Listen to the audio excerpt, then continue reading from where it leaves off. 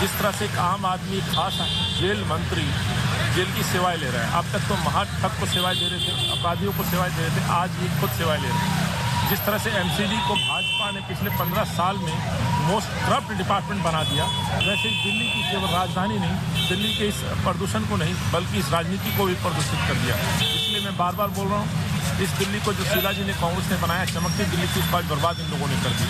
और आज इस चुनाव में तय होगा, जनता तय करेगी। ये सब चीज़ें अब सच्चाई सामने आ चुकी है। तो इस आने वाले चुनाव में दिल्ली के वासियों को मैं अपील करना चाहता हूँ, ये आपको तय करना है, आपकी अदालत में। और दिल्ली को लेकर के आज एक हम विजन डॉक्यूमेंट जारी कर रहे हैं, हम कैसे मेरी चमकती दिल्ली बनाएंगे, शीला जी की दिल्ली बनाएंगे, कांग्रेस की दिल्ली बनाएंगे। तो आज हम अपना विजन डॉक्यूमेंट करेंगे, इनको जवाब जरूर दीजिएगा। धन्यवाद। जय Hind. The videos that we are showing you have come out from the Tihar Jail. And now Satyendar Jain, who's been lodged inside the jail for over 5 months, he can be seen. In fact, he's caught on camera. The video that you see now is of Satyendar Jain reading some documents. He's getting a foot massage, and this is the allegation that both the opposition parties in Delhi, Congress Party as well as BJP, was making against Satyendar Jain. They were talking about the fact that he is getting VVIP massage. And now the video that you see, this is the second video which has come to the surface. This video clearly shows of Satyendar Jain getting a head massage. So this is the kind of VVIP treatment that both the parties, opposition parties in Delhi, were talking about. Second video coming out from the Tihar Jail. This is the cell of Satyendar Jain.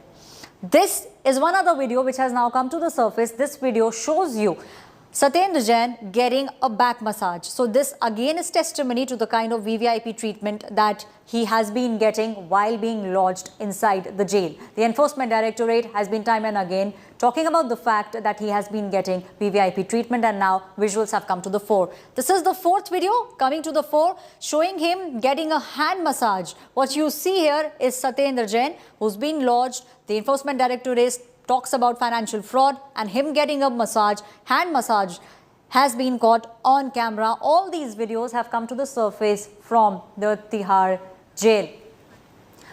My colleague Munish is now joining me. Munish, all these videos that have now come to the surface, from head massage to back massage to foot massage, one can see the kind of VVIP treatment that Satyendar Jain has been getting, and this is what the Enforcement Directorate time and again has also talked about. Munish. Absolutely, Aishwarya, and this was one of the grounds based on which the Enforcement Directorate was opposing the bail plea of Satyendar Jain. Remember, Satyendar Jain is a person who was not only a minister in the Delhi government, but also under his ministry, Tihar Jail was there.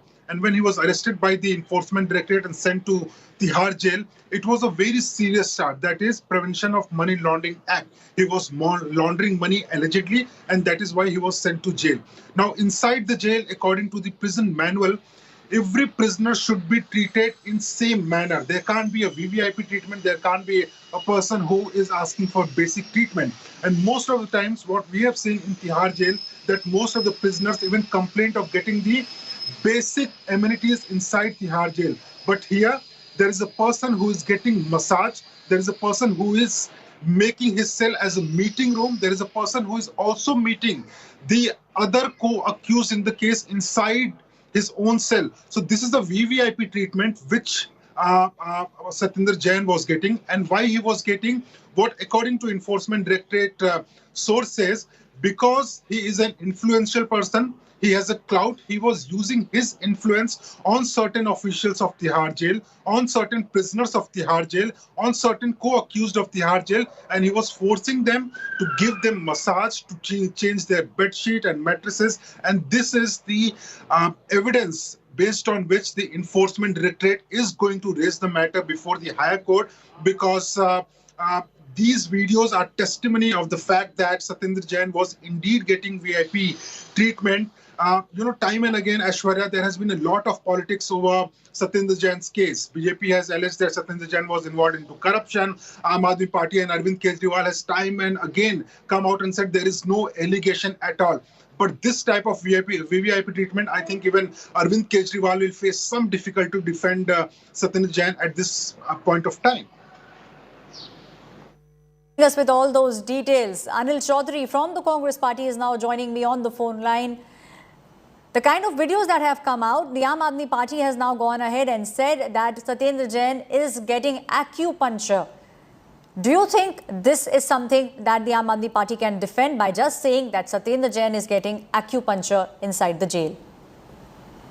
या ऐश्वर्य जी देखिए, जिस तरह से एक के बाद 8 सालों से अरविंद केजरीवाल और उनकी जो कट्टर ईमानदारी की जो पोलो लगातार खुल रही है, एक आम आदमी का एक खास जेल मंत्री जेल में रह के पहले एक महाशक्ति को सेवाएं देता है, फिर वहाँ अपराधियों को सेवाएं देता है, पैसे वसूलता है, और आज खुद का जो वीडियो है वो दिखा रहा है। यही बात मैं लगातार पिछले 3 सालों से सड़क पे बोल रहा हूँ, यही बात कांग्रेस पार्टी लगातार बोल रही है। सवाल ये है कि इस दिल्ली को जो पहचान दी, जो अरविंद दावे किया करते थे कि मैं कई लंदन पेरिस बनाऊंगा, आज दिल्ली की आबो हवा खराब है, आज एमसीडी मोस्ट करप्ट डिपार्टमेंट बन चुका है। तो सवाल ये कि जो बात हम लगातार कह रहे थे, अभी जनता की अदालत में ये बात होगी, जनता तय करेगी, मेरा कहना ये है। लेकिन हाँ, जो आम बनने का जो नाटक किया करता था दिल्ली का मुख्यमंत्री, आज उनके आम खास मंत्री बन के सेवाएं ले रहे हैं। ये क्या दर्शाता है कि केवल झूठ फैलाया गया, भ्रमित किया गया, और दिल्ली की जनता से, जो दिल्ली की जनता की वोट का लूटने का काम अरविंद के नेताओं ने, अरविंद ने किया। तो जनता जवाब देगी, और आज इसीलिए हम कह रहे हैं कि इस दिल्ली को बचाना है, इस दिल्ली की पहचान को वापस लाना है, शीला जी की दिल्ली को वापस बनाना है। तो इसलिए आज हम एक विजन डॉक्यूमेंट जारी करेंगे। ये तो हो गया, ये जान चुके हैं सब लोग कि अरविंद का क्या चरित्र है, क्या पार्टी है, क्या सोच के साथ आई थी, किन मुद्दों पर आई थी। आज उन मुद्दों से हट करके आज अरविंद की पार्टी का चरित्र दिख रहा है, जो जनता जान चुकी है। कह रहे हैं कि आप लोग एक डॉक्यूमेंट निकालेंगे आज, और जो तस्वीरें सामने आई हैं उसमें तो ये साफ है कि किस तरीके का भ्रष्टाचार हो रहा है आम आदमी पार्टी के द्वारा। कांग्रेस पार्टी को अगर आम आदमी पार्टी से सवाल पूछने हो तो वो क्या सवाल होंगे? क्या आपको ऐसा लगता है कि ये जो वीडियो सामने आए हैं इसमें भ्रष्टाचार भी नजर आ रहा है? देखिए, लगातार आम आदमी पार्टी पे आरोप हैं। याद होगा, हमने शराब के ऊपर लड़ाई लड़ी और शराब वाले शो में कहा कि आपने नई पहचान दिल्ली को दी। इनके भ्रष्टाचार मंत्री, लगभग 80% मंत्री 8 साल में जेल गए हैं या पद से हटे हैं। ये क्या दर्शाता है ऐश्वर्या जी? ये दर्शाता है कि इनकी पूरी की पूरी पार्टी, जिनके सरगना अरविंद जी, केवल अरविंद बगैर पोर्टफोलियो के बाहर हैं, बाकी मंत्रियों ने लूट मचाई है। टिकट में खरीद फरोख्त के आरोप लग रहे हैं, रंगे हाथों लोग पकड़े जा रहे हैं। इनके अभी वर्तमान के जो पार्षद का चुनाव लड़ रहे हैं मुकेश गोयल, खुले तौर पर 20 पैसे, 25 पैसे, 50 पैसे जैसी भाषा बोल रहे हैं। ये क्या दर्शा रहा है? ये दर्शा रहा है कि ये ऊपर से नीचे तक पूरे भ्रष्टाचार में करप्ट ये पार्टी बन चुकी है। एक नौटंकी थी, ढोंग था, जो दिल्ली की जनता के सामने रखा गया। सवाल दूसरी तरफ भाजपा का भी है, क्योंकि स्वाभाविक चुनाव हो रहा है, तो सवाल जवाब होंगे। सवाल जवाब दिल्ली की पहचान को लेकर के होंगे। सवाल जवाब दिल्ली की जो खूबसूरती थी, जो इसको खत्म कर दिया, भाईचारा था, सौहार्द था, वो सब तहस नहस हो गया। इसीलिए आज हम एक विजन डॉक्यूमेंट कर रहे हैं, और हम वो बातें रखेंगे जो इस दिल्ली की जनता के सामने 15 साल कांग्रेस ने करके दिखाया है। इस दिल्ली को वापस लौटाना है। तो अरविंद का तो हो चुका है, अरविंद की पोल खुल चुकी है। अरविंद आज मुझे लगता है अरविंद किसी भी एक मंत्री को ईमानदारी का सर्टिफिकेट नहीं दे सकते। सवाल ये कि अरविंद कब देशद्रोही उनको अनाउंस करेंगे। याद होगा, आपके चैनल पे कई बार बैठ के कहा था, कट्टर ईमानदार हैं, यदि कोई भ्रष्टाचार में पाया जाता है तो वो देशद्रोही होगा। तो देशद्रोही कब साबित करेंगे, क्या डॉक्यूमेंट चाहिए, क्या प्रूफ चाहिए, तमाम बातें सामने हैं। लेकिन अरविंद मौन है, और लगातार अरविंद की जो चुप्पी है लगातार बनी हुई, दिल्ली के हर विषय पे बनी हुई। जब अरविंद को एज ए मुख्यमंत्री आगे आकर के दिल्ली को बचाने के लिए आगे आकर बयान देना चाहिए था, संभालना चाहिए था, सब चुप रहे, संक्रमण में चुप रहे, भगवान भरोसे छोड़ दिया। दिल्ली में दंगे हुए, तब अरविंद चुप रहे, तब अरविंद ने भी भगवान भरोसे छोड़ दिया। तो एक ऐसा मुख्यमंत्री जो डर के चुप हो जाता है, मौन स्वीकृति भाजपा के साथ देता है, तो आज सब सच सामने आने लगा है।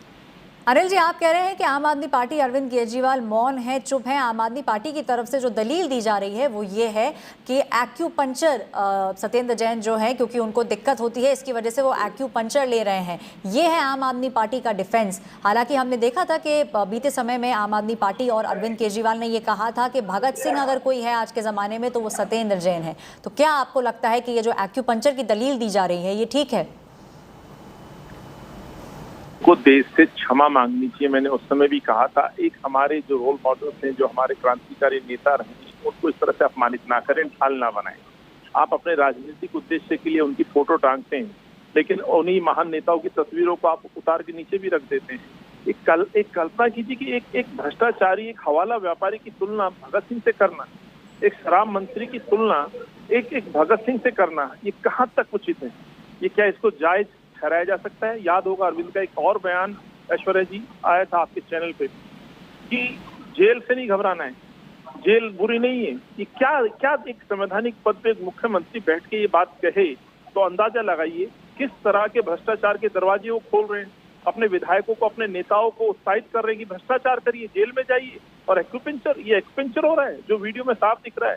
आप मालिश करा रहे हैं, मैं आपके चैनल पे, इस राष्ट्रीय चैनल पे ये बात नहीं बोल सकता हूँ जिस तरह की मालिश हो रही है। क्या इस तरह का एक्सपेंचर आप और दूसरे कैदियों को दे रहे हैं? आप पूरी तरह से साबित हो चुका है, एक महाठग को आप ठगते हैं। जेल मंत्री जेल में रह करके विभाग चला रहे हैं और वहां से पैसे की उगाही कर रहे हैं। वहां उनको सुविधाएं, एक्स्ट्रा सुविधाएं देने के नाम पर वहां पे पैसा वसूली की जा रही है। और मैंने तो ये पहले भी मांग की है, अभी भी आपके चैनल पे मांग कर रहा हूँ। नार्को टेस्ट होना चाहिए, जांच होनी चाहिए कि कितने लोगों को इस तरह की सुविधाएं पहले पूर्व में मिली है। क्या भाजपा के भी कुछ नेताओं को अंदर इस तरह की सुविधाएं मिली है, उसकी भी जांच होनी चाहिए।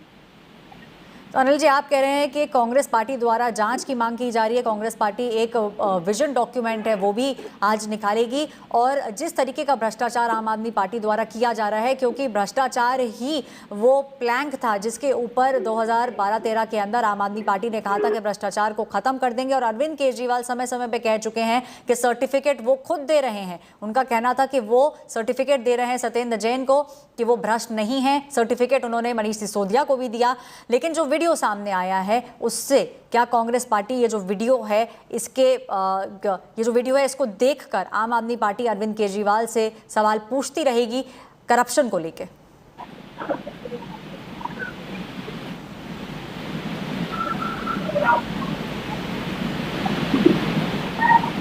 अनिल जी, आपको आवाज आ रही है? अरे मुझे लगा जी। देखिए ऐश्वर्या जी, एक चीज तो तय है, जिस भगत सिंह जी की तुलना ये सत्येंद्र जैन से कर रहे हैं, कल्पना कीजिए जिस तरह के दृश्य आ रहे हैं, जिस तरह से वीडियो आ रहे हैं, क्या हमारे जो रोल मॉडल्स रहे हैं, जो हमारे क्रांतिकारी नेता रहे हैं, क्या आज ये उचित है उनका नाम लेना? क्या आज भगत सिंह की तुलना सत्येंद्र जैन से की जा सकती है? जिस बच्चे ने, जिस सपूत ने अपनी माँ की कोख से जन्म लिया, जिसने 23 साल की एज में फंदे को चूम लिया, आज उसकी कल्पना ये व्यक्ति कर रहा है जो शराब की नीति थोप रहा है, 21 साल में शराब पीने का अधिकार युवाओं को दे रहा है। तो किस तरह की मुख्यमंत्री जी बात करते हैं? तो इसलिए मैं ये कहना चाहता हूँ, मुख्यमंत्री जी न केवल दिल्ली की आबो हवा दूषित की है, पानी को दूषित किया है, बल्कि मैं समझता हूँ राजनीति को भी दूषित किया है। हमें शर्म आती है इस राजनीति जब अरविंद केजरीवाल के इस तरह से पाखंड नेताओं की हम जब सूची देखते हैं, एक के बाद 420 में जाते हैं, महिला उत्पीड़न में जेल जाते हैं, फर्जी डिग्री में जेल जाते हैं, महिलाओं के साथ आपत्तिजनक वीडियो में, वायरल वीडियो में दिखाई देते हैं। सत्येंद्र जैन की बड़ी बड़ी बातें किया करते थे, कहते थे जी उस पर तो कोई आरोप ही नहीं लगा है, उनके खिलाफ तो कुछ मिला ही नहीं है, कोई सबूत नहीं है। आज ये स्पेशल ट्रीटमेंट सत्येंद्र जैन को किस बिहाफ से अरविंद केजरीवाल की सरकार दे रही है, किस बिहाफ से आम आदमी पार्टी की सरकार दे रही है? आज मुझे लगता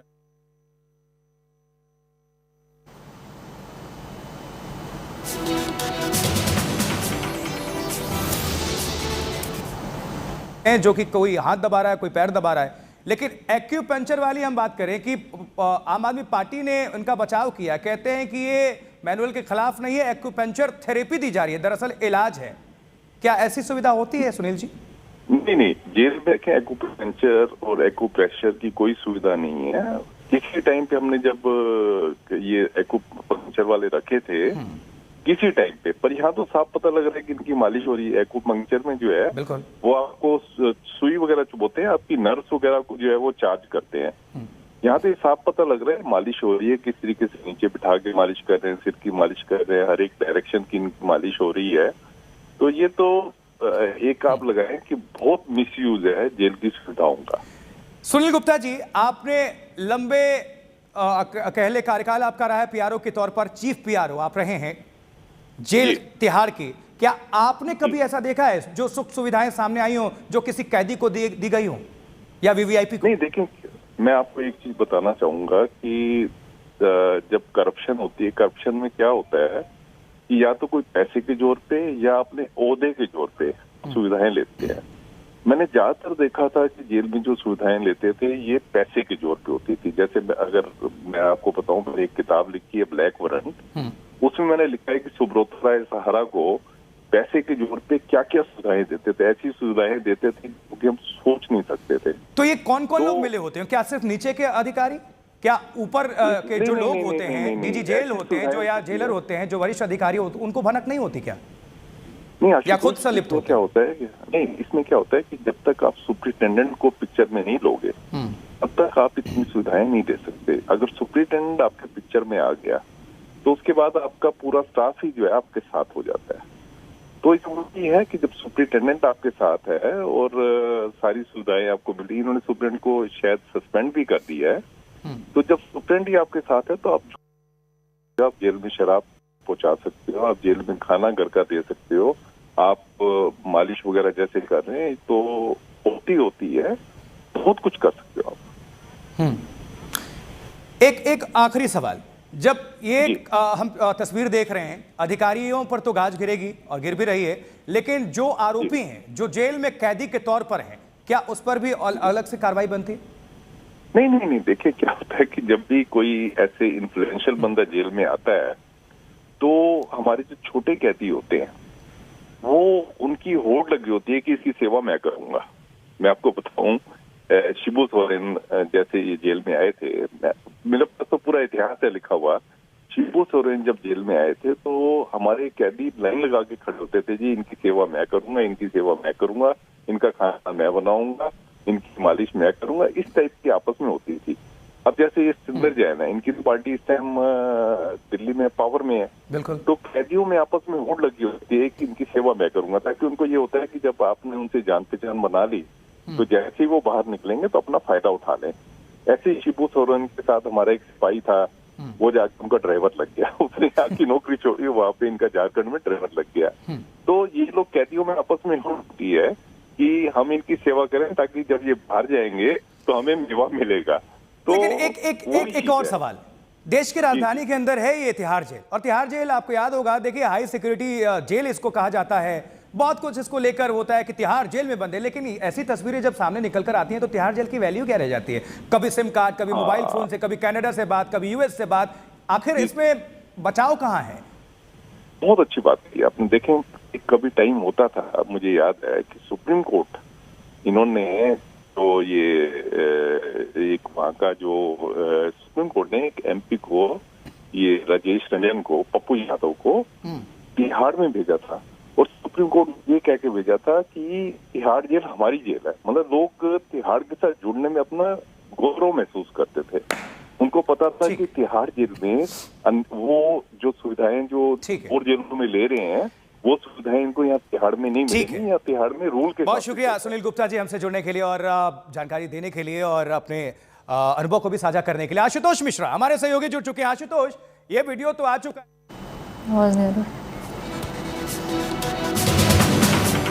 The videos that you see on your screen, 4 videos are testimony to the kind of VVIP treatment that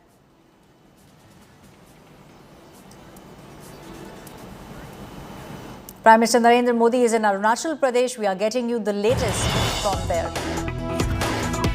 आप देखिए, अभी मैं जहां सूरज उगता है उस अरुणाचल में हूं, और शाम को जहां सूरज डूबता है वो दमन में मैं जाकर के लैंड करूंगा जी, और बीच में काशी जाऊंगा। ये मेहनत एक ही सपने को लेकर के चल रही है, जी जान से जुटे हैं, मेरा देश आगे बढ़े।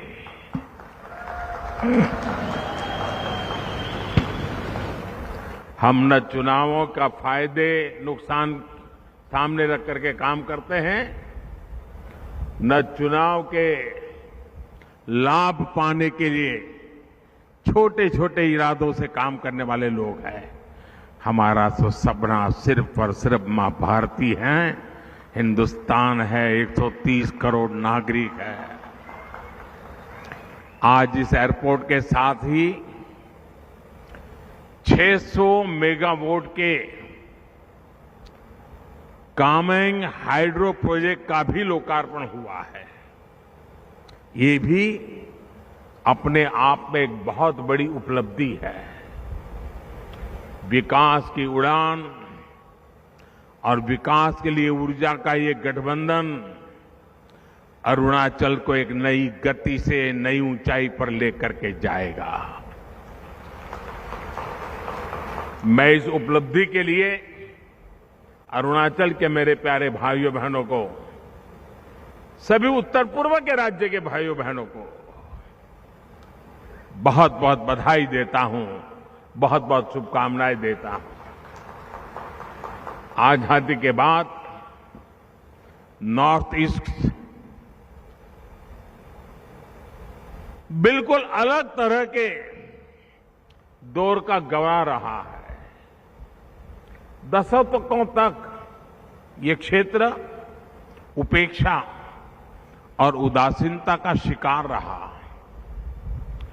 जब दिल्ली में बैठकर पॉलिसी बनाने वालों को सिर्फ इतने भर से मतलब था कि किसी तरह यहां चुनाव जीत जाए। आप जानते हैं ये स्थिति कई दशकों तक बनी रही। जब अटल जी की सरकार बनी उसके बाद पहली बार इसे बदलने का प्रयास किया गया। वो पहली सरकार थी जिसने नॉर्थ ईस्ट के विकास के लिए अलग मंत्रालय बनाया, लेकिन उनके बाद आई सरकार ने उस मोमेंटम को आगे नहीं बढ़ाया।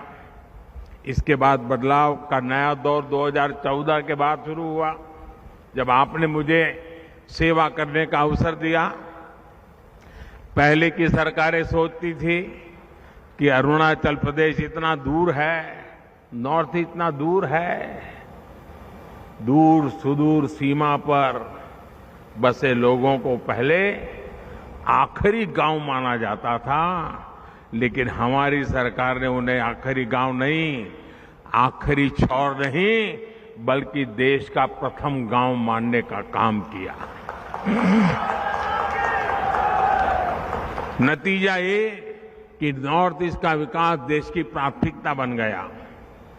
अब कल्चर हो या एग्रीकल्चर, कॉमर्स हो या कनेक्टिविटी, पूर्वोत्तर की आखिरी नहीं बल्कि सर्वोच्च प्राथमिकता मिलती है। बात ट्रेड की हो या टूरिज्म की हो, टेलीकॉम की हो या टेक्सटाइल की हो, पूर्वोत्तर को आखिरी नहीं बल्कि सर्वोच्च प्राथमिकता मिलती है। ड्रोन टेक्नोलॉजी से लेकर कृषि उड़ान तक, एयरपोर्ट से लेकर पोर्ट से कनेक्टिविटी तक, पूर्वोत्तर अब देश की प्राथमिकता है। भारत का सबसे लंबा ब्रिज हो या सबसे लंबा रेल रोड ब्रिज हो, रेल लाइन बिछानी हो या रिकॉर्ड तेजी से हाईवे बनाना हो, देश के लिए पूर्वोत्तर सबसे पहले है। इसी का परिणाम है कि आज नॉर्थ ईस्ट में अपेक्षा और अवसरों का नया दौर शुरू हो चुका है, नया युग शुरू हो चुका है। आज का ये आयोजन नए भारत की इस अप्रोच का बहुत शानदार उदाहरण है।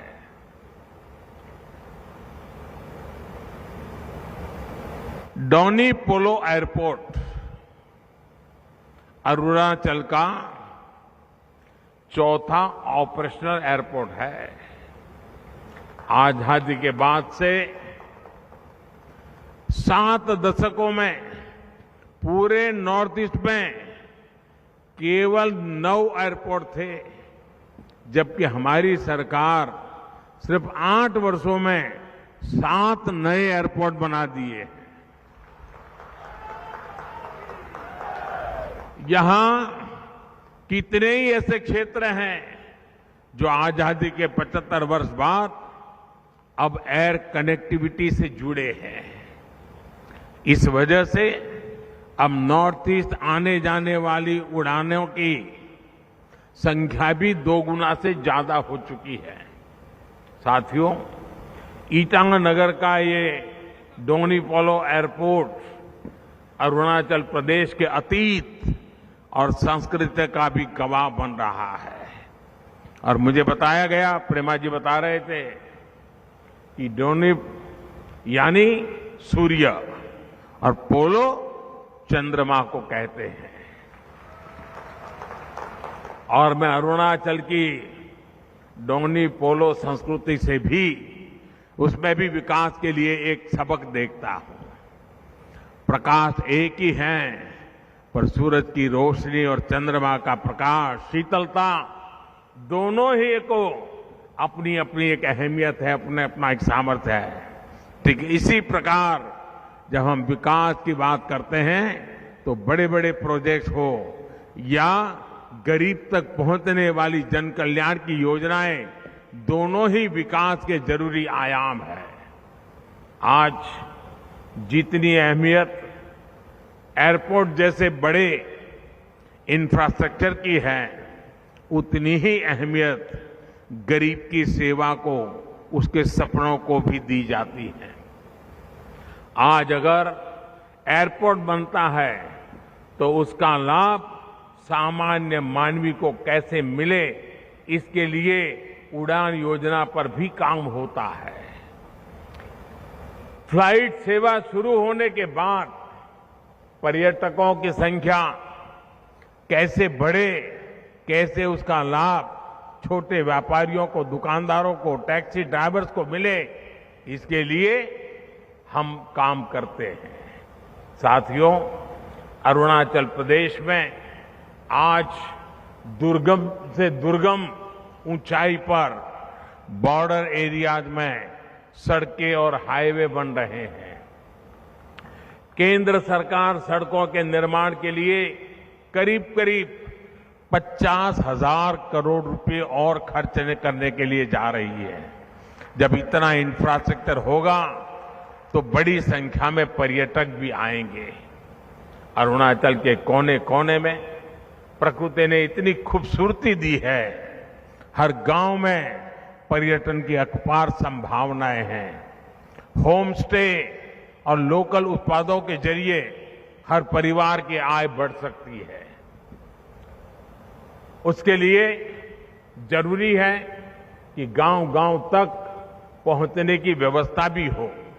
इसलिए आज अरुणाचल के 85% से ज्यादा गांवों तक प्रधानमंत्री ग्राम सड़क योजना बनाई जा चुकी है। साथियों, एयरपोर्ट और बेहतर इंफ्रास्ट्रक्चर बनने के बाद अरुणाचल में कार्गो सुविधाओं की बड़ी संभावना बन रही है। इससे यहां के किसान अपनी पैदावार अरुणाचल के बाहर बड़े बाजारों में आसानी से बेच सकेंगे। उन्हें आज की तुलना में कई गुना ज्यादा पैसा मिलेंगे। अरुणाचल के किसानों को पीएम किसान सम्मान निधि का भी बड़ा लाभ मिल रहा है। साथियों, पूर्वोत्तर को लेकर हमारी सरकार कैसे काम कर रही है, उसका एक उदाहरण बांस की खेती से है। बैम्बू यहां के जीवन शैली का एक अहम हिस्सा है।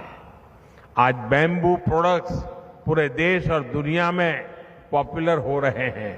लेकिन अंग्रेजों के जमाने से, उस समय से बैम्बू काटने पर ऐसी कानूनी बंधन लगाए हुए थे कि हमारे आदिवासी भाई बहनों को, हमारे उत्तर पूर्वी इलाके के लोगों को जीवन में एक रुकावट बन गया था।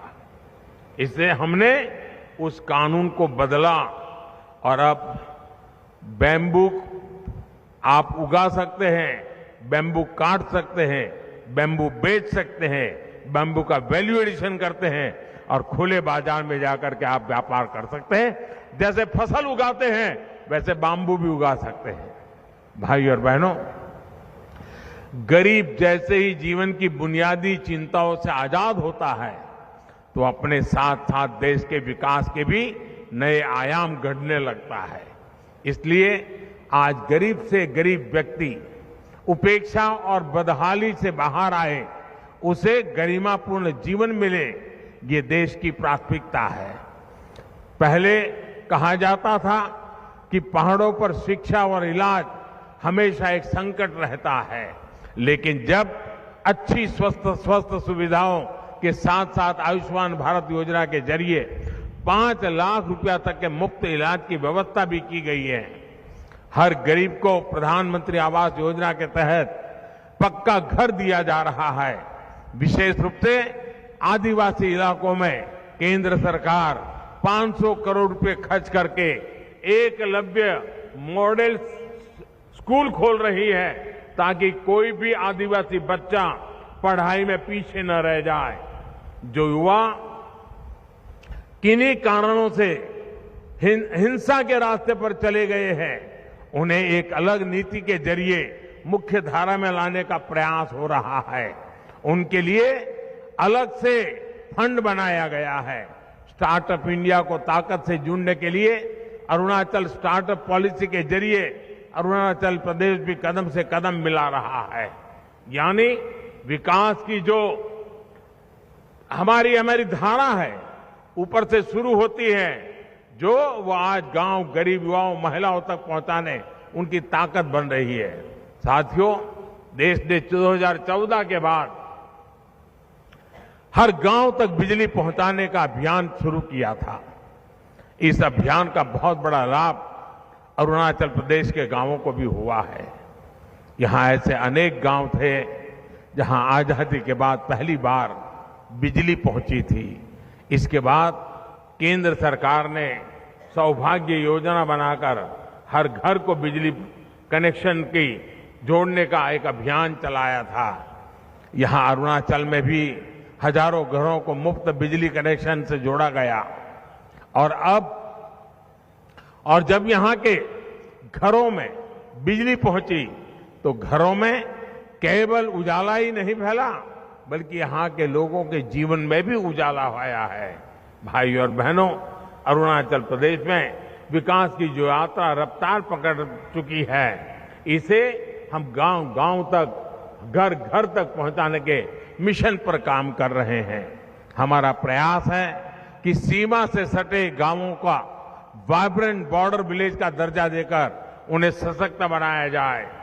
जब सीमा पर सटे हर गांव में संभावनाओं के नए द्वार खुलेंगे, वहीं से समृद्धि की शुरुआत होगी।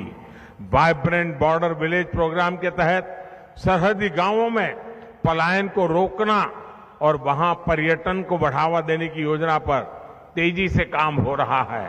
सरकार द्वारा सीमावर्ती क्षेत्रों के युवाओं को एनसीसी से जोड़ने के लिए एक विशेष अभियान चल रहा है। प्रयास ये है कि बॉर्डर किनारे पर बसे गांवों, वहां के युवाओं को एनसीसी में ज्यादा से ज्यादा भागीदारी हो। एनसीसी से जुड़ने वाले इन गांवों के बच्चों को सेना के अफसरों की ट्रेनिंग मिलेगी। इससे युवाओं के उज्जवल भविष्य का रास्ता तो तैयार होगा ही, साथ ही उनमें देश के प्रति सेवा का एक जज्बा भी और ज्यादा पैदा होगा और ज्यादा बढ़ेगा। साथियों, सबका साथ सबका विकास के मंत्र पर चलते हुए डबल इंजन की सरकार अरुणाचल के विकास के लिए, लोगों की ईज ऑफ लिविंग के लिए प्रतिबद्ध है। मेरी कामना है विकास का ये अरुण इसी तरह यहां अपने प्रकाश को बिखारता रहे। मैं एक बार फिर प्रेमा जी, उनकी पूरी सरकार को, इन सारे भारत सरकार की योजनाओं को आगे बढ़ाने में सक्रिय सहयोग के लिए मैं बहुत बहुत बधाई देता हूं। और हमारे पूरे पूर्वोत्तर के हमारे साथियों को भी, हमारी माताओं बहनों को भी बहुत बहुत बधाई देता हूं। मेरी तरफ से आप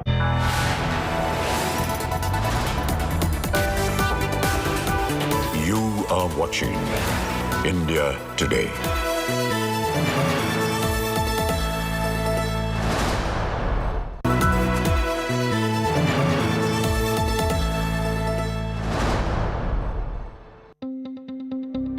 News is about putting people first, Just look at the queues right across.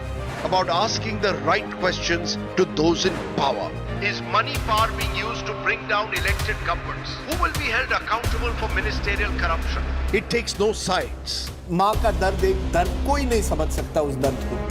It reveals, it heals. Angry people came out on the streets. Is this the kind of justice system we want in this country? News is all heart and no hatred. Bilkis Bano आज क्या कहना चाहेंगी आप? हमारे साथ जो हुआ है किसी के साथ भी नहीं होना चाहिए। Experience the news. With me, Rajdeep Sardesai, only on India Today.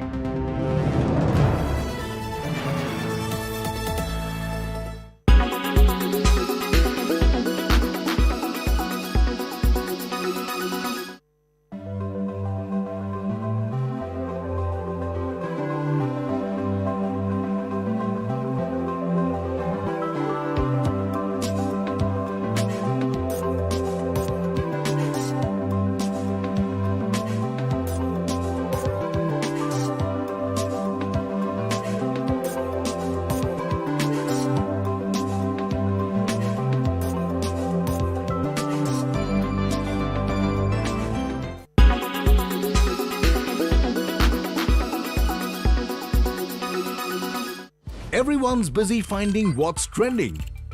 You're busy finding out why. India Today, for those who research before reacting. Download the India Today app now. Make your media plan smarter with India Today Live TV on your connected devices. Amplify your brand with 100 million smart internet viewers. To advertise, mail us at sales@aajtak.com. Everyone's busy finding what's trending. You're busy finding out why. India Today, for those who research before reacting. Download the India Today app now. धूल आए पर घर पे ना टिक पाए।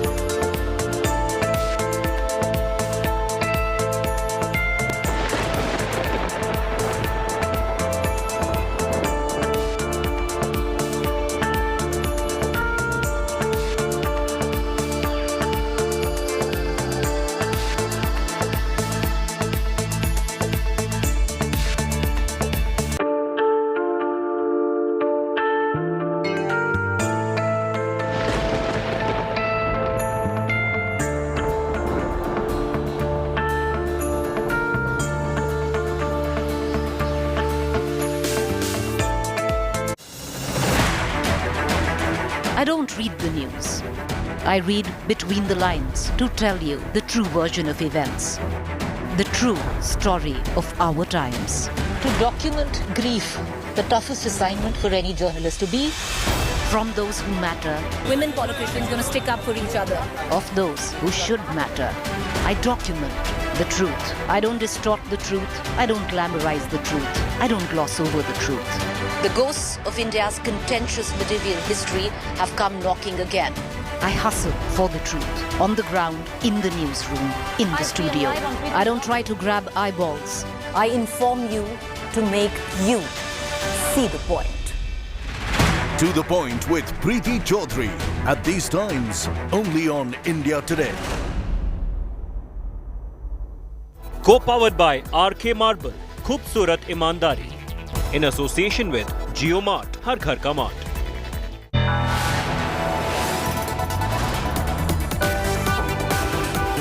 You are watching India Today.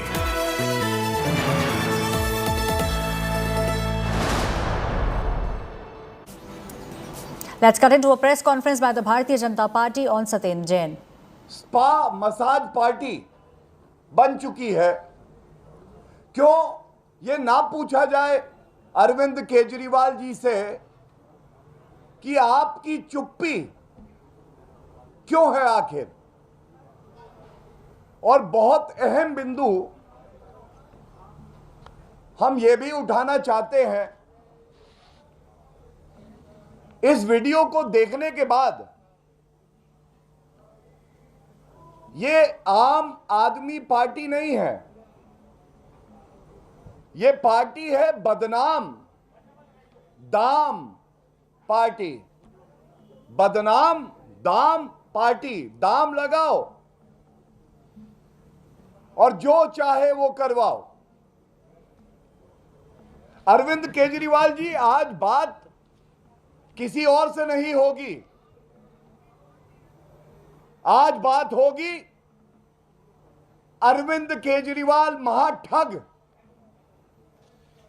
जिसके इशारे पे भ्रष्टाचार होता है, ठगी होती है। और जब इस तरह का विस्फोटक वीडियो आता है जो लोकतंत्र को खतरे में डाल देता है,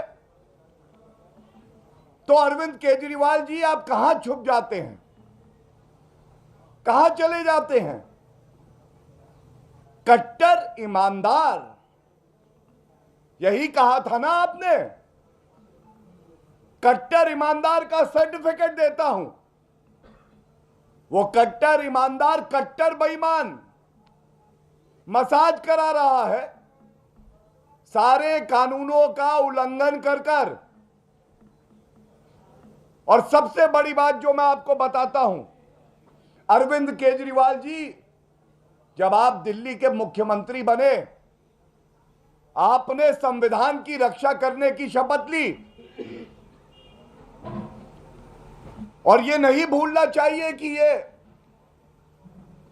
कट्टर बेईमान ठग जो मसाज करा रहा है, अभी भी ये 5 महीने से जेल में है, लेकिन मंत्री पद से हटाया नहीं गया। इस कट्टर बेईमान ठग ने, महाठग अरविंद केजरीवाल ठग, ये सत्येंद्र जैन, इन्होंने भी संविधान की रक्षा करने की शपथ ली।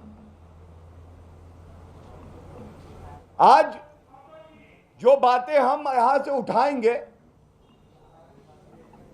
कैसे कानून को तार तार कर दिया जाता है। कानून, अगर भ्रष्टाचारी मेरा ठग है तो कानून वानून कोई मतलब नहीं रखता है। अरविंद केजरीवाल समझते हैं वो और उनका भ्रष्ट मंत्री कानून से ऊपर है। और वीडियो देखने के बाद कुछ सवाल जो पूछ रहे हैं, अगर अरविंद केजरीवाल आप में हिम्मत है, पूरे भारत की जनता, दिल्ली की जनता ये पूछ रही है, आज आप कहां छुपे हुए हैं? इस वीडियो में सबसे पहले हम सब ने देखा किस तरह से श्री नरेंद्र मोदी जी के नेतृत्व में एक नई राजनीति की शुरुआत हुई भारत में। देयर इज नो वीवीआईपी, कोई वीवीआईपी नहीं है, ये जनता वीवीआईपी है। लेकिन वीवीआईपी कल्चर क्या होता है आज वीडियो में दिखाई दे रहा है। एक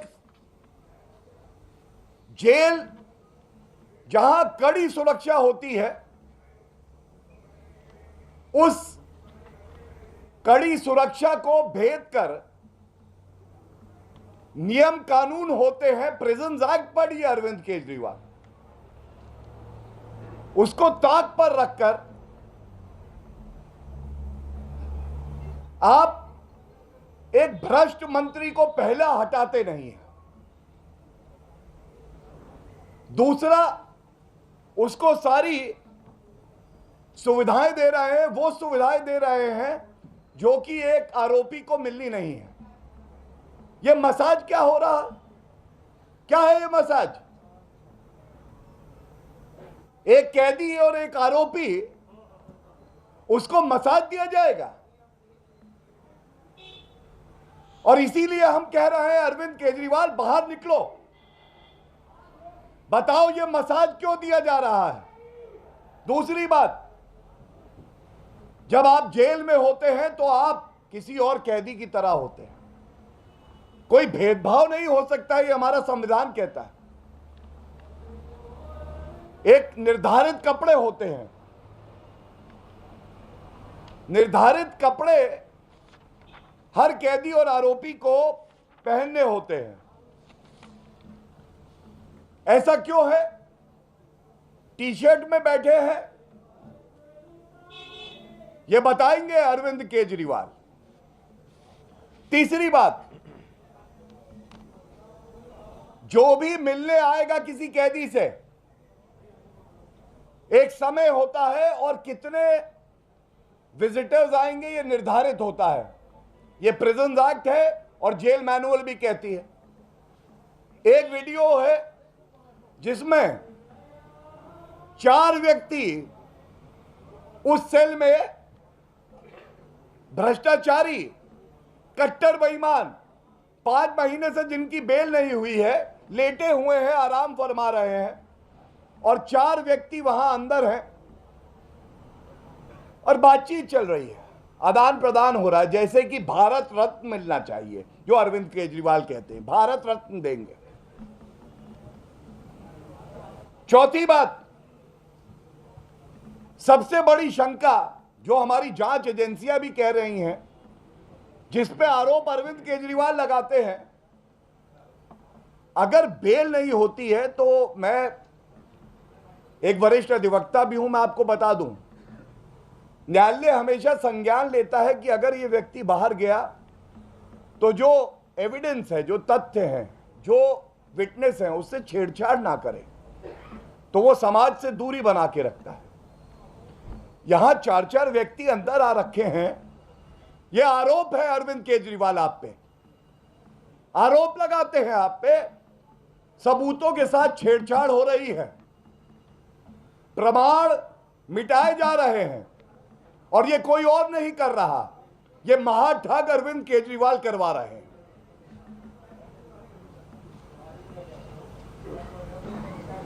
उस वीडियो में मिनरल वाटर है, बिस्लेरी मिनरल वाटर पिएंगे हम। आप तो भ्रष्टाचार मिटाने के लिए पार्टी बनाए थे। आपने तो कहा था कि वीवीआईपी कल्चर को मैं खत्म कर दूंगा, मेरी वैगन आर है, सुरक्षा लूंगा नहीं, सरकारी बंगला लूंगा नहीं। यहां तो एक भ्रष्टाचारी आरोपी, कट्टर बेईमान, सारी सुख सुविधाएं पा रहा है। ऐसा क्यों है अरविंद केजरीवाल जी? उसको टीवी की सुविधा है, रिमोट हाथ में पकड़े है, वो ऐशो आराम की जिंदगी है। और एक और चिंताजनक बात जो उस वीडियो में सामने आई है, अरविंद केजरीवाल ही केवल जवाब दे सकते हैं, क्योंकि मंत्री को उन्होंने हटाया नहीं है। दिल्ली हाईकोर्ट के आदेश को मैं आपके समक्ष अभी रखूंगा। दिल्ली हाईकोर्ट ने बिल्कुल स्पष्ट कहा कि ऐसा व्यक्ति जो कि आरोपी हो, यह कैबिनेट में बना रहे, ये चिंताजनक है। मुख्यमंत्री का क्षेत्राधिकार है, वो इस पे निर्णय ले। ये फैसला आने के बावजूद मंत्री हटते नहीं हैं, और चिंताजनक क्या है मैं अब आपसे साझा करता हूं। ये जो मसाज करने व्यक्ति आता है, ये ऐसा लगता है कि अरविंद केजरीवाल का ही कोई जुड़वा भाई है भ्रष्टाचारी। वो मसाज देते देते कागजों का एक पुलिंदा निकालता है। कट्टर बेईमान, महाभ्रष्टाचारी, ठग सत्येंद्र जैन लेटे हुए हैं, आराम फरमा रहे हैं, और उसके बाद वो कागज का ये पुलिंदा पूरा निकाल के दे देता है। अरविंद केजरीवाल के ही इशारे पे दिया है। वो देखते हैं ऐसे पलट पलट के, ये काम ठीक लग रहा है, ये नहीं ठीक लग रहा है, किससे कितनी वसूली करनी है। ठगों से भी वसूली कर ली थी, सुकेश चंद्रशेखर याद आ गए, तो अंदर वसूली रैकेट भी पूरा चल रहा है। आज ये पूछा नहीं जाएगा कि एक व्यक्ति जिस पे इतने गंभीर आरोप हैं, उससे दिल्ली की जनता की कौन सी सरकारी फाइलें साझा की जा रही हैं, या कोई भ्रष्टाचार का डर है अरविंद केजरीवाल? आपको ऐसा लगता है आप भी पकड़े जाएंगे जो महाभ्रष्टाचार आपने किया है, और इसलिए सत्येंद्र जैन से आप कह रहे हैं स्पा मसाज पार्टी को बचाओ, तिजोरी का कोड बताओ, इनमें क्या करना है ये बताओ। ये सारी बातें जो मैंने रखी आपके समक्ष, किसी भी लोकतंत्र के लिए खतरा है कि ऐसा व्यक्ति आज दिल्ली का मुख्यमंत्री है जो संविधान को तार तार करता है, जो भ्रष्टाचारियों के साथ खड़ा है, जो खुद महाभ्रष्टाचारी है, और जब जनता सवाल पूछती है, जब भारतीय जनता पार्टी पुरजोर तरीके से मुद्दे को उठाती है, कोई उत्तर नहीं होता इस महाभ्रष्टाचारी, महाठग, कट्टर बेईमान अरविंद केजरीवाल के पास, तो वो चुप्पी साध देता है। राजनीतिक तौर पे एक सवाल सबके मन में है, आखिर अरविंद केजरीवाल ऐसा इसलिए कर रहे हैं क्योंकि वो खुद भ्रष्टाचार में पूरी तरह से लिप्त हैं और उनकी कोई मजबूरी है कि सत्येंद्र जैन को मसाज करवाएंगे, सर पे चंपी होगी, चंपी। और जो समझ में आता है, ऐसा लगता है कि अरविंद केजरीवाल के काले धन की जो तिजोरी है, उस काले धन की तिजोरी का एक पासवर्ड है। भ्रष्टाचार किंग है अरविंद केजरीवाल, हजारों करोड़ रुपया जनता का लूटा है, तिजोरी में बंद है। अब तिजोरी का पासवर्ड है किसके पास?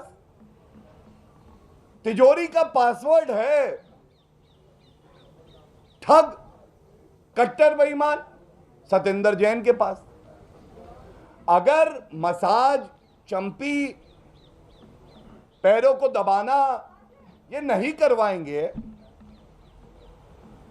तो फिर वो जो काली कमाई है वो अरविंद केजरीवाल कैसे इस्तेमाल करेंगे?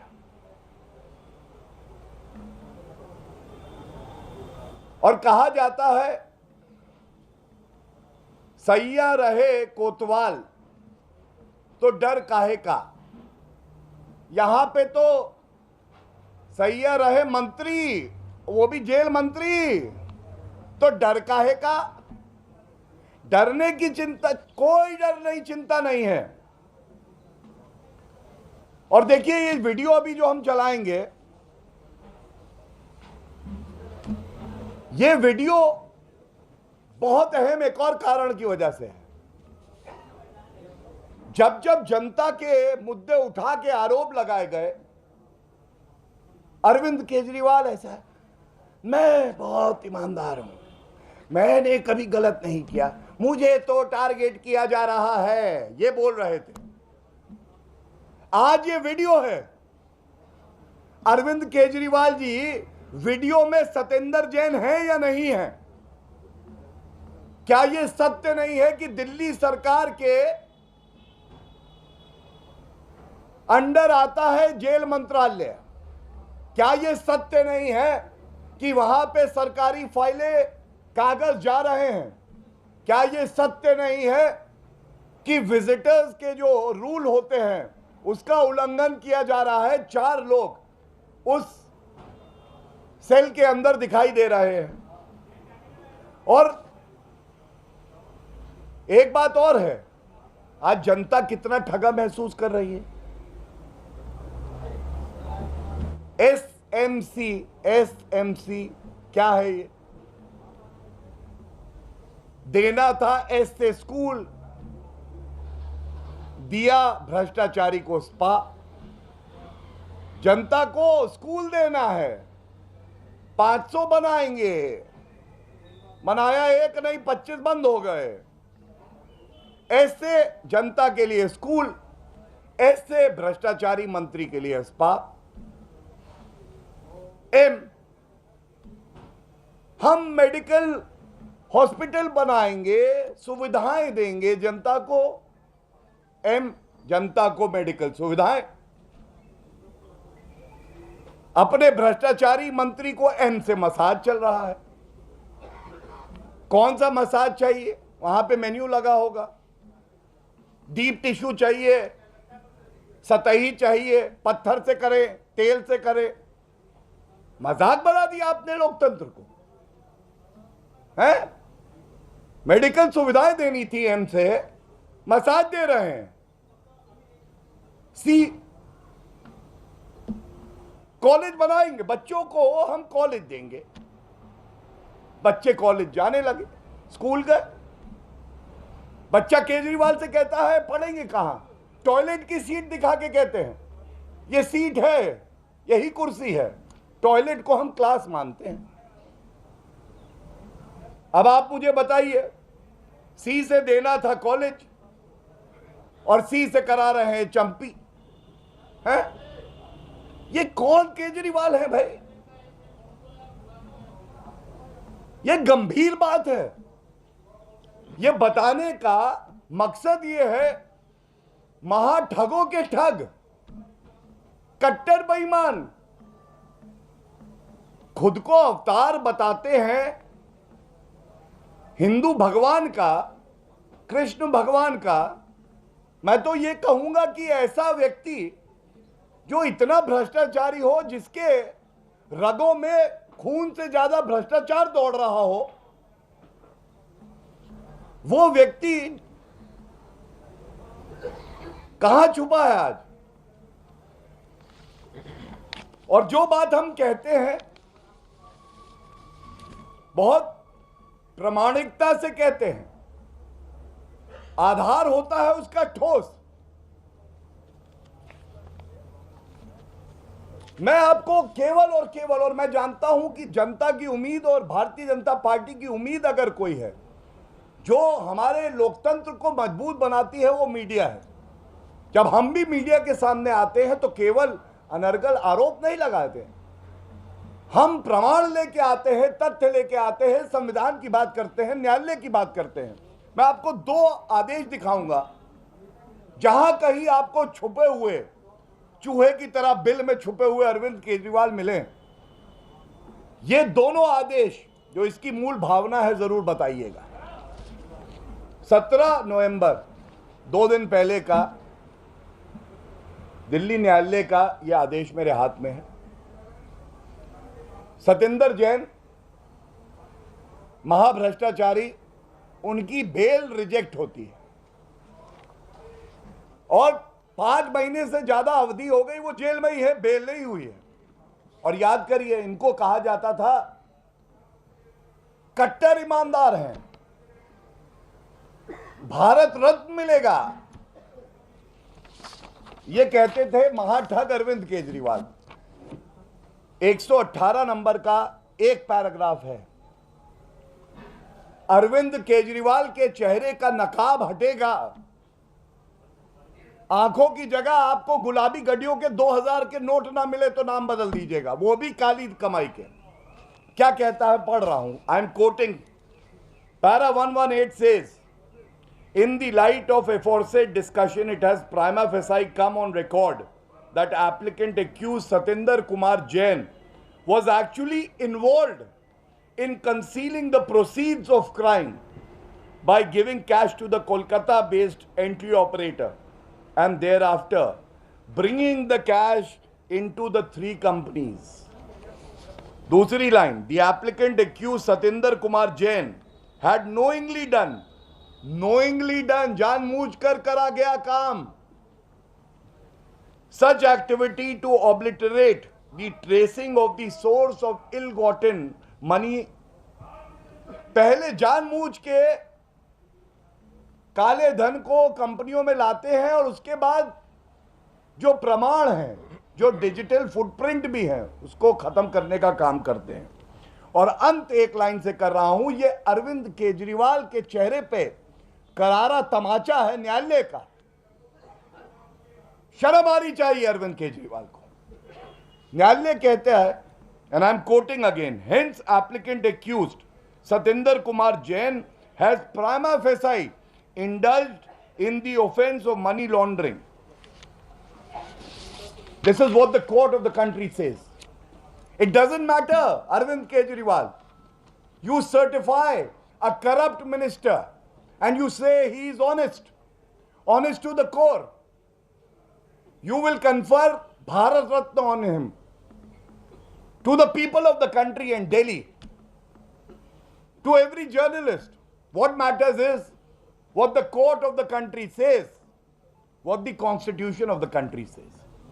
The second judgment,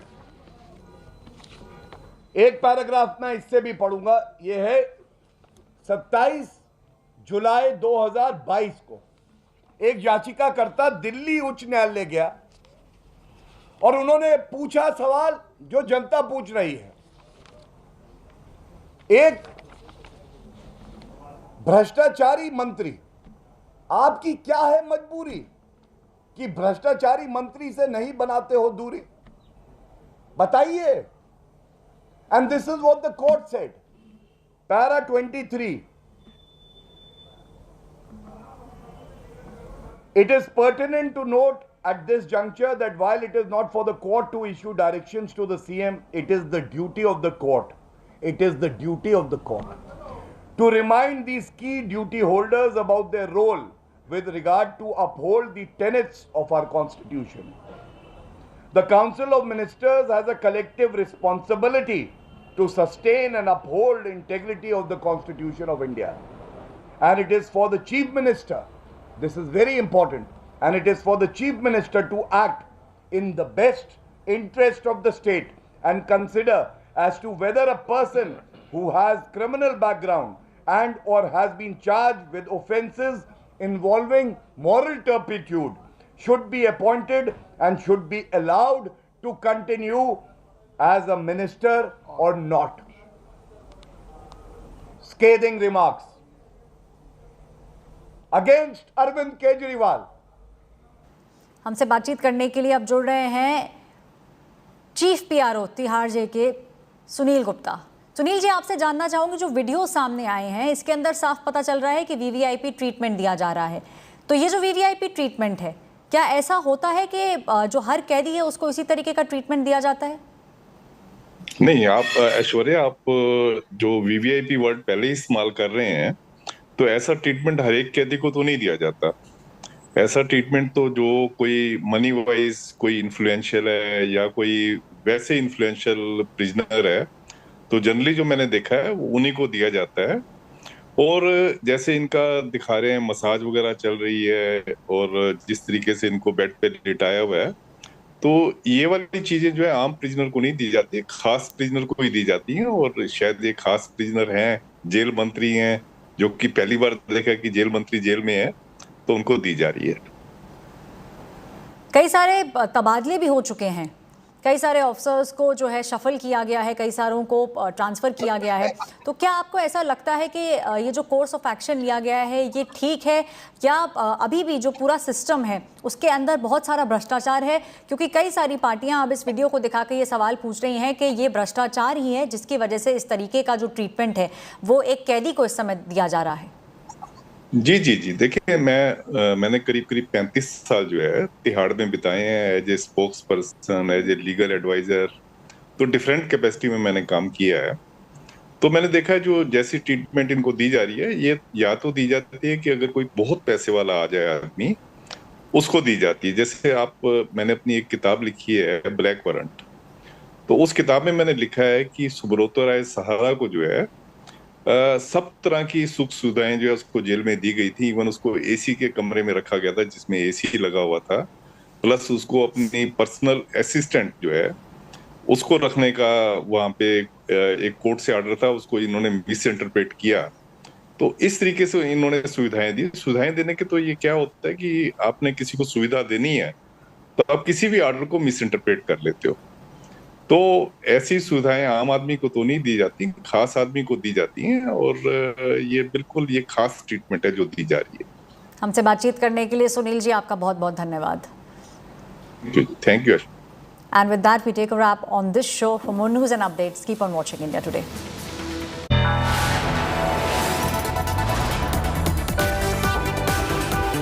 You are watching India Today.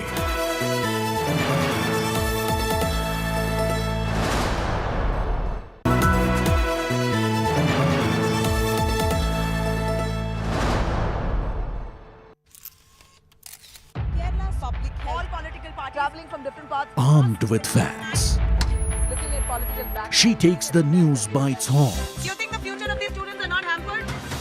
Fierce, bold and direct, setting the tone for the biggest stories. From every corner and every angle. Expect nothing but the unfiltered truth.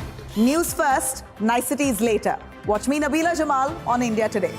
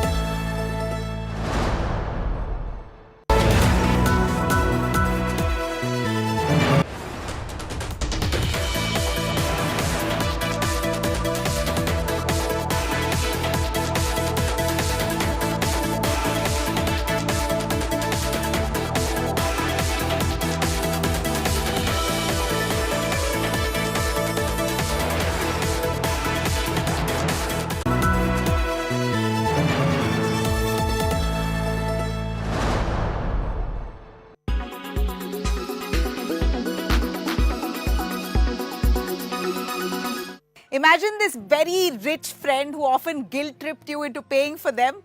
Well, this is the same rich friend who otherwise would spend exorbitant amounts of money into their lavish lifestyle.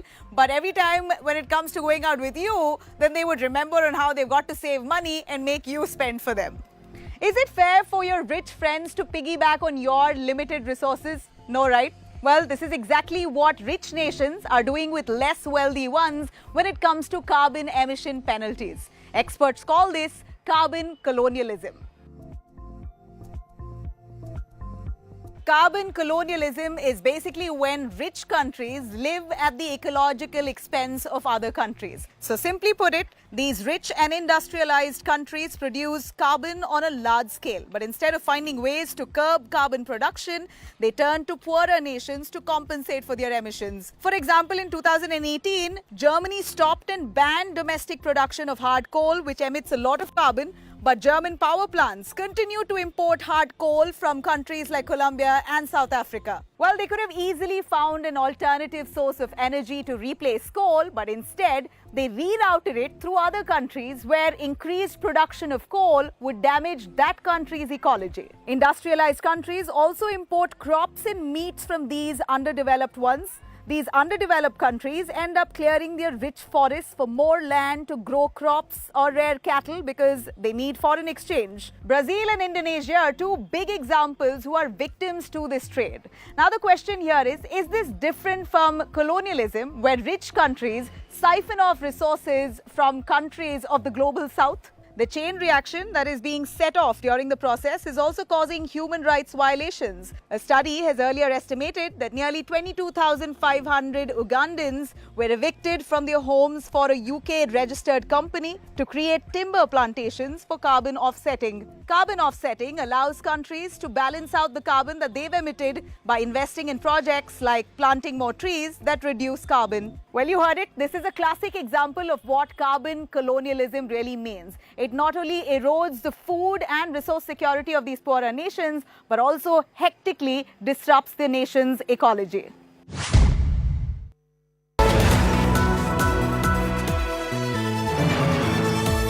Presented by रजनीगंधा, यूं ही नहीं मैं रजनीगंधा बन जाता हूं। Co-presented by PolicyBazaar.com, her family होगी insured. Powered by Essilor Varilux, #1 progressive lenses brand worldwide. Co-powered by Berger Paints, paint your imagination. Banking partner Bank of Baroda.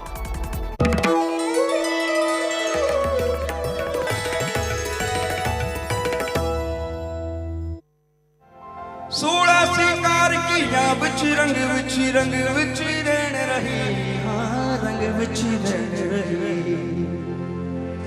ऐसा देखा नहीं खूबसूरत कोई, जिस्म जैसे अजंता की मूरत कोई, जिस्म जैसे निगाहों पे जादू कोई, जिस्म नगमा कोई, जिस्म खुशबू कोई, जिस्म जैसे मचलती हुई रागिनी, जिस्म जैसे महकती हुई चांदनी, जिस्म जैसे खिलता हुआ एक चमन, जिस्म जैसे कि सूरज की पहली किरण, जिस्म तारी सा हुआ,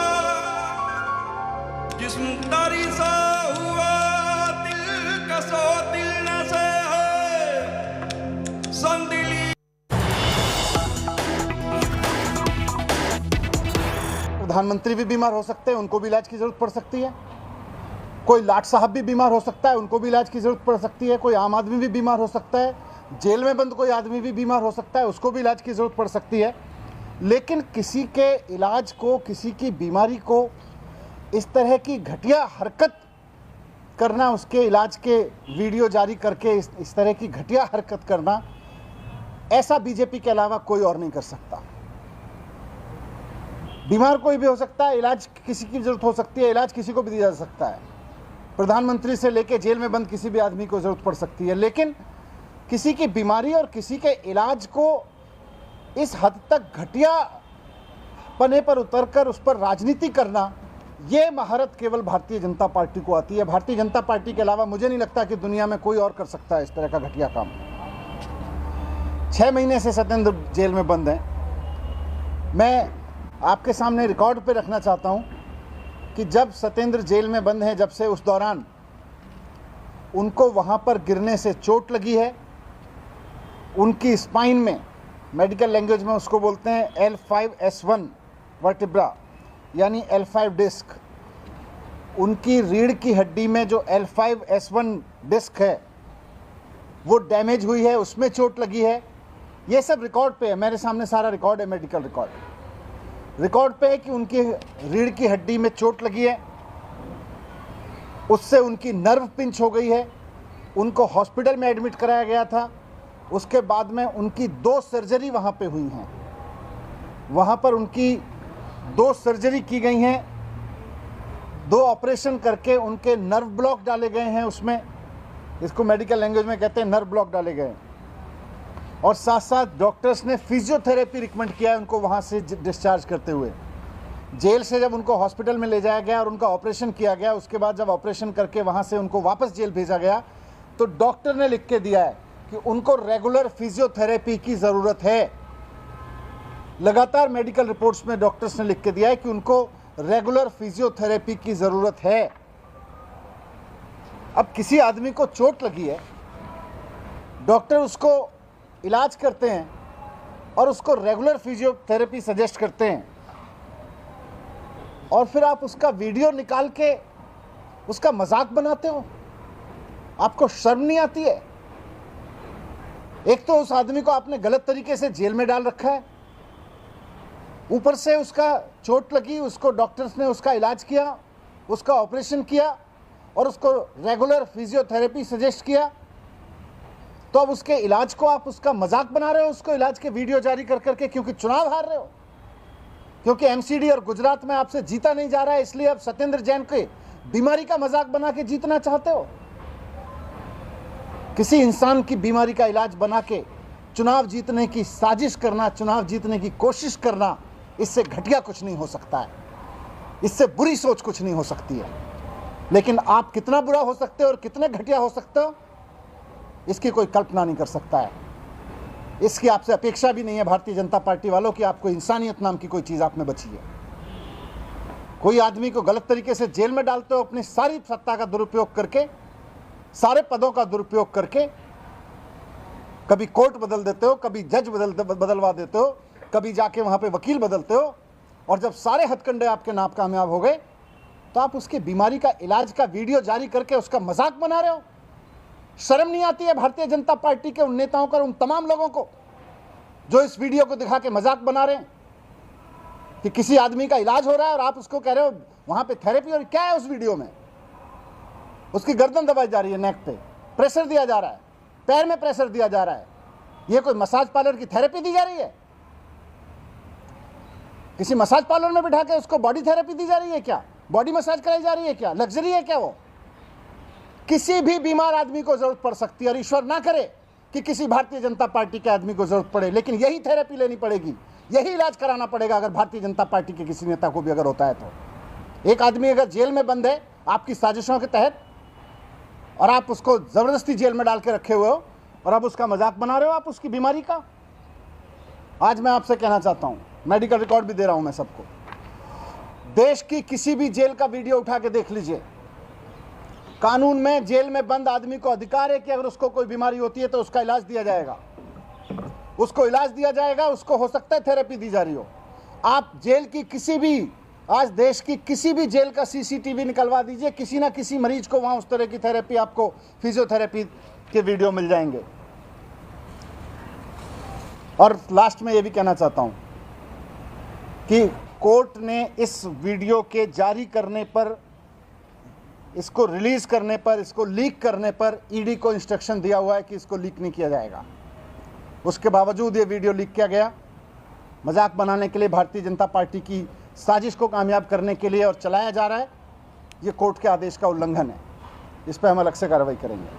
सर आप मान रहे हैं कि इस तरह का वीडियो अगर आप मान रहे हैं कि गलत है, उन्होंने जेल जैसे कपड़े नहीं पहने हैं, तमाम चीजों पर सवाल उठाए जा रहे हैं, तो वीडियो में दिख रहे हैं, तो जेल में जैसे रखा जाता है वैसे ही रह रहे हैं। जेल में कोई कैदियों के एक दूसरे से मिलने पर पाबंदी नहीं है। जेल में केवल जिनको जेल का मैनुअल पता है, जिन्होंने जेल के मैनुअल बनाए हैं भारतीय जनता पार्टी के, इन लोगों को बकवास करने से पहले जेल का मैनुअल पढ़ना चाहिए। जेल में कैदियों के मिलने पे एक दूसरे से पाबंदी नहीं होती है। एक सेल में जो लोग बंद हैं वो आपस में मिलते हैं।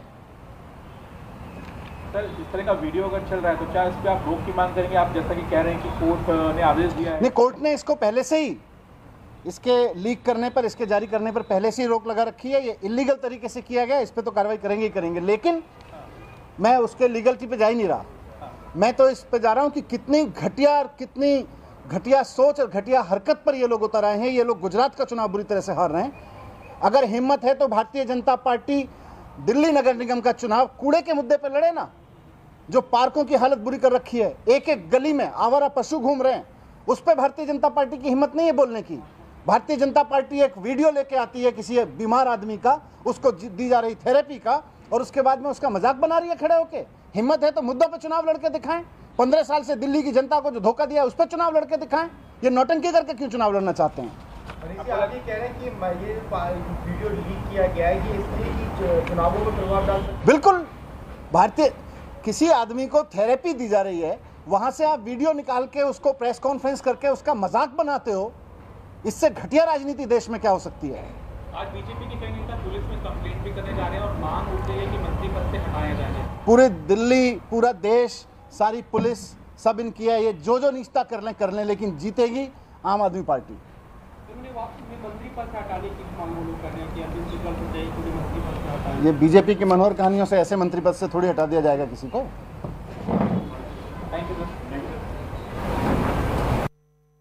Deputy Chief Minister of Delhi launching a strong defense of that video that has now gone completely viral of Health Minister and Jail Minister Satyendar Jain receiving first-class treatment at the jail premises, where he gets a foot massage, where he gets a head massage. The AAP says this is a part of a treatment. He has some orthopedic issues for which he's also undergone surgery, because of which this sort of treatment is being extended to him. You can see that those pictures of a chumpy as well, not just acupuncture, because what is being done right now is not. ये video पहले का चिट्ठी बात की, पहले से massage कैसे दे रहे थे?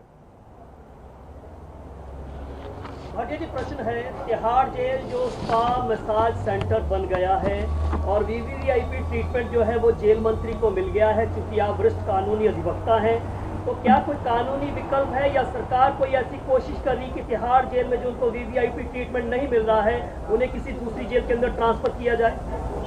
देखिए, आपने बहुत अहम पहलू पे बात करी।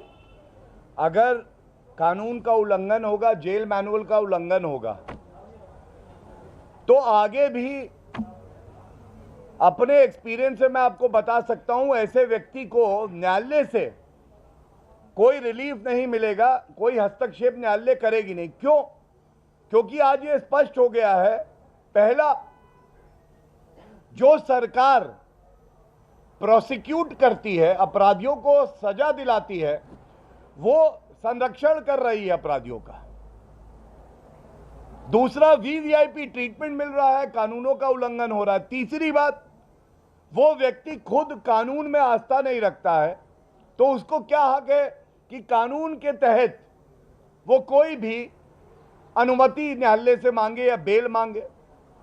और जो सबसे बड़ी बात है, अभी ईडी जो कि भ्रष्टाचारियों पे कार्रवाई कर रही है सख्त, तो बेबुनियाद आरोप लगाए जाते हैं कि ये राजनीतिक द्वेष से है।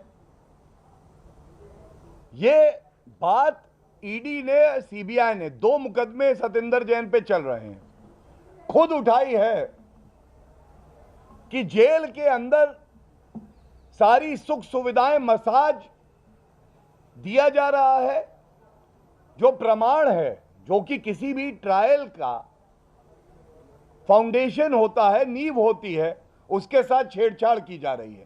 और मैं आपको अपने अनुभव से ये बात बता दूं, जब मामला इतना गंभीर हो जाए और प्रमाण चीख चीख के चेहरे पे कहने लगे कि कानून का उल्लंघन हो रहा है, तो इस देश की न्यायालय और भारतीय जनता पार्टी, एक राजनीतिक दल जो कि जिम्मेदार दल है, प्रखर रूप से अपनी जिम्मेदारी का निर्वहन भी करेगा।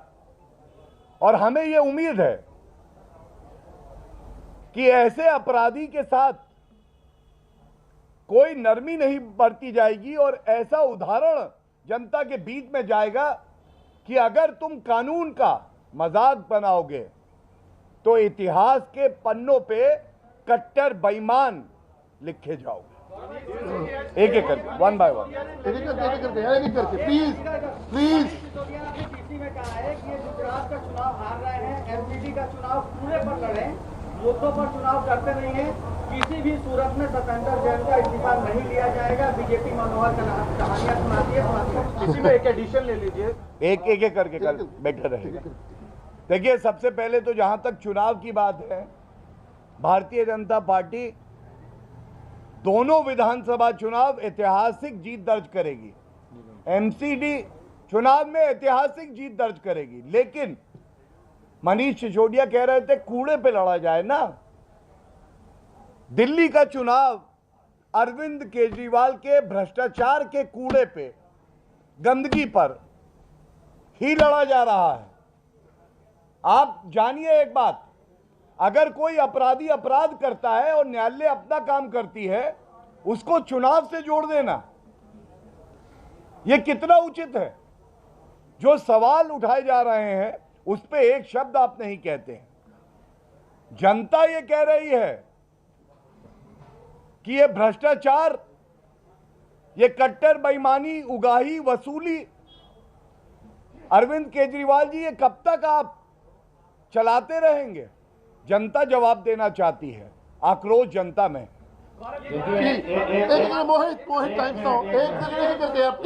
इसमें जोड़ना चाहता हूँ। देखिए, अभी केजरीवाल, मनीष सिसोदिया कह रहे हैं कि किसी भी कीमत पर सत्येंद्र जैन का इस्तीफा नहीं लिया जाएगा। ये इस बात का पक्का प्रमाण है कि ये बहुत दबाव में है सत्येंद्र जैन की ब्लैकमेलिंग के आगे, क्योंकि सारे फंड्स मैनेजर ये हैं। ये कानून की धज्जियां उड़ाने वाले लोग जेल के अंदर भी उड़ा रहे हैं, बाहर भी उड़ा रहे हैं। कानून को नहीं मानने वाली अगर कोई पार्टी है तो आम आदमी पार्टी, इससे सिद्ध होता है आज देश के अंदर कोई पार्टी हो, अगर कोई उसका नेता भ्रष्टाचार के आरोप भी लगते हैं तो उसका इस्तीफा होता है। लेकिन ये बेशर्मी की हद है, बेहयाई की हद है कि इन्होंने इस्तीफा नहीं लिया, सत्येंद्र जैन को बर्खास्त नहीं। मनीष सिसोदिया से जब ये पूछा गया कि आखिरकार इतने सारे लोग क्यों मिल रहे थे, जो आपने 4 लोगों के मिलने का बताया, और ईडी ने भी अपना एफिडेविट सबमिट किया था, कहा था कि को एक्यूज को इन्फ्लुएंस कर सकते हैं, तो मनीष सिसोदिया ने ये कहा है आज कि को एक्यूज मिल सकते हैं जेल में एक्यूज से, और बीजेपी को जेल मैनुअल पढ़ना चाहिए। उन्होंने ये भी कहा है कि ईडी के अगेंस्ट भी एक्शन लेंगे, क्योंकि जो है वीडियो कैसे लीक हो गया वो ये भी कह रहे हैं। तो क्या कहेंगे? देखिए, ऐसा है कि चाहे अरविंद केजरीवाल हो, मनीष सिसोदिया हो, they are in a habit to shoot the messenger. ये वीडियो चीख चीख के कह रहा है अरविंद केजरीवाल भ्रष्टाचारी हो, भ्रष्टाचारियों को संरक्षण देते हो, और मनीष सिसोदिया उस पर एक शब्द नहीं बोले हैं। और मैं पुनः कहूंगा, अरविंद केजरीवाल अगर बात करते हैं कि जेल मैनुअल पढ़ें, प्रिजन एक्ट पढ़ें, सेक्शन 40 है, पढ़ लीजिएगा। एक एक व्यक्ति जो जाता है उस व्यक्ति की अनुमति होनी चाहिए, किस कारण से वो अंदर जा रहा है, और वो संख्या निर्धारित होती है, प्रिजन मैनुअल भी कहता है। लेकिन ऐसा हुआ नहीं, 4 व्यक्ति जाते हैं। कौन से कागज ऐसे हैं जो आरोपी को एक दिखाई जाते हैं? पूछा नहीं जाएगा। अभी एक तरफ आप कहते हैं बीमारी है तो उसका इलाज चल रहा है, तो मैंने इसीलिए पूछा कपड़े वो नहीं पहने जो एक कैदी पहनता है। 4 लोग एक साथ अंदर क्यों हैं? ये बीमारी का इलाज है, 4 लोग अंदर रहेंगे। और इसके साथ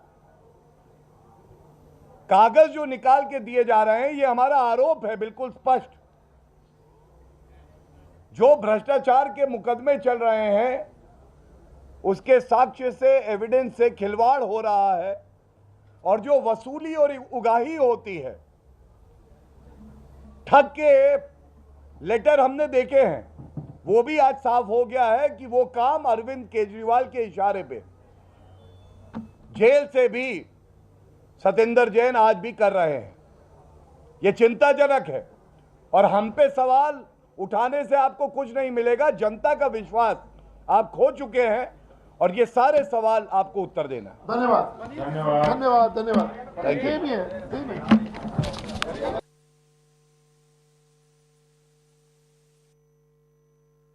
Top focus story right here on India Today. We're getting you all the details. The AAP says it's acupuncture, it's physiotherapy, but what we see on our screens is far from it. Not acupuncture, it's good old massage, champi being given to Health Minister, Jail Health Minister Satyendar Jain. It's time for a quick break here. News continues in just a bit.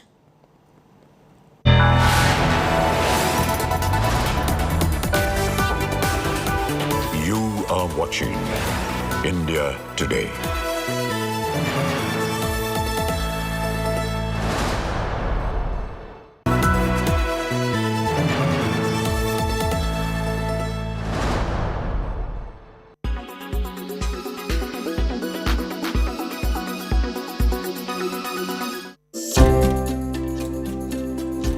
Age is just a number. A 21-year-old Anju from Haryana's Khudana village is here to prove it. A medical student and now the youngest Sarpanch.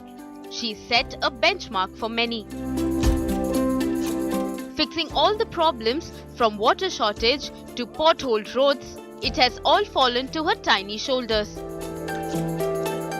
सबने मुझे आशीर्वाद दिया और काम के गांव का काम सौंपा, जैसे बिजली पानी की समस्या, रोड वगैरह की समस्या, शिक्षा की समस्या और सभी ये समस्याएं मैं दूर करूंगी. The village has scripted history by handing over the reins of the village to a young woman. As soon as the news broke out of her becoming the Sarpanch, the whole village sparkled with joy. She has not only made her father proud, but also the people of her village. इसने पूरे गांव ने हमें बेटे को आशीर्वाद दिया है और हमारे गांव में भाईचारा बहुत अच्छा बरकरार है. आज आप गांव की दिशा देख रहे हो, 1 साल बाद जरूर आना, फिर गांव को देखना फिर क्या लगेगा. कोई भी सिटी डेवलप करते हैं, जैसे कोई गांव उसको डेवलप करते हैं तो उसका पब्लिक का पार्टिसिपेशन होना बहुत ज़रूरी है. सभी ने बहुत मतलब संघर्ष से सब ने एकजुट होकर इस बात को मतलब दिखाया है कि हम सब एक हैं और हमने बहुत ही अच्छी अचीवमेंट हासिल करके बहन को अच्छी वोटों से जीत प्राप्त की. Women of the village have high hopes from Sarpanch Anju, which she vows she'll deliver. Bureau Report, India Today.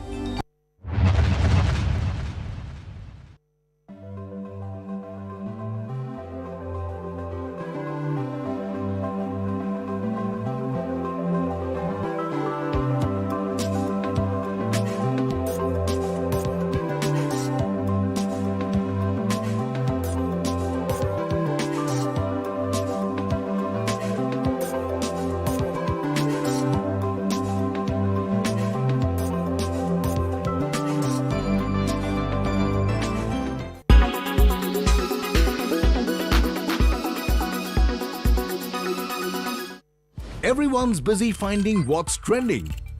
You're busy finding out why. India Today, for those who research before reacting. Download the India Today app now.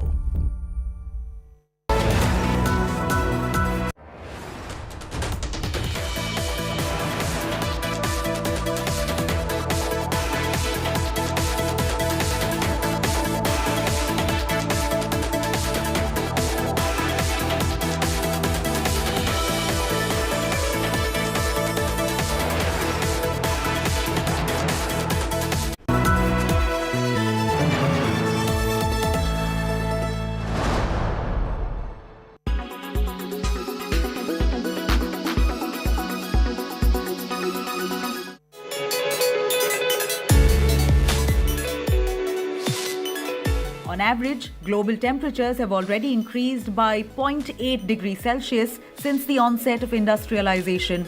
The concentration of greenhouse gases in the atmosphere is at its highest level for at least 800 years. Depending on how we manage future emissions, thermometers could climb another 5 degrees Celsius by 2100, which would have a devastating impact on life on Earth. Even in the most optimistic scenarios, the acceleration of global warming threatens available resources of drinking water and food security for millions of people. Production of the world's 4 major food crops, wheat, maize, rice and soybean, will be reduced. And yet by 2050, food production will need to be doubled to feed the 9 billion people populating the planet. Simultaneously, 20 to 30% of animal and vegetable spices are facing extinction because temperatures are changing too fast for them to be able to adapt. Sea level is predicted to rise between 26 and 98 centimeters by the end of the 21st century due to melting glaciers and thermal expansion of ocean water. This is likely to trigger large-scale migrations of people around the world currently living in low-lying river deltas. Even a 30-centimeter increase could considerably aggravate extreme climate events, with storms, drought, flood and landslide increasing in frequency. Freshwater reserves held in glaciers will become scarcer and river flow will diminish, leading to knock-on effect on the hydroelectric production and agriculture. Oceans will continue to acidify and climate-driven migration of fish stocks towards freshwater will have an impact on fishing zones, depriving certain populations of an essential food source. The cumulative effects of global warming will also exacerbate violent conflicts in certain countries over territory or water supplies. Many of these impacts may already be locked in because CO2 lingers on in the atmosphere for centuries. But the full scope and impact of these changes depend upon the choices made now.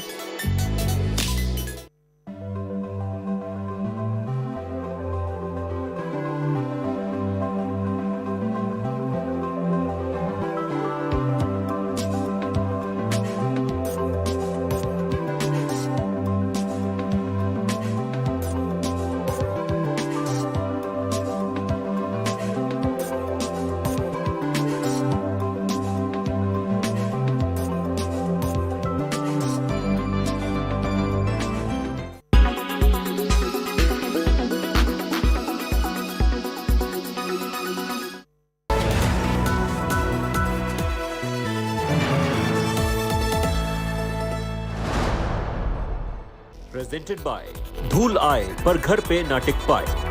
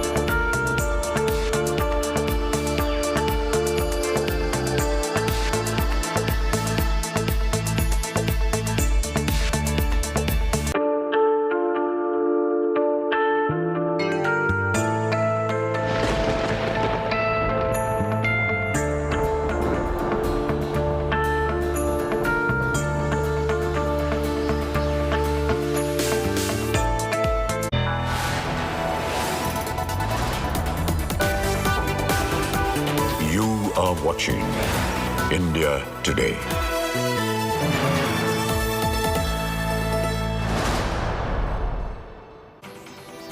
Hi there, very good afternoon. You're watching India Today TV. I'm Sneha Mordani. Let's tell you what the top stories are this Saturday afternoon.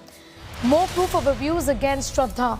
WhatsApp chats reveal abuse horror. She lied about fractured nose to friends. After being assaulted by Aftab, she filed a complaint.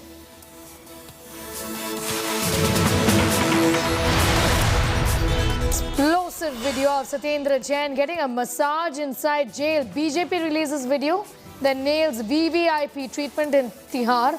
AAP says Jain needed acupressure and physiotherapy, and this is a part of a medical treatment that he's receiving.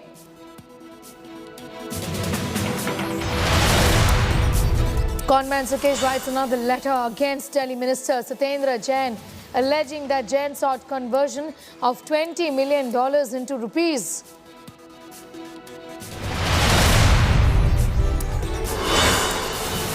High drama in state of war Telangana. BJP MP's house vandalized by TRS workers.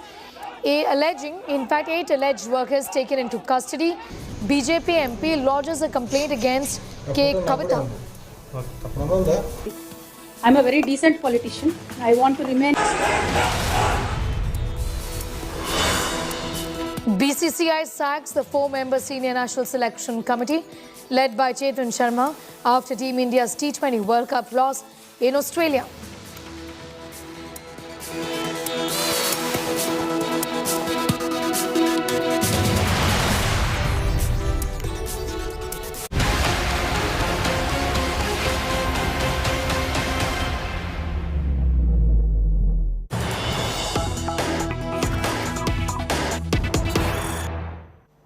Some news just coming in, and this has got to do with the Shraddha Walkar murder case. It's a massive breakthrough. in the Delhi murder case, where cops have recovered the firmer bone-like structure. Bones recovered from Mehrauli forest. Kneecap bone recovered from the forest is what we understand. Bone joining elbow and wrist has been recovered. Remember, the police is on the hunt.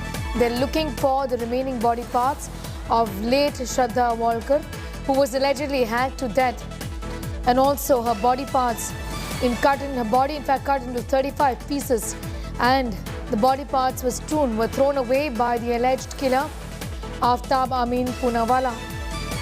The firmer bone now has been recovered, is what sources are telling us. We're getting to the very latest in the Shraddha Walkar murder case.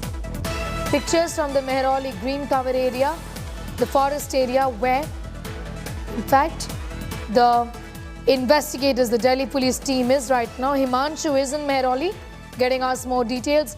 Himanshu, ये जो खोज है body parts के लिए, ये अभी जारी है और एक फर्मर बोन का रिकवर होना, ये प्रोग्रेस देखा जा रहा है इस पूरे मामले में. इन्वेस्टिगेशंस के बारे में भी बताइए हमें.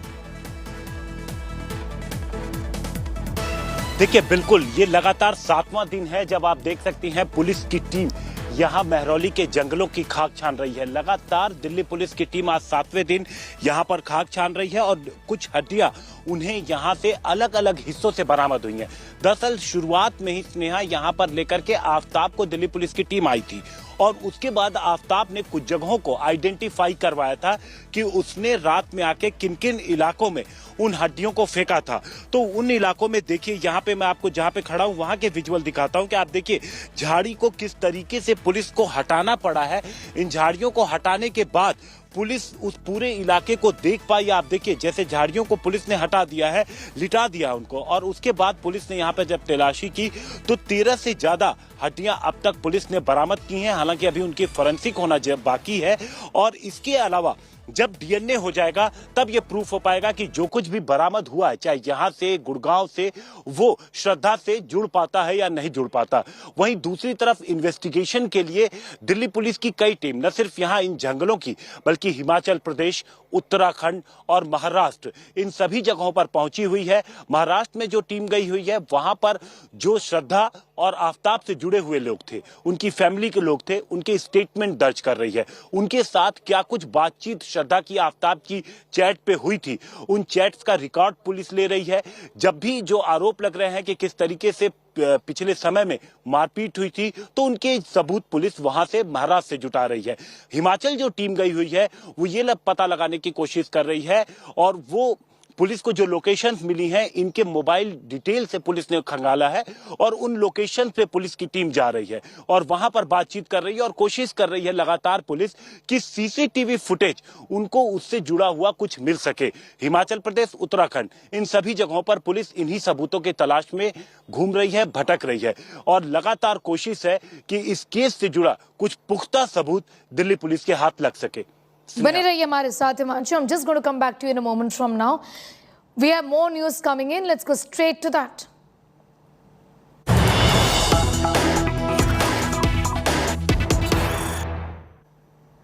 Delhi police has taken possession of all the clothes present in Aftab's house. Most of the clothes in this are of Aftab. Apart from this, the police have also got Shraddha's clothes from there. The clothes of both will be sent for forensic examination because up until now, the police have not recovered the clothes which he wore on the day of the murder and which Shraddha wore. The police feel that some clues will definitely be found from the clothes recovered from the house. So they're retrieving the clothes also that has been found, and these aren't the clothes which the criminal wore allegedly during the time of the crime.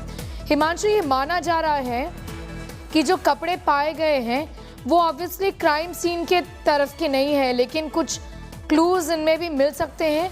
लेकिन important ये रहेगा ये recover करके जो कपड़े allegedly Aftab ने discard किए होंगे क्राइम कमिट करने के बाद, क्योंकि वो खून में लथपथ होंगे और उनमें इम्पॉर्टेंट क्लूज रहेंगे, लेकिन वो रिकवर करना इस समय मुश्किल हो जाएगा पुलिस के लिए. बिल्कुल, देखिए, लेकिन जो कोशिश है वो पुलिस की तरफ से जारी है, क्योंकि बोन के साथ साथ पुलिस उन तमाम जो प्लास्टिक की बैग्स थे उनकी भी तलाश कर रही है, क्योंकि प्लास्टिक के बैग जो पुलिस को यहाँ आप देखिए इस घने जंगल से, क्योंकि कई सारे बैग्स भी पुलिस को मिले हैं जो पुलिस ने अपने पास रखे हैं, जिनकी फोरेंसिक जांच करा रही है।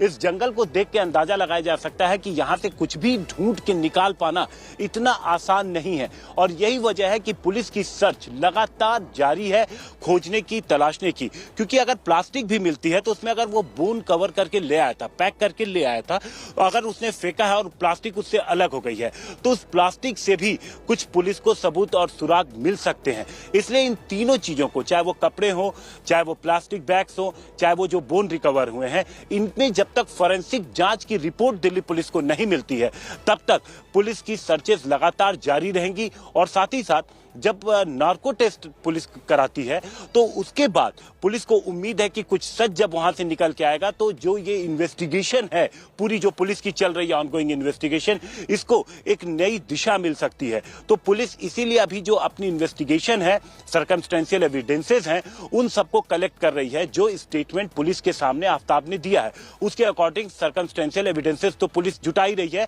दूसरी तरफ ये जो फोरेंसिक के लिए पुलिस के पास है, अगर फोरेंसिक की कोई भी अगर जो इतने सारी रिकवरीज हुई हैं उनमें से अगर कुछ भी मैच कर जाता है तो पुलिस के लिए ये बड़ी सफलता होगी इस पूरे केस में जो अब तक इन्वेस्टिगेशन हुई है। जी बने रहिए हिमांशु हमारे साथ। We'll just come back to you in a moment from now. There is more news coming in. Let's go straight to that.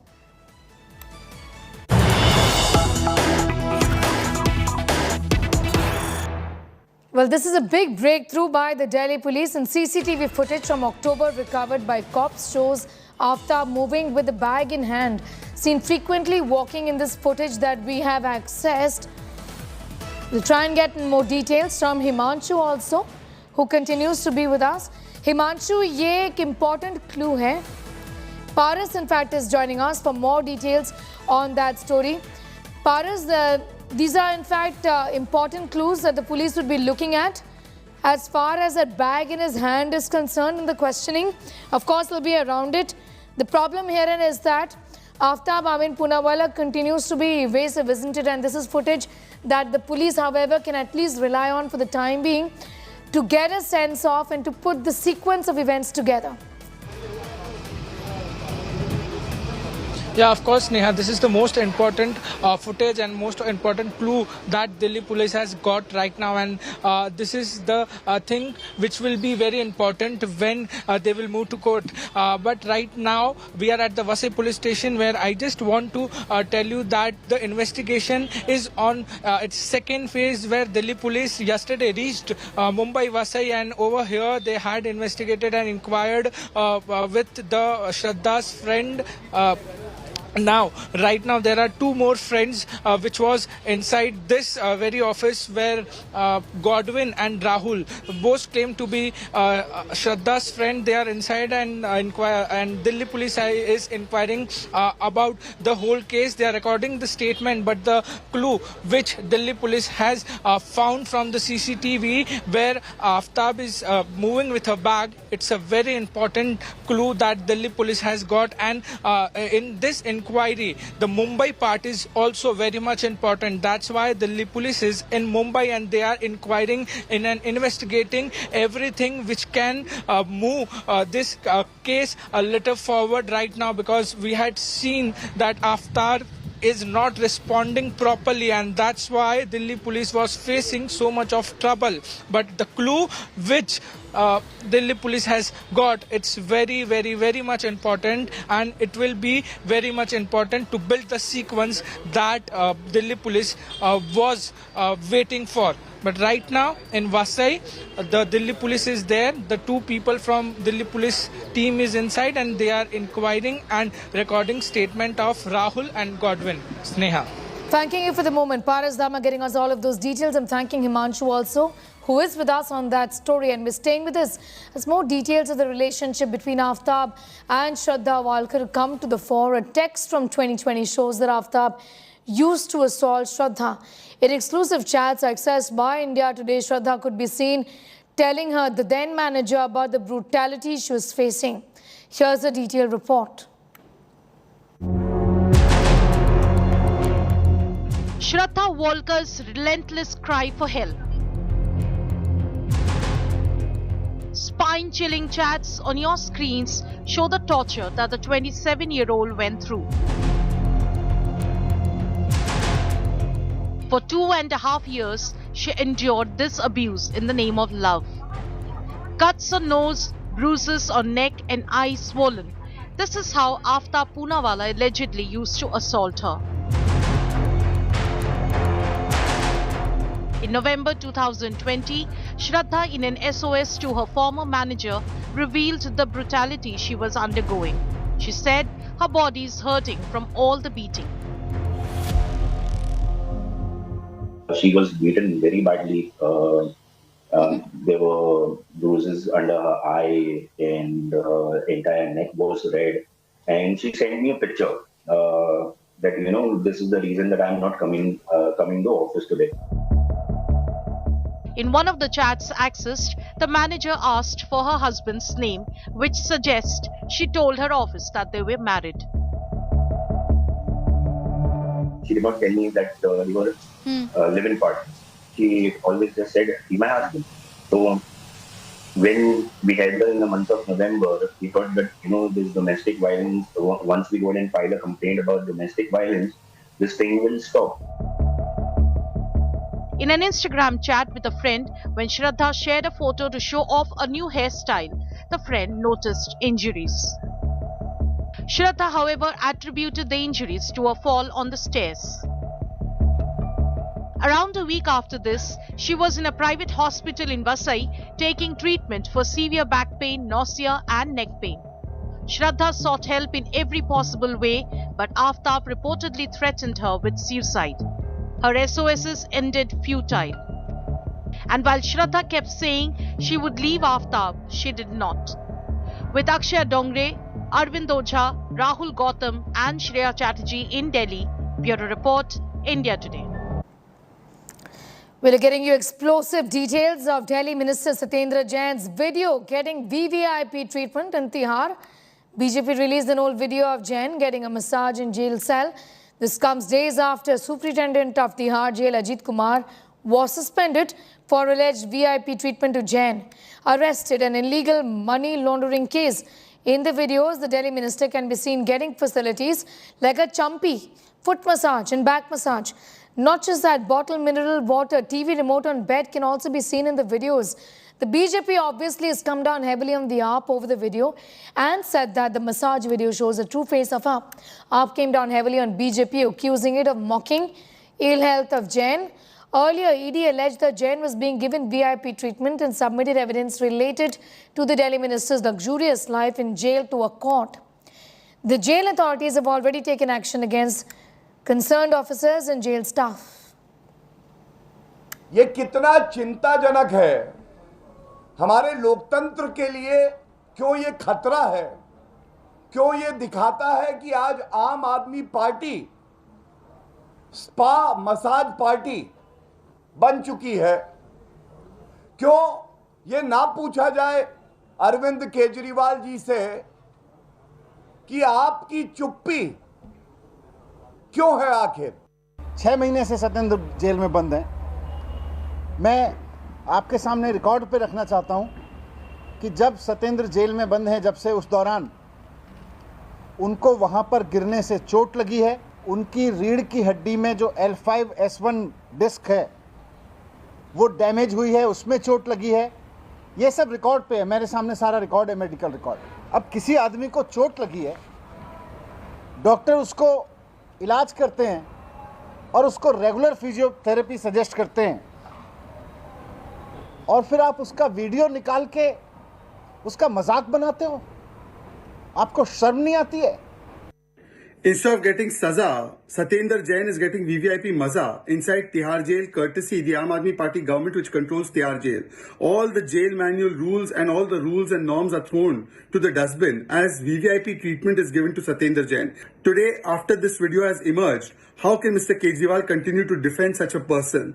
This shows the kind of mindset and the real face and agenda of the Aam Aadmi Party, that they indulge in corruption, in hawalabazi, in loot, in wasooli, and then they give VVIP treatment. And inside Tihar Jail, inside the jails too, they break all the rules and norms for their corrupt ministers. ये video उदाहरण है इस बात का कि अरविंद केजरीवाल जी कितना गिर सकते हैं भ्रष्टाचार में, और सत्येंद्र जैन अरविंद केजरीवाल की मजबूरी बन चुका है, क्योंकि ये जितना भी पैसा, हवाला, काला धन ये जो इकट्ठा किया सत्येंद्र जैन ने, ये अल्टीमेटली फाइनली ये पैसा अरविंद केजरीवाल के पास गया है। और इस वीडियो से ये बात साबित हो चुकी है कि सत्येंद्र जैन भ्रष्ट है, अरविंद केजरीवाल इस भ्रष्टाचार में शामिल है और इसको शह दे रहे हैं। स्कूल के कमरों में इन्होंने पैसे खाए, बस घोटाले में इन्होंने पैसे खाए, बिजली घोटाले में इन्होंने पैसे खाए, और जेल में बंद है मंत्री। देश का अकेला आदमी जो जेल मंत्री जेल में बंद है। अरविंद केजरीवाल, क्या अब आपको कोई अधिकार है दिल्ली के लोगों के ऊपर ऐसे भ्रष्ट मंत्री को थोपने का, जो जेल में बैठ के भी धज्जियां उठा रहा है कानून की और मसाज करा रहा है? अब मुझे उम्मीद है आज देश के लोग जागेंगे और अरविंद केजरीवाल मजबूर होंगे इस सत्येंद्र जैन को मंत्री पद से बर्खास्त करने के लिए। और हम गवर्नर साहब से भी आग्रह करते हैं, आपको तुरंत इसके ऊपर मुकदमा दर्ज कराना चाहिए और इसको मंत्री पद से जबरन हटाना चाहिए। जिस तरह से एक आम आदमी खास जेल मंत्री जेल की सेवाएं ले रहा है, अब तक तो महाठग को सेवाएं दे रहे थे, अपराधियों को सेवाएं दे रहे थे, आज ये खुद सेवाएं ले रहे हैं। जिस तरह से एमसीडी को भाजपा ने पिछले 15 साल में मोस्ट करप्ट डिपार्टमेंट बना दिया, वैसे दिल्ली की केवल राजधानी नहीं, दिल्ली के इस प्रदूषण को नहीं बल्कि इस राजनीति को भी प्रदूषित कर दिया। Dongre is getting us more details on that story. Joining us from right outside Tihar Jail, Akshay. This is not physiotherapy what Satyendar Jain has received. There is a television that is on, there is a remote control, several people come and meet Satyendar Jain. There's one head that's rolled already in Tihar. Do you think there will be more? Given that this video now has gone completely viral and of course has become a political talking point. Well, exactly, Sneha, and in fact, this is a major decision that has been, the major changes that have been done in jail number 7 of Tihar Jail, and I'm right now standing outside the gate number 1 of Tihar. Jail number 7 is the jail where Satyendar Jain has been lodged in for past few months, and as far as these videos are concerned, the Bharatiya Janata Party has been alleging for a very long time that there is a VIP treatment that is being given to Satyendar Jain, him being the jail minister of the national capital as well. Nobody can actually question the kind of treatment that is being given to him. Now 58 jail staffs have been transferred, including all the officers that were deployed here at the jail number 7, including three assistant jailers and 2 deputy jailers. 7 head wardens have also been transferred, and initially when this entire case popped up, the superintendent of jail number 7 was in fact was suspended as far as these lapses are concerned. The enforcement directorate had also said that there is a special treatment that is being given in the court as well. This video of Satyendar Jain receiving a foot massage was shared, and now I would like to give you some more information that the jail superintendent Ajit Kumar was suspended, and now the jail superintendent of jail number 5 Ashok Rawat is also has been given the additional charge of jail number 7 as well. The question, however, that with Satyendar Jain being the jail minister, himself being lodged inside the jail, how can there be an impartial probe? And while the Aam Aadmi Party is defending itself at this point of time, stating that Satyendar Jain has some issues and he was receiving physiotherapy, nothing explains the fact that television sets are on, people are coming and going, Satyendar Jain is receiving documents to verify. So all of this happening at the time when the Bharatiya Janata Party as well as the Congress Party have been alleging the same. Sneha. So certainly some heads will roll. Coming back to you in a moment, be with us. India Today also spoke with the former PRO of Tihar Jail, Sunil Gupta, on the VVIP treatment that was being extended to Satyendar Jain. Sunil ji, आपसे जानना चाहूंगी, जो video सामने आए हैं इसके अंदर साफ पता चल रहा है कि वीवीआईपी ट्रीटमेंट दिया जा रहा है। तो ये जो वीवीआईपी ट्रीटमेंट है, क्या ऐसा होता है कि जो हर कैदी है उसको इसी तरीके का ट्रीटमेंट दिया जाता है? नहीं, आप ऐश्वर्या, आप जो वीवीआईपी वर्ड पहले ही इस्तेमाल कर रहे हैं, तो ऐसा ट्रीटमेंट हर एक कैदी को तो नहीं दिया जाता। ऐसा ट्रीटमेंट तो जो कोई मनी वाइज कोई इन्फ्लुएंशियल है या कोई वैसे इन्फ्लुएंशियल प्रिजनर है, तो जनरली जो मैंने देखा है वो उन्हीं को दिया जाता है। और जैसे इनका दिखा रहे हैं, मसाज वगैरह चल रही है और जिस तरीके से इनको बेड पे लिटाया हुआ है, तो ये वाली चीजें जो है आम प्रिजनर को नहीं दी जाती, खास प्रिजनर को ही दी जाती हैं। और शायद ये खास प्रिजनर हैं, जेल मंत्री हैं, जो कि पहली बार देखा कि जेल मंत्री जेल में है, तो उनको दी जा रही है। कई सारे तबादले भी हो चुके हैं, कई सारे ऑफिसर्स को जो है शफल किया गया है, कई सारों को ट्रांसफ़र किया गया है। तो क्या आपको ऐसा लगता है कि ये जो कोर्स ऑफ एक्शन लिया गया है ये ठीक है, या अभी भी जो पूरा सिस्टम है उसके अंदर बहुत सारा भ्रष्टाचार है? क्योंकि कई सारी पार्टियां अब इस वीडियो को दिखा के ये सवाल पूछ रही हैं कि ये भ्रष्टाचार ही है जिसकी वजह से इस तरीके का जो ट्रीटमेंट है वो एक कैदी को इस समय दिया जा रहा है। जी जी जी, देखिए मैंने करीब 35 साल जो है तिहाड़ में बिताए हैं as a spokesperson, as a legal advisor. तो डिफरेंट कैपेसिटी में मैंने काम किया है। तो मैंने देखा है जो जैसी ट्रीटमेंट इनको दी जा रही है, ये या तो दी जाती है कि अगर कोई बहुत पैसे वाला आ जाए आदमी, उसको दी जाती है। जैसे मैंने अपनी एक किताब लिखी है ब्लैक वारंट, तो उस किताब में मैंने लिखा है कि सुब्रतो राय सहारा को जो है सब तरह की सुख सुविधाएं जो है उसको जेल में दी गई थी। इवन उसको एसी के कमरे में रखा गया था जिसमें एसी लगा हुआ था, प्लस उसको अपनी पर्सनल असिस्टेंट जो है उसको रखने का वहां पे एक कोर्ट से ऑर्डर था, उसको इन्होंने मिस इंटरप्रेट किया।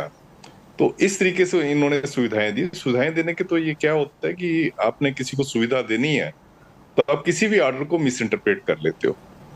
तो ऐसी सुविधाएं आम आदमी को तो नहीं दी जाती, खास आदमी को दी जाती हैं, और ये बिल्कुल ये खास ट्रीटमेंट है जो दी जाती है। All right, that report brings us to the end of this edition. For all news and updates, do log on to our website. That's indiatoday.in. You can also download the app. Thank you so much for watching.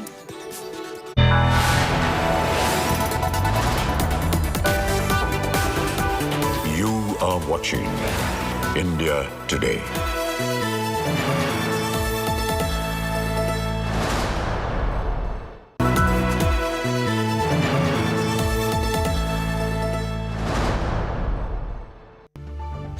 The men and women who built Indian industry, and the young guns who are shaping tomorrow's India. From storied careers to unicorn dreams.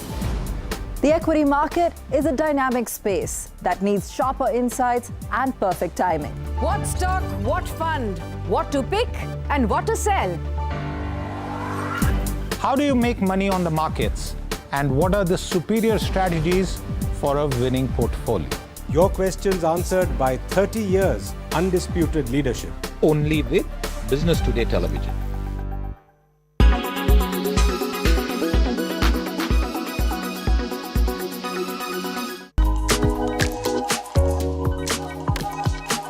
Where there is cricket, there is Bollywood, and no one better than these married couples prove the same.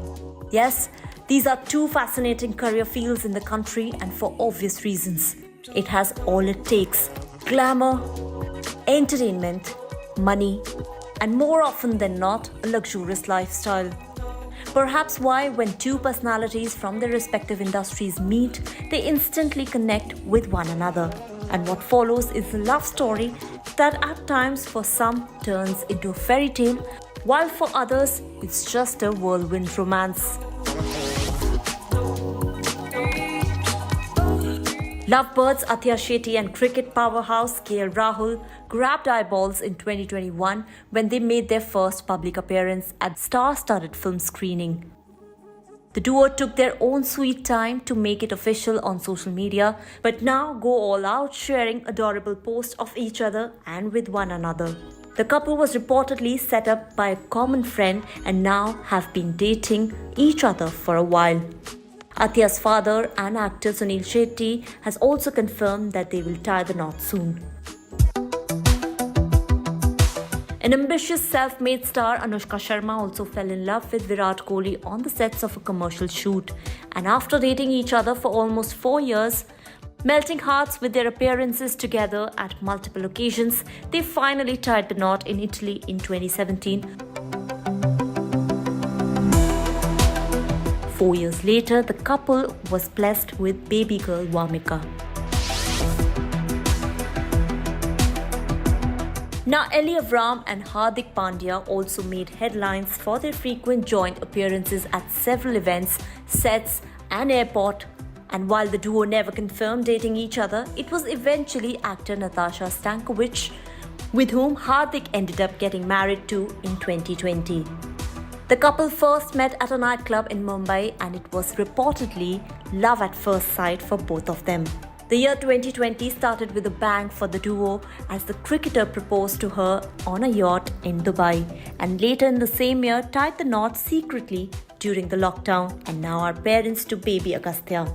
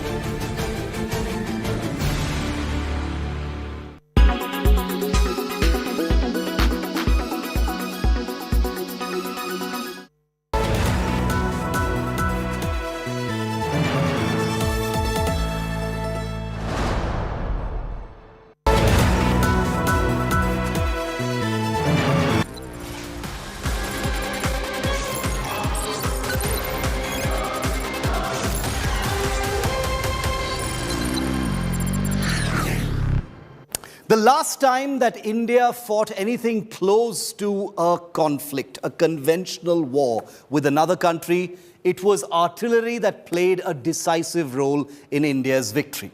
Of course, I'm talking about the Kargil War. But over 2 decades after what happened in Kargil and after 34 years since the Bofors scandal, there's a tantalizing question facing India today. Can India have Atmanirbhar artillery?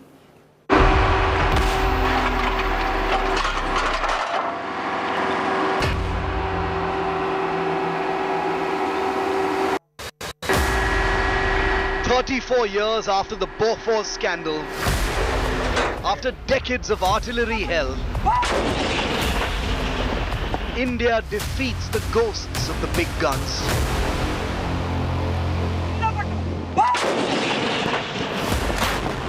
India now achieves the unthinkable.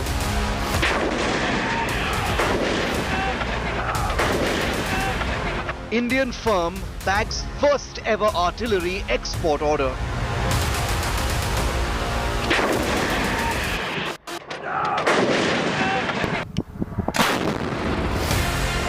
Massive milestone for Indian defense industry. The tables have turned. India is now a supplier. But is it time to celebrate just yet? Or is there a long road ahead to Atmanirbhar artillery? This has been an incredible month as far as Indian defense industry is concerned, and specifically on artillery. And that's why Battle Cry's focus this week is on the big guns. And that's because an Indian private sector company has managed to bag a $155 million export order for its made in India artillery guns for a customer sitting abroad. It's an incredible milestone and a huge validation of India's defense manufacturing capability. Take a look at this.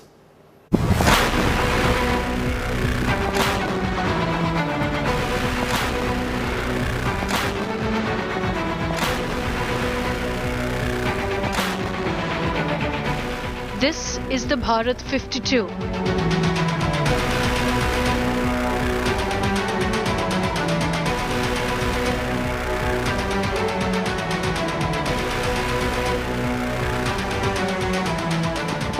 And this is the Garuda V2.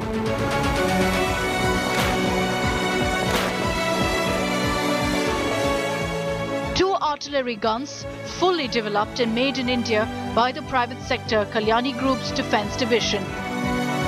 But there's something special about these guns, beyond just the fact that they are among India's first crop of fully indigenous artillery systems.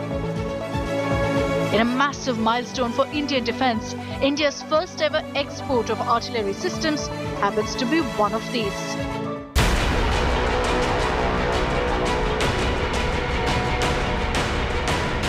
From decades of supply dependence on foreign players like Bofors to now bagging an export contract, Indian artillery has indeed come a long way.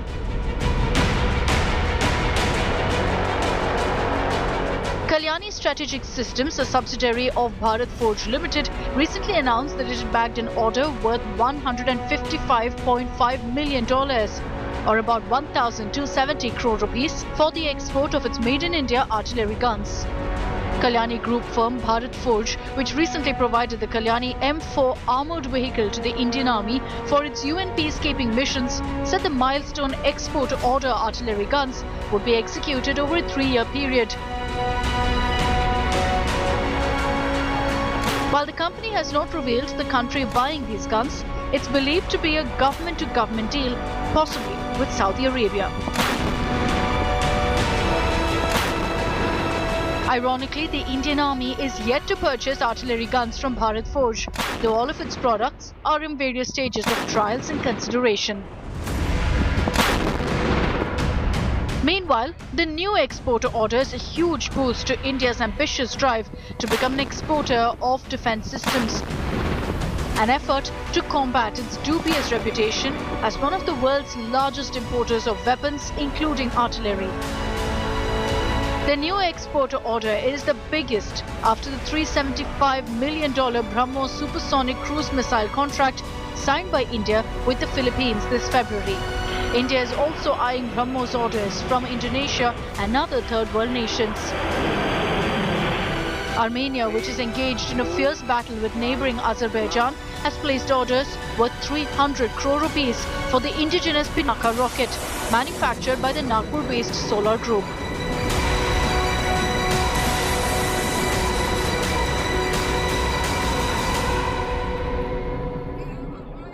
The new export deal is being seen as a significant step towards India achieving its defence export target of 40,792 crore rupees by 2025. Recently, Defence Ministry officials said India had achieved exports of defence items and technology worth a record 13,000 crore rupees in 2021-2022, which was likely to increase to 17,000 crore rupees in 2022-23. Defence Minister Rajnath Singh has said that under the NDA government, defence exports worth over 30,000 crore rupees had been secured since 2014. The artillery gun being exported is aptly titled the Bharat 52.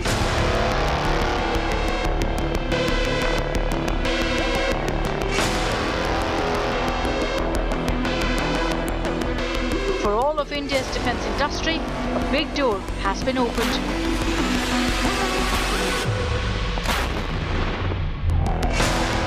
With Pradeep R. Sagar in Delhi, this is a Battle Cry report.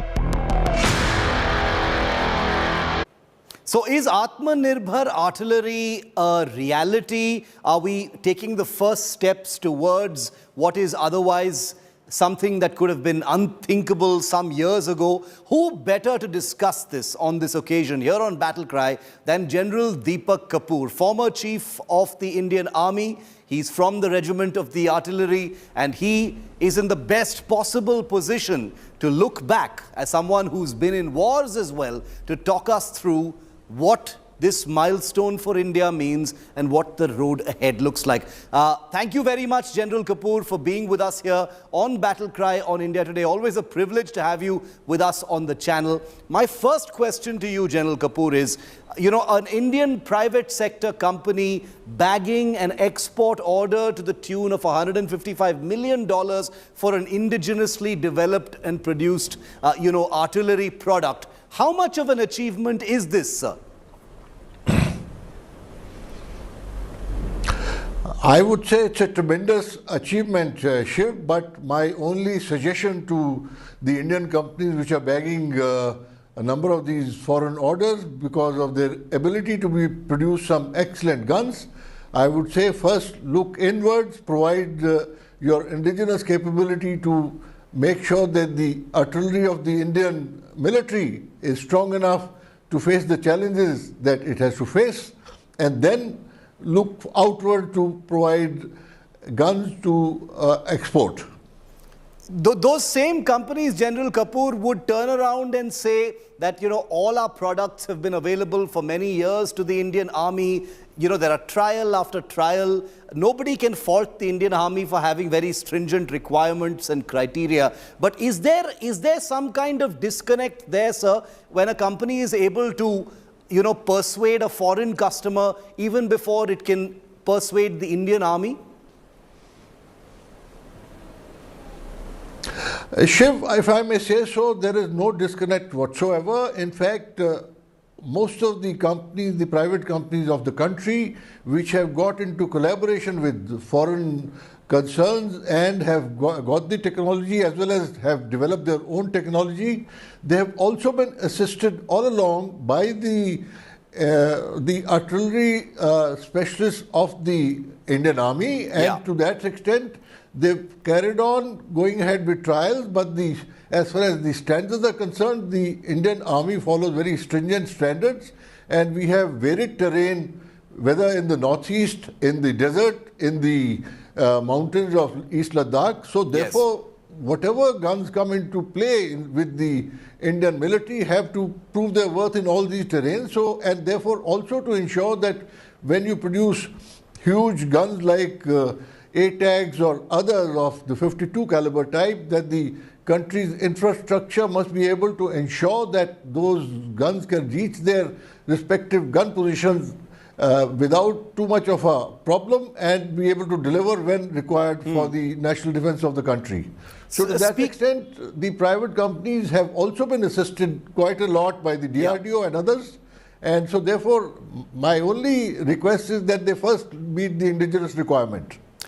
Speaking of the ATAGs, General, how does this gun,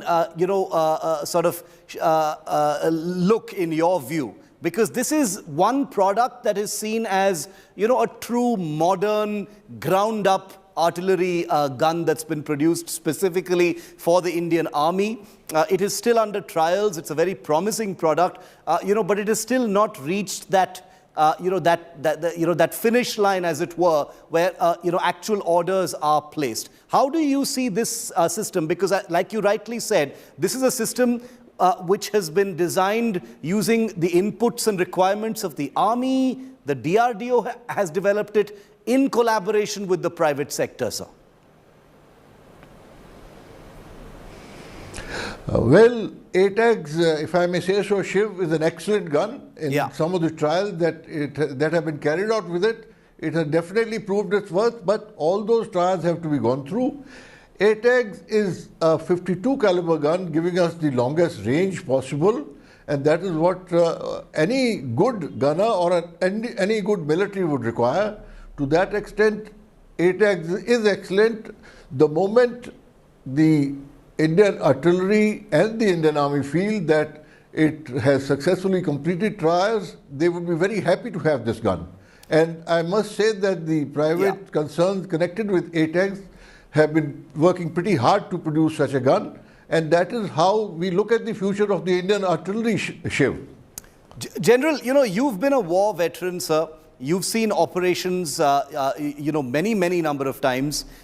You've been in Operation Parakram. You were in the 1971 war. After the Kargil war, there was this famous document called, the Field Artillery Rationalization Plan, which you are, of course, very familiar with.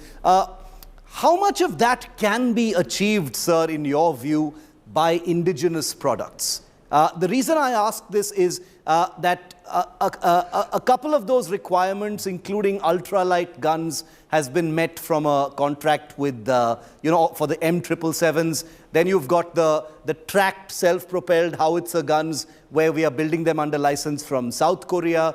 Are there other requirements under this plan achievable through indigenous products, sir? You're absolutely right. We are going ahead with K100, which is from Korea and therefore South Korea, and we are going ahead with some additional guns of that variety, and they have proved their worth in various areas, including East Ladakh. And likewise, we have also acquired ultralight howitzers, a process which was started when I was the chief, and that has also met with fructification.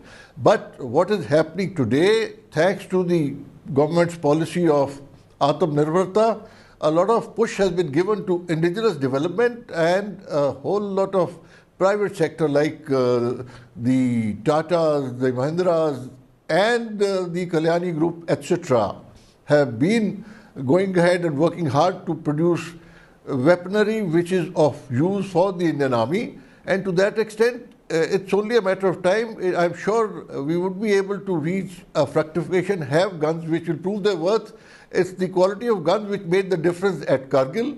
And what is happening in Ukraine today has also shown the predominance of artillery making a difference to the entire outcome of a battle.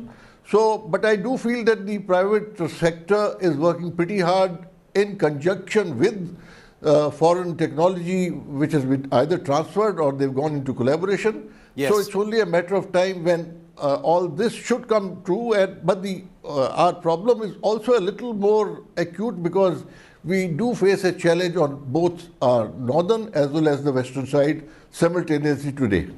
Picking up on something you said about the Ukraine war and some of the lessons that we've seen there, sir, General, is the application and the utility of artillery in the modern battlefield. Surely, as you rightly said, we've seen it happen, in the Russia-Ukraine conflict. In the Indian context, how do you see it, sir? We see a lot of talk about the futuristic battlefield, much more modern types of weapons. Are you saying that artillery still has a very, very important place in any future conflict as far as India is concerned?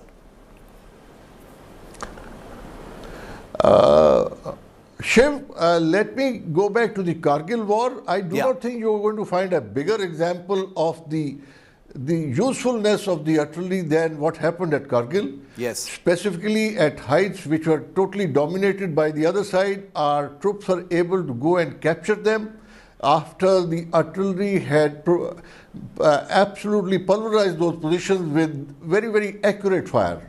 And when we talk of a future battlefield, we are looking at accuracy, precision, which would of course be provided by whether you look at force multipliers like the UAVs or other technology, but the weapon which is going to deliver at the target end, and the farthest it can go and deliver at the target end, it is the artillery, which therefore becomes a very, very crucial factor in winning battles, especially when troops have to attack such objectives or defend, and while defending to ensure that the attacker is given a suitable slap before he comes any closer to our defenses, so that we can make sure that our territorial integrity is protected.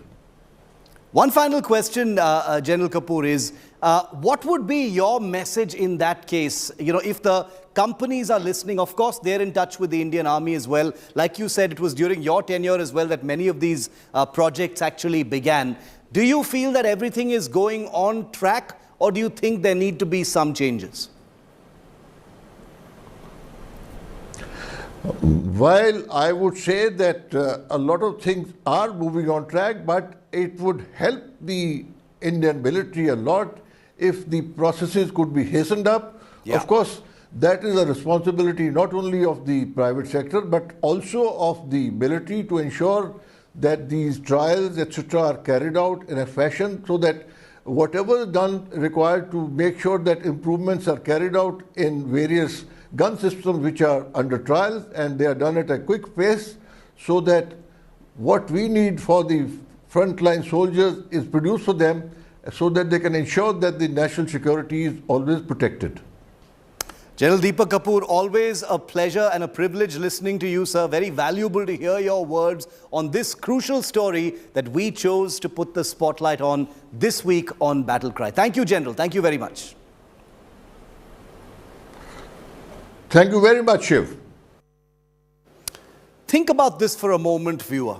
In the decades after the Bofors scandal of the 80s, because of that scandal, India simply was unable to import or acquire or induct one single new piece of heavy artillery.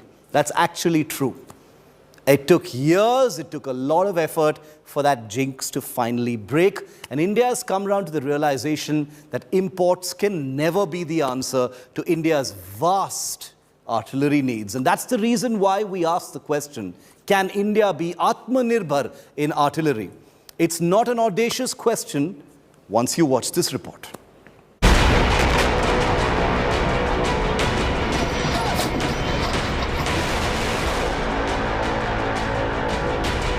Some of the most iconic images from the Kargil war are these of the Indian Army's Bofors guns booming during attacks on intruding Pakistani positions.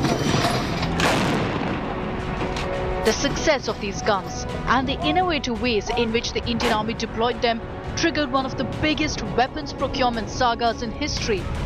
It was called the Field Artillery Rationalization Plan, under which the Indian Army was to procure nearly 4,155 mm heavy artillery guns worth billions of dollars. This included over 1,500 towed artillery guns, over 800 mounted artillery guns, 180 truck-mounted artillery guns, 100 tracked vehicle-mounted artillery guns and 145 ultra-light howitzers. But the Bofors scam of the 80s ensured that the Indian Army's quest for new artillery was a repeatedly doomed affair. Trial after trial, tender after tender, no decision was taken for years. Despite virtually every artillery maker in the world pitching their wares to a hungry Indian army.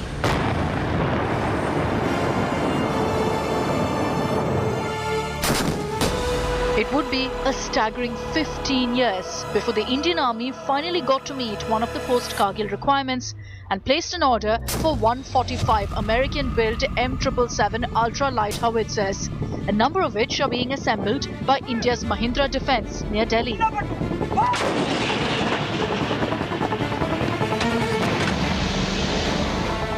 Two years later, the Indian Army finally got to order 100 South Korean K9 Vajra T tracked self-propelled guns, most of which were built and delivered from a Larsen & Toubro factory in Gujarat.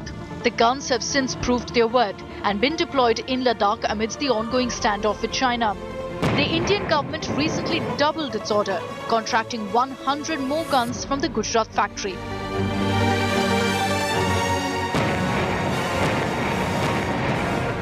But it's the Army's acquisition of towed artillery, the type required in largest numbers, that's gone nowhere. The Army's insistence on acquiring 400 Ethos towed howitzers from Israeli firm Elbit were repeatedly rebuffed by the government, and the case finally closed late last year.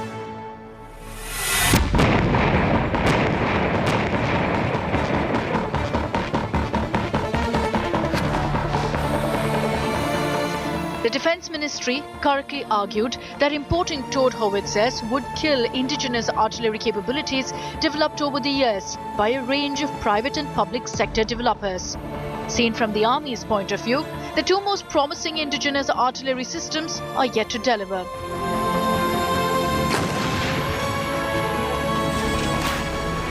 Design defects on the Dhanush, an indigenous version of the FH-77B Bofors, have jeopardized an army order for 114 guns.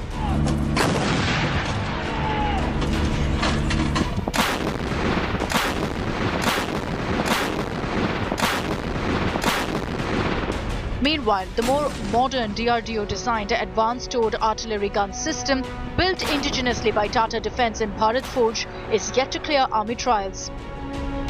The army believes it could take these guns at least until 2025 to pass its stringent trials. That's right, the same Bharat Forge that's just bagged a $155 million order to export another of its artillery product to a foreign customer. While products can't be forced down the army's throat just by virtue of being indigenous, the artillery systems readied by companies like Tata, Bharat Forge and others stand by themselves and have proven themselves with several trials by fire. The new export order is a drop in the artillery bucket, as it were, with a long way to go. But as things stand, India's very own big guns are more than ready to boom. Bureau Report, India Today. A rising India will definitely mean that defense industry needs to be on par with the best in the world, and we on Battle Cry will continue to track it. Remember, as we always say, India's national security will only mean something if no human needs to be sent into battle and no weapon fired. Thanks for watching.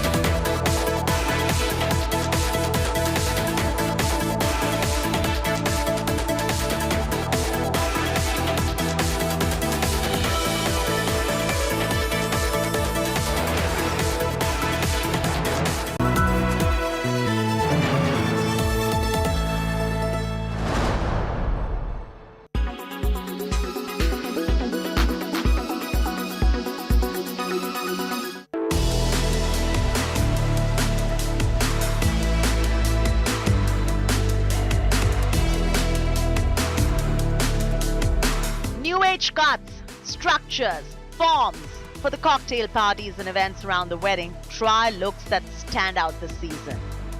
Not just the women, the men too, FYI. Of course, the design language is primarily a process. It's not that every collection is treated differently. I think we start with a concept and it kind of translates into feelings throughout multiple collections of the brand. Different kind of, different aspects of the human race have really started getting center stage is what we celebrated. And I think that it went beyond the idea of clothing into a true form of celebration.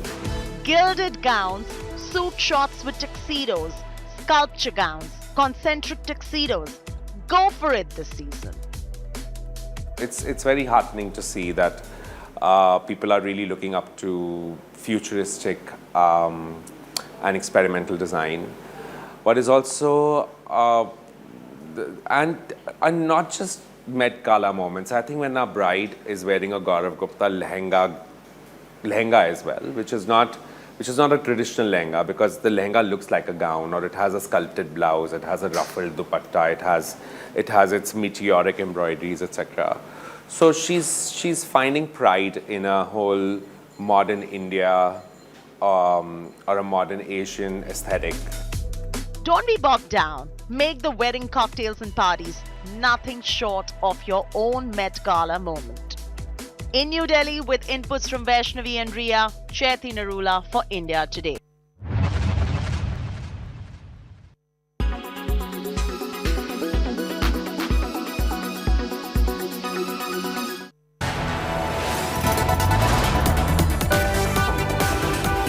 You are watching India Today.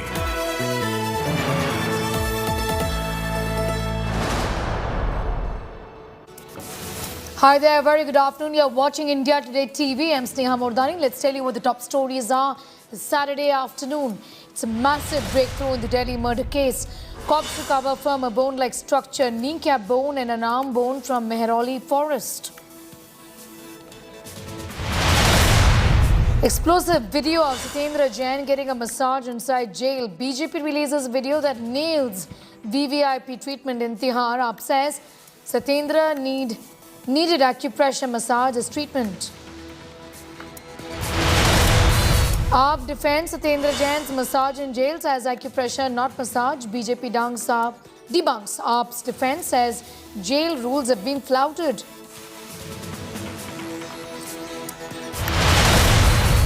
Conman Sukesh writes another letter against Delhi Minister Jain, alleging that Jain sought conversion of $20 million into rupees. High drama in state of war, Telangana. BJP MP's house vandalized by TRS workers. 8 alleged attackers taken into custody. MP lodges the complaint against K. Kavitha.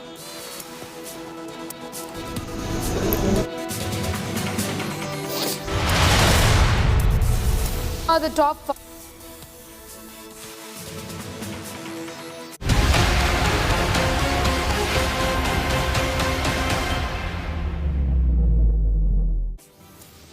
Here are the top 5 crucial developments in the Shraddha Walkar murder case. Delhi police team continues in search operations in Gurugram that started yesterday from where the accused Amin used to work.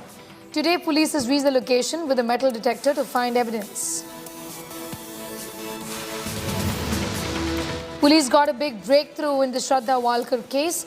Sources privy to the investigation have told us that cops have accessed CCTV footage of the 18th of October in which Aftab is seen carrying a bag, and it is being suspected that he was going to dispose of the dismembered body parts of his girlfriend.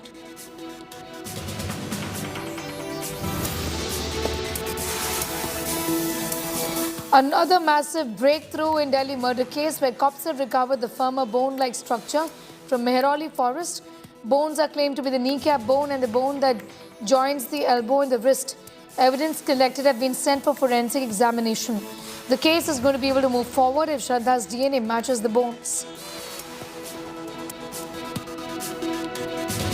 Delhi police took possession of all the clothes present in Aftab's house.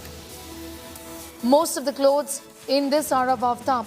Apart from this, the police have also got Shraddha's clothes. The clothes of both will be sent for forensics.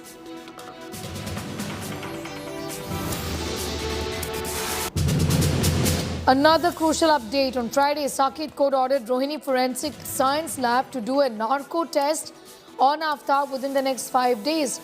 Court, however, has prohibited the use of third degree against Aftab.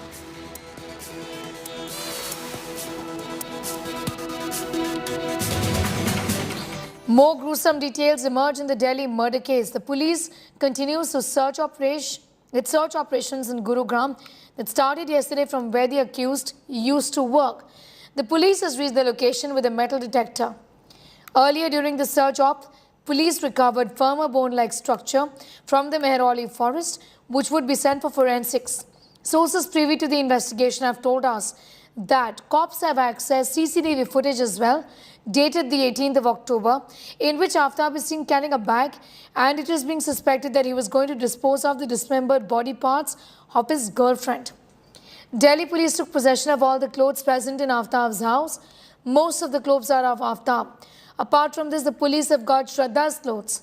Clothes of both are going to be sent for forensics.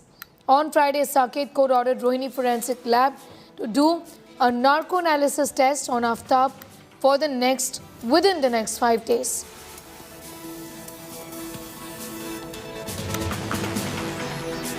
Akshay Dongre has more details on that story. The court, Akshay, of course, has said that there will not be any third-degree torture on Aftab, and that's something that is prohibited strictly. But tell me about the investigations, because we understand that this man now continues to give wrong answers. He is evasive and also misleading to an extent.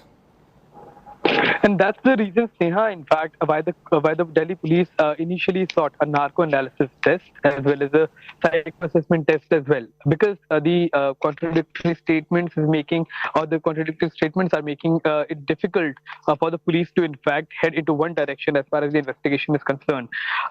They are yet to find, and we have been reiterating and repeating the same thing for the past 4 days, that the crucial evidences like the murder weapon, the skull of the body, as well as the cell phone of Shraddha are still missing. These are some of the very important pieces of information, pieces of evidences as far as establishing the entire truth behind the murder is concerned. And until and unless these things are found, it will be difficult for the police to in fact make a solid case against Aftab. The police have in fact now intensified the searches. It's not just limited to the forest of Mehrauli. It has in fact extended to Gurgaon, to the place where Aftab used to work. The police have searched the vicinity of the area where he used to work as well, and now the CCTV footage that is emerging with Aftab being seen carrying a bag, that is also being investigated. It's only after a narco analysis test the police can in fact rule out all the wrong information that Aftab has been giving from the very beginning.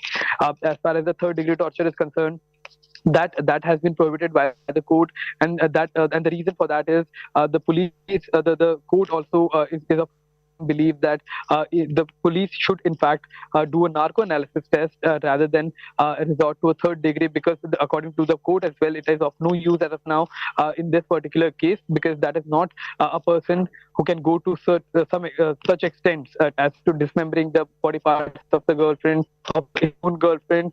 It is highly unlikely that he's going to resort to telling truth just because of a torture.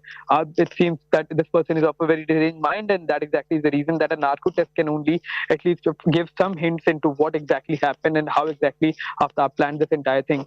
So a narco analysis test, searches in and around national capital, searches extending to up to Himachal Pradesh and Uttarakhand.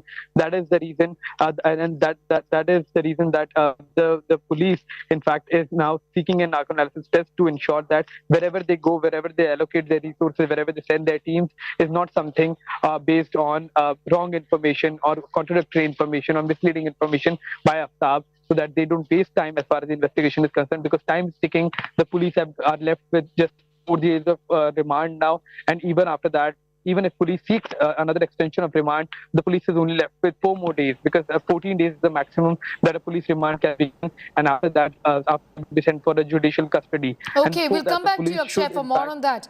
And we're getting in more details in the relationship between Aftab and Shraddha. This has come to the fore. Well, a text from 2020 that shows that Aftab used to assault Shraddha. In exclusive conversations accessed by India Today, Shraddha could be seen telling her then manager, about the brutality she was facing. Here's more.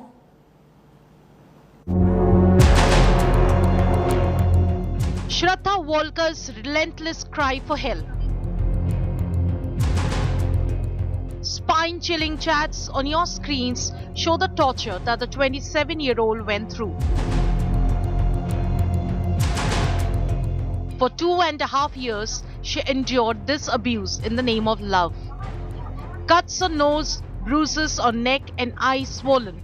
This is how Aftab Poonawalla allegedly used to assault her. In November 2020, Shraddha, in an SOS to her former manager, revealed the brutality she was undergoing. She said her body is hurting from all the beating. She was beaten very badly. There were bruises under her eye and her entire neck was red. And she sent me a picture that, this is the reason that I'm not coming to office today. In one of the chats accessed, the manager asked for her husband's name, which suggests she told her office that they were married. She did not tell me that we were live-in partners. She always just said, "He's my husband." So when we had her in the month of November, we thought that, this domestic violence, once we go in and file a complaint about domestic violence, this thing will stop. In an Instagram chat with a friend, when Shraddha shared a photo to show off a new hairstyle, the friend noticed injuries. Shraddha, however, attributed the injuries to a fall on the stairs. Around a week after this, she was in a private hospital in Vasai taking treatment for severe back pain, nausea and neck pain. Shraddha sought help in every possible way, but Aftab reportedly threatened her with suicide. Her SOSs ended futile. And while Shraddha kept saying she would leave Aftab, she did not. With Akshay Dongre, Arvind Ojha, Rahul Gautam and Shreya Chatterjee in Delhi, Bureau Report, India Today. Himanshu continues to be with us. Himanshu, इस समय police की यही खोज है कि body parts सारे मिले, DNA samples match कर जाए और वो एस्टैब्लिश कर पाए कि जो भी बॉडी पार्ट्स रिकवर हुए हैं वो इंडीड श्रद्धा वालकर की हैं। बिल्कुल, देखिए, टूटी कड़ियों को जोड़ने की दिल्ली पुलिस यहां पर कोशिश कर रही है। जो तमाम इन्वेस्टिगेशन है, चाहे वो दिल्ली के बाहर 4 स्टेट हो, मुंबई, गुड़गांव, उत्तराखंड और हिमाचल प्रदेश, वहां से जो कुछ भी है, एक सेंटर में बैठी, जो दिल्ली में बैठी जो अधिकारी हैं, उसको लगातार उन जो सारे एविडेंसेस मिल रहे हैं उनको कलेक्ट करके उनकी कोशिश है कि इस केस को आगे बढ़ाया जाए। इसमें सबसे इंपॉर्टेंट जो पहलू है, जिसका दिल्ली पुलिस को बेसब्री से इंतजार है, आप कह सकती हैं, कि डीएनए होने का। जब डीएनए की रिपोर्ट मिल जाएगी तो जो लगातार इस जंगल में दिल्ली पुलिस, जो इस घने जंगल में दिल्ली पुलिस पिछले 6 दिनों से लगातार जो कोशिश कर रही, जो बॉडी पार्ट्स बरामद किए हैं पुलिस ने, उनकी कोशिश है कि अगर उसका डीएनए मिल जाता है तो ये पुलिस के लिए एक बड़ी कामयाबी होगी। क्योंकि देखिए, पुलिस सिर्फ इस डीएनए पे ही अगर हम कहें तो आधारित नहीं है, हालांकि, क्योंकि पुलिस ने काफी इस मामले में सर्कमस्टेंशियल एविडेंसेस भी कलेक्ट किए हैं, कई लोगों के बयान भी दर्ज किए हैं, जिसमें श्रद्धा और आफ्ताब की जब से दोस्ती हुई थी, उसके बाद 18 मई, जिस दिन कहा जा रहा है जब आफ्ताब ने जो पुलिस के सामने बोला है कि उसने जब कत्ल किया, तब से लेकर के तब तक उनके बीच रिलेशन कैसे रहा, किस तरीके की बातचीत श्रद्धा अपने दोस्तों से अलग तरीके से करती थी, उसके चैट्स रिकवर करना, उनके दोस्तों से स्टेटमेंट रिकवर करना, ये सारी चीजें पुलिस इसीलिए कवायद कर रही है ताकि अगर कोई वाइटल क्लू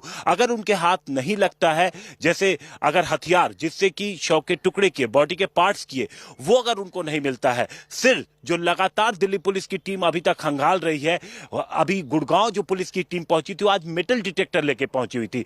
दरअसल उसके ऑफिस के पास का ये इलाका था जहां वो पहले काम करता था, वो प्लॉट का एरिया जो है, और उन्हें ये था कि अगर यहां पर उसने उस औजार को फेंका होगा, उस आरी को फेंका होगा, तो मेटल डिटेक्टर के जरिए वो उसे ट्रेस कर पाएंगे। और यही वजह है कि मेटल डिटेक्टर लेके पुलिस गई है और पुलिस ने इन तमाम इलाकों को, इन तमाम जगहों को पूरी तरीके से खंगालने की कोशिश की है ताकि उनकी नजर से कुछ बचे नहीं। खोजी कुत्ते भी पुलिस लेकर पहुंची थी। हिमाचल जो पुलिस की टीम गई है वो ये जानने के लिए गई है कि जब वो दोनों यहां आए थे तो उनके बीच किस तरीके का रिलेशन था, और वहां से कोशिश कर रही है, क्योंकि ये मार्च और अप्रैल की बात है, कि वहां से पुलिस को कुछ सीसीटीवी फुटेज मिल जाए हिमाचल और उत्तराखंड से। तो इन तमाम जो सबूत, जो एविडेंसेस पुलिस कलेक्ट कर रही है अलग अलग देश के हिस्सों से, उन सबको कलेक्ट करके पुलिस की कोशिश है कि एक ऐसा केस बनाए ताकि जो उनकी कोशिश है और जो आफ्ताब है वो उसके खिलाफ कोर्ट में दिखा सके और प्रूफ कर सके। Sneha. Himanshu Mishra getting us all of those details. I'm thanking you for the moment. Himanshu, with the very latest as far as the investigations in this horrific murder is concerned.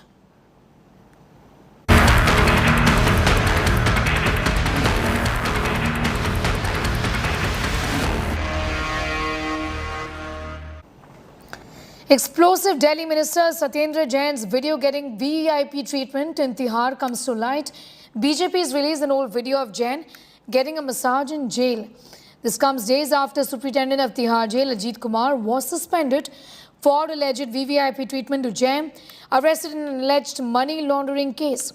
In the videos, the Delhi minister can be seen getting facilities like a head massage, a foot massage and back massage. Not just that, bottled mineral water, TV remote on bed can be seen in the videos. The TV seems to be on. The BJP came down heavily on AAP over the video, saying that massage video shows through face of the Aam Aadmi Party.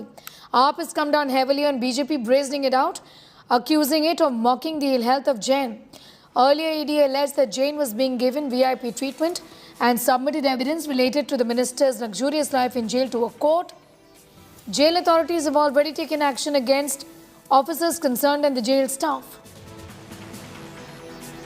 आप एक भ्रष्ट मंत्री को पहला हटाते नहीं हैं, वो सुविधाएं दे रहे हैं जो कि एक आरोपी को मिलनी नहीं है। ये मसाज क्या हो रहा? क्या है ये मसाज? एक कैदी और एक आरोपी, उसको मसाज दिया जाएगा कि किसी आदमी का इलाज हो रहा है और आप उसको कह रहे हो वहां पे थेरेपी। और क्या है उस वीडियो में? उसकी गर्दन दबाई जा रही है, नेक पे प्रेशर दिया जा रहा है, पैर में प्रेशर दिया जा रहा है। ये कोई मसाज पार्लर की थेरेपी दी जा रही है? किसी भी बीमार आदमी को जरूरत पड़ सकती है, और ईश्वर ना करे कि किसी भारतीय जनता पार्टी के आदमी को जरूरत पड़े, लेकिन यही थेरेपी लेनी पड़ेगी, यही इलाज कराना पड़ेगा अगर भारतीय जनता पार्टी के किसी नेता को भी अगर होता है तो। जो भी मिलने आएगा किसी कैदी से, एक समय होता है और कितने विजिटर्स आएंगे ये निर्धारित होता है। ये प्रिजन एक्ट है और जेल मैनुअल भी कहती है, और 4 व्यक्ति वहां अंदर हैं और बातचीत चल रही है, आदान प्रदान हो रहा है, जैसे कि भारत रत्न मिलना चाहिए। देश की किसी भी जेल का वीडियो उठा के देख लीजिए। कानून में जेल में बंद आदमी को अधिकार है कि अगर उसको कोई बीमारी होती है तो उसका इलाज दिया जाएगा, उसको इलाज दिया जाएगा, उसको हो सकता है थेरेपी दी जा रही हो। भारतीय जनता पार्टी के इन लोगों को बकवास करने से पहले जेल का मैनुअल पढ़ना चाहिए। जेल में कैदियों के मिलने पे एक दूसरे से पाबंदी नहीं होती है। एक सेल में जो लोग बंद हैं वो आपस में मिलते हैं। Amit Bhardwaj is getting us more details on that story. Amit, there's been action already against officers previously when allegations came to the fore. Now this video has been doing the rounds. What is the Tihar jail saying? What are the authorities indicating about this kind of VVIP treatment being extended to the minister here? Well, Sneha, it has turned out into a political battle between the Bharatiya Janata Party and Aam Aadmi Party. Yes, there are jail manuals in place, and every inmate within the jail, under trial inmate, there is a different jail manual for the convicted inmates. There's a different manual. But in this particular case, Sneha, what needs to be noted is that Aam Aadmi Party is also saying and showing us documents that Mr. Jain was facing health issues, spinal injury issues, and for which he had gone to the hospital GP Pant, and from their recommendations were given.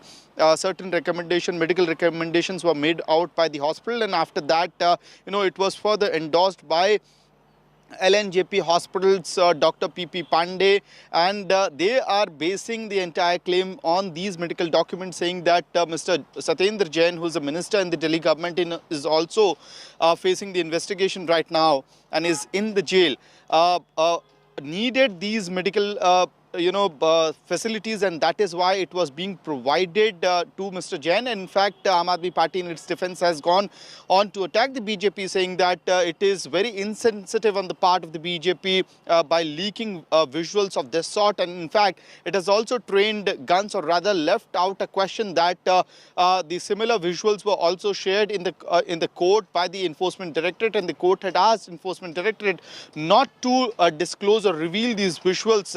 So Manish Sisodia, the Deputy Chief Minister of Delhi, is also asking that, how were these videos brought into the public domain. But as far as the Bharatiya Janata Party is concerned, they have gotten an opportunity, Sneha, here to attack the Aam Aadmi Party. In fact, Gaurav Bhatia went on to say that Aam Aadmi Party has been converted into spa massage party, and he's also asking questions as to, even if we consider the fact that this particular the massage or champi that Mr. Jain can be seen taking the visuals, if we are to believe that this was being given on the recommendations of the doctor. Yes. What about the documents that he's reading? What about the people who are meeting him? So these are bigger political war of words which have been triggered between the Aam Aadmi Party and absolutely. BJP. Back to you, Sneha. All right, I'm thanking you for the moment, Amit, getting us all of those details. And the tu mein main, a big one that has broken out between AAP and the BJP after this video surfaced. With that, it's time for a quick commercial break, and news continues on the other side.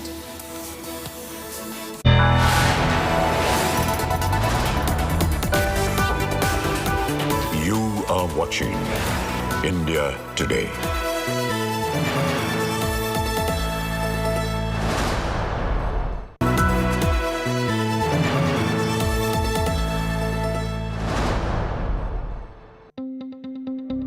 News is about putting people first. Just look at the queues right across. About asking the right questions to those in power. Is money power being used to bring down elected governments? Who will be held accountable for ministerial corruption?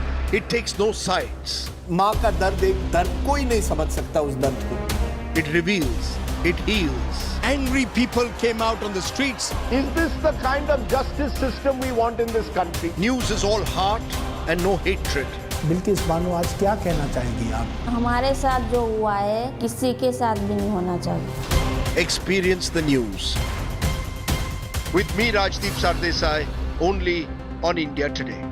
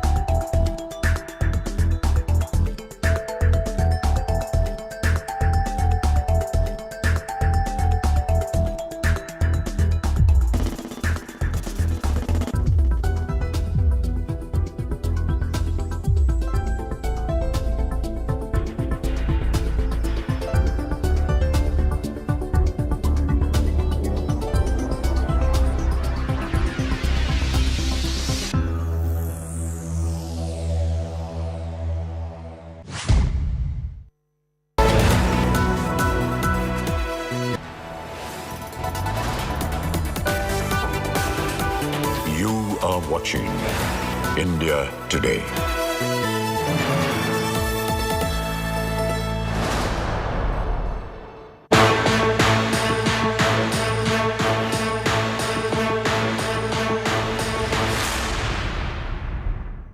Over the past few years, Sardar Patel, an icon of India's freedom struggle, has become a talking point again in Indian politics. The Statue of Unity in Gujarat's Kevadia may have marked the return of Sardar into modern-day discourse, but India Today travelled back in time to trace the legacy left behind by the Iron Man of India.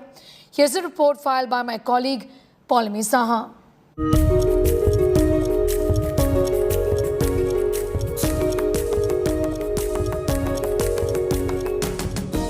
Sardar Vallabhbhai Patel, the Iron Man of India. A name that evokes pride not just in every Gujarati but in every Indian.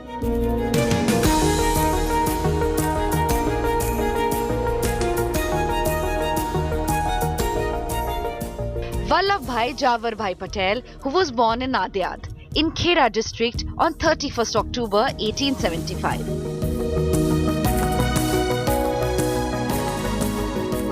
Nadiad, a small town now, was then part of Bombay Presidency.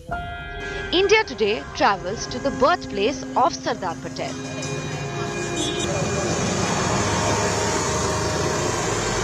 At a turn of a lane in Nadiad, we encounter a very humble-looking two-storied house. The nameplate in Gujarati reads Sardar Patel Janam Sthan. ये घर की significance ये है कि यहाँ पे लोह पुरुष सरदार वल्लभ भाई पटेल का जन्म 31 अक्टूबर 1875 में हुआ था। ये उनके मामा जी का घर है, वैसे उनकी माँ का घर है ये, और यहाँ पे उनका जन्म हुआ था। यहीं से ही उन्होंने प्राइमरी एजुकेशन भी यहीं से ही किया था।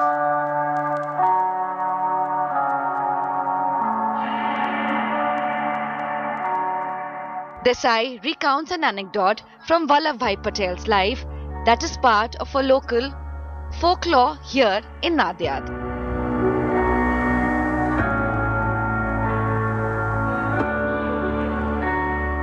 जो लोग भी यहाँ से ब्रिटेन जाते थे, पासपोर्ट में फोटोग्राफ नहीं रहता था, इनिशियल रहता था। तो वल्लभ भाई पटेल और विट्ठल भाई पटेल दोनों भाई थे। तो वी पटेल के नाम से विट्ठल भाई पहले गए थे यूके, वहां पे उन्होंने बैरिस्ट्री की, यहाँ पे वापस आए थे। बाद में वही पासपोर्ट और वीजा पे वल्लभ भाई पटेल गए थे।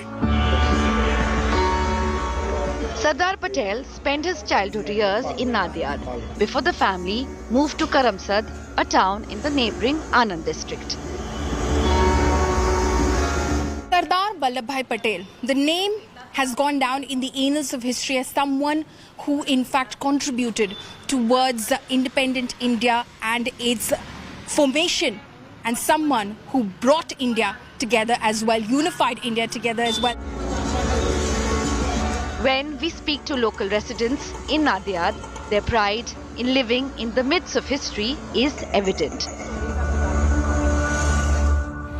वल्लभभाई जवेरभाई पटेल बारडोली सत्याग्रह के दरमियान हमारे राष्ट्रपिता आदरणीय महात्मा गांधी जी ने उनके कार्य को प्रभावित होके नाम दिया सरदार साहब। Incidentally, there is a small white marble bust of Mahatma Gandhi right outside the residence of Sardar Patel, which was installed in 1948, just a few months after the Mahatma's assassination.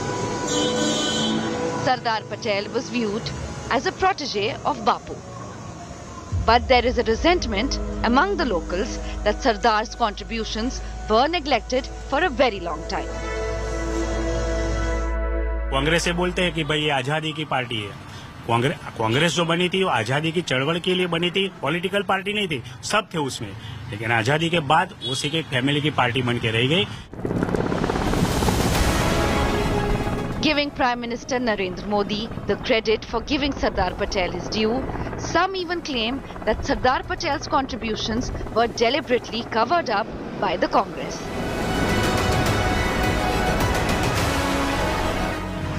मैं गर्व के साथ कह सकता हूं कि कांग्रेस ने जो भी सरदार साहब का नाम दबाने की कोशिश की, हमारे आदरणीय वड़ा प्रधान श्री नरेंद्र भाई मोदी ने 182 फीट का स्टैच्यू बनाया उनका, और उनको जो सही तरह से सम्मान मिलना चाहिए वो सम्मान दिया।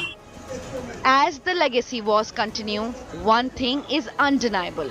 Sardar Patel's place in history is there to stay. The man who united India will never be forgotten. With Paulami Saha from Nadiad, Bureau Report, India Today. Milan Sharma caught up with our Gujarat Chief Minister face the candidate Isudan Gadvi on the campaign trail in Khambhalia. Sir, लोग तो अभी जो आपसे मिलने आए, हम सबसे बात कर रहे हैं, गांव-गांव जा रहे हैं, सुन रहे हैं, वो अभी से कह रहे हैं कि आप फ्यूचर के गुजरात के मुख्यमंत्री हैं।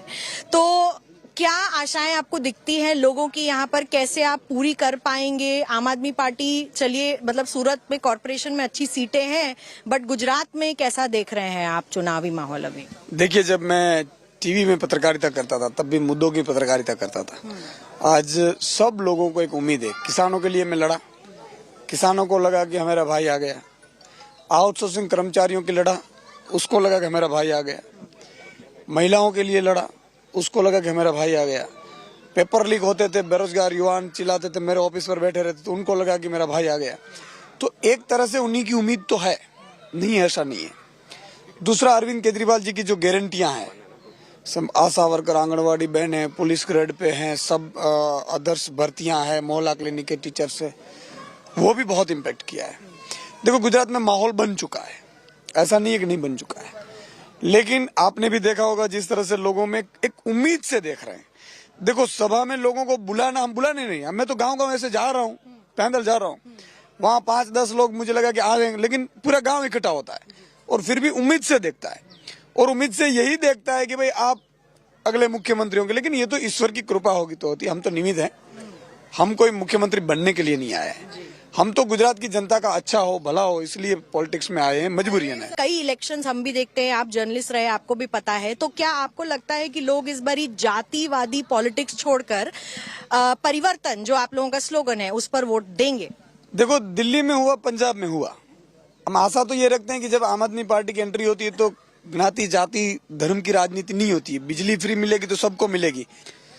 तो अब सब कास्ट को ये लग रहा है कि ईसुदान भाई अगर आएंगे, अरविंद केजरीवाल जाएंगे, आम आदमी आएगी, तो 1 मार्च से बिजली फ्री होगी, 4000 रुपये तो वहां मिलेंगे। फिर आप देखो, करप्शन फ्री होगा। आप देखो, जो कागज के लिए एक बच्चा, तो किसानों का कागज के लिए धक्के में ही रहता है, तो उनको वो दिक्कत नहीं होगी, दाम की दिक्कत नहीं होगी, बिजली की दिक्कत नहीं होगी।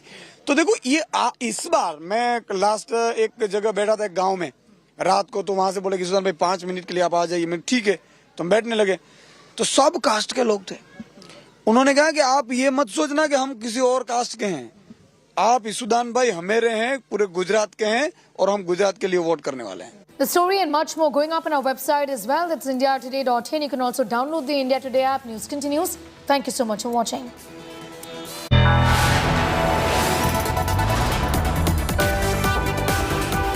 You are watching India Today.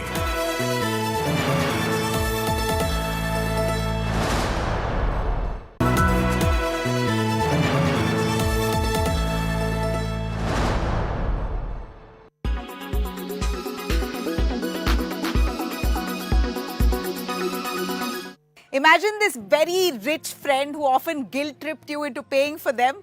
Well, this is the same rich friend who otherwise would spend exorbitant amounts of money into their lavish lifestyle. But every time when it comes to going out with you, then they would remember on how they've got to save money and make you spend for them. Is it fair for your rich friends to piggyback on your limited resources? No, right? Well, this is exactly what rich nations are doing with less wealthy ones when it comes to carbon emission penalties. Experts call this carbon colonialism. Carbon colonialism is basically when rich countries live at the ecological expense of other countries. So simply put it, these rich and industrialized countries produce carbon on a large scale. But instead of finding ways to curb carbon production, they turn to poorer nations to compensate for their emissions. For example, in 2018, Germany stopped and banned domestic production of hard coal, which emits a lot of carbon. But German power plants continue to import hard coal from countries like Colombia and South Africa. Well, they could have easily found an alternative source of energy to replace coal, but instead, they rerouted it through other countries where increased production of coal would damage that country's ecology. Industrialized countries also import crops and meats from these underdeveloped ones. These underdeveloped countries end up clearing their rich forests for more land to grow crops or rear cattle because they need foreign exchange. Brazil and Indonesia are two big examples who are victims to this trade. Now the question here is this different from colonialism, where rich countries siphon off resources from countries of the global south? The chain reaction that is being set off during the process is also causing human rights violations. A study has earlier estimated that nearly 22,500 Ugandans were evicted from their homes for a UK-registered company to create timber plantations for carbon offsetting. Carbon offsetting allows countries to balance out the carbon that they've emitted by investing in projects like planting more trees that reduce carbon. Well, you heard it. This is a classic example of what carbon colonialism really means. It not only erodes the food and resource security of these poorer nations, but also hectically disrupts the nation's ecology.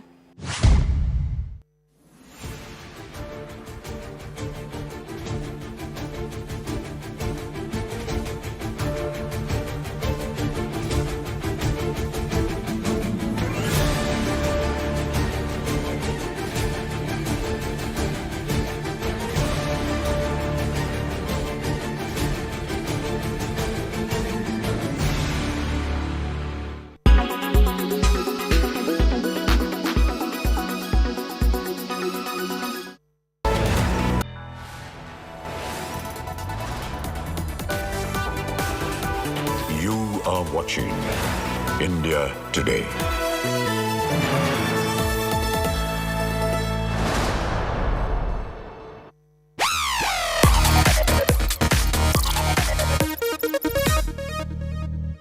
Hello and welcome to Tech Today, or shall I say aloha, because I'm here in Maui, Hawaii. And we're not here to enjoy the beach. This is the first time we've come to adore this sunset. What we're here for is the Snapdragon Summit as we end our tour of the United States.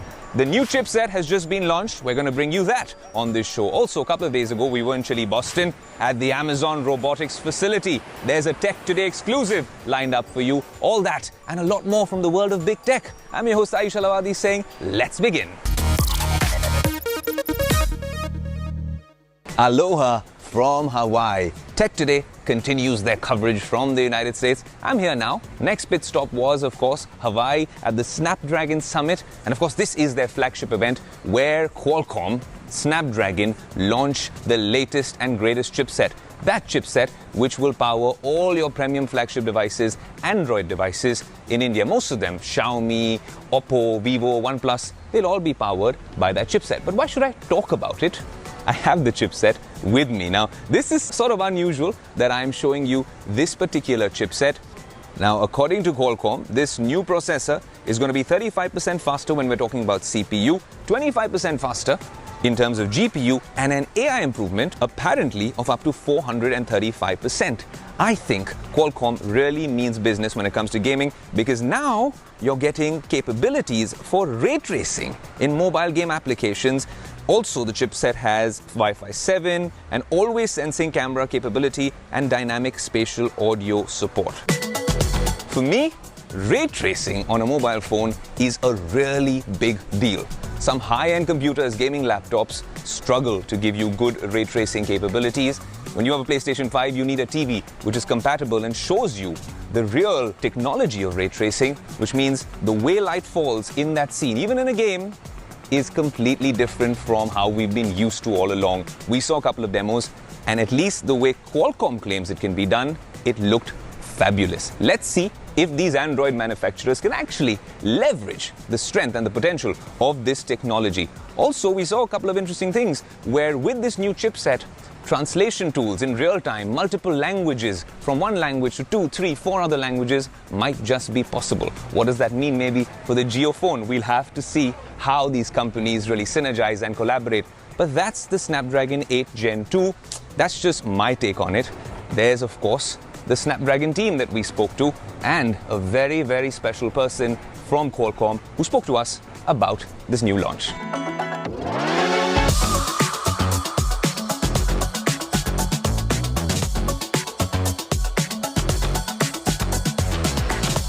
On Tech Today, as always, we have a very special guest, but today, Don McGuire of Qualcomm, I have to say aloha. Aloha. What a pleasure to have you on the show, Don. Thank you so much for having me. Pleasure to be here. I want to start off by asking you, Snapdragon Summit Yes. and Snapdragon 8 Gen 2. Is this going to be a game changer, especially when we're talking about a world where Apple has their M2 now and their A-series Bionic chips, and then of course you have Google with Tensor. What is Snapdragon and Qualcomm all up to? Absolutely. So 8 Gen 2, already proven to be a game changer, just in the initial announcement that we made yesterday, as well as if you look at tech specs and benchmarks, we are performing outstanding, way above any competition, some of them that you just mentioned. I will not mention them, but you mentioned them. But it's really not about that. It's really about delivering on consumer and customer expectations around experiences.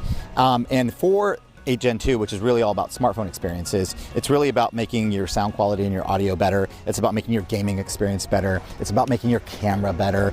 It's about making your connectivity better. So it's really about these experiential pillars and delivering all of this with AI as a common thread, right, to kind of enhance those experiences. So that's what you saw yesterday in the keynote. That's what you're seeing in our announcement about 8 Gen 2. It really is a game changer. Once again, leading the industry, pushing the bar further, which is kind of what we're known for. So really happy and looking forward to a bunch of amazing new devices coming out very, very soon with 8 Gen 2. We mentioned some competition as well, but a lot of these companies here in the US are now trying to build on an ecosystem. How important now is it for Qualcomm to change this branding image, this perception of being a smartphone chip manufacturer to a connected ecosystem company? Well, it's really important. It's part of our diversification strategy, right? So when you look at your smartphone, if you look at it at the core of the device that most people use to manage their life, but then you've got things that connect to it, right? You might have a smartwatch, you might have earbuds, you might look for interoperability between your phone and your car, right? As you get in and you transfer your applications from phone mode into car mode, that all requires interoperability. And that requires a connected ecosystem. So if you're looking Snapdragon to Snapdragon or Qualcomm to Qualcomm, we have secret sauce and lots of magic that makes that experience better. We talked about it a little bit in the context of Snapdragon Sound yesterday when Sarah was on stage. Snapdragon Sound in the phone is great, but it's also in the earbud. Then there's that connectivity, that fabric that makes your experience both in your earbud and on the phone much better.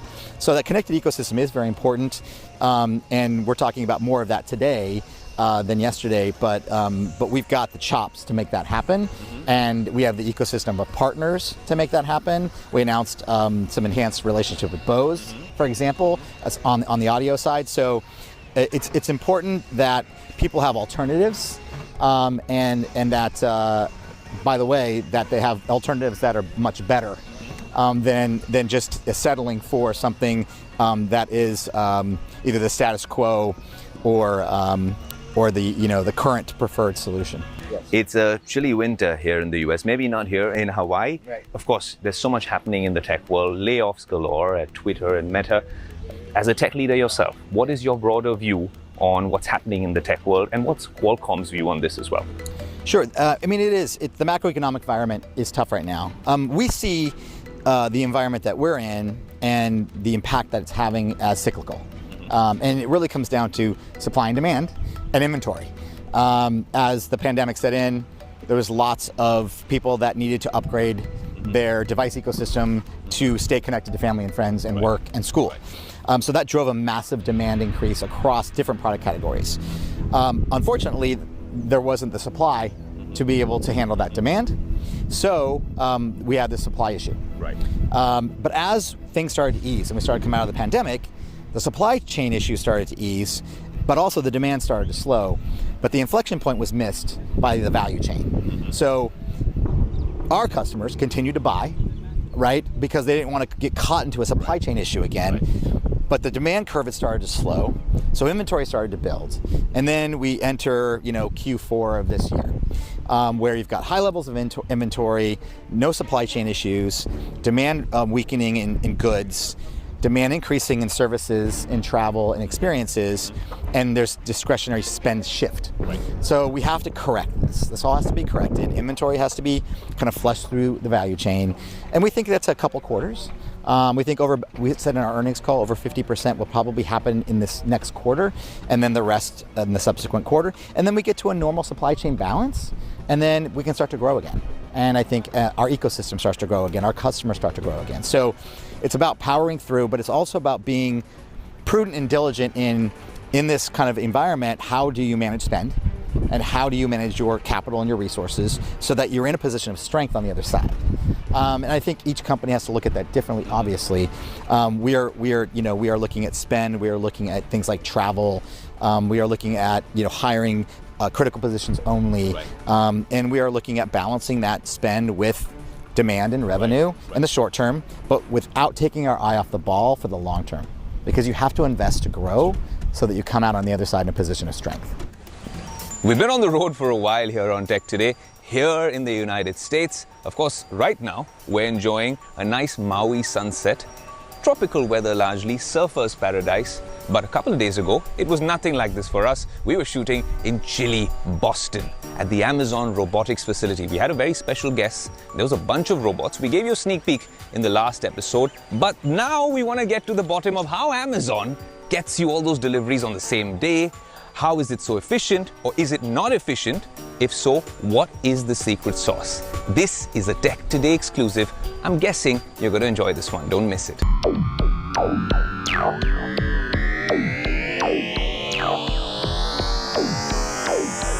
Well, on Tech Today, you often see all sorts of robots and gadgets and devices and EVs. And then, on other days, I'm in the middle of Massachusetts, here at the Amazon Robotics headquarters, and I wander around aimlessly geeking it out and telling you all sorts of stories. But now, I met an old friend to walk me through it. Hi, Brady. Hi, it's good to see you. Good to see you. Welcome to Amazon Robotics, the hub of the robotics universe. Thank you. Thank you for welcoming us to your lovely, geeky home. Yeah, this is our home.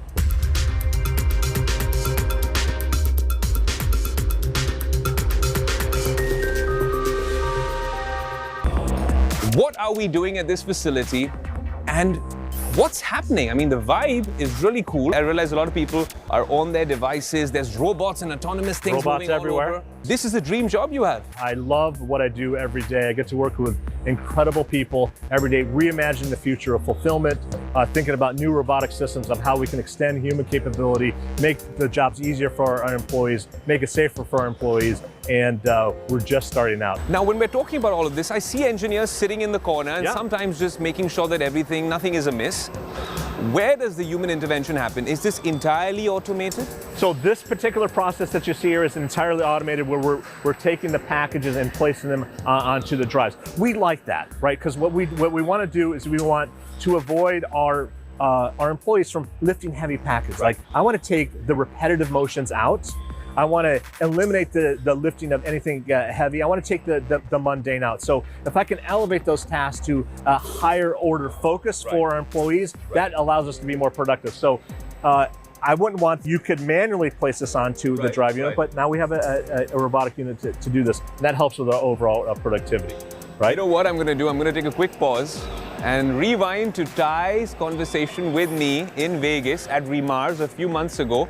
And that brought us this micro-viral moment on this show. Let's play that out for you.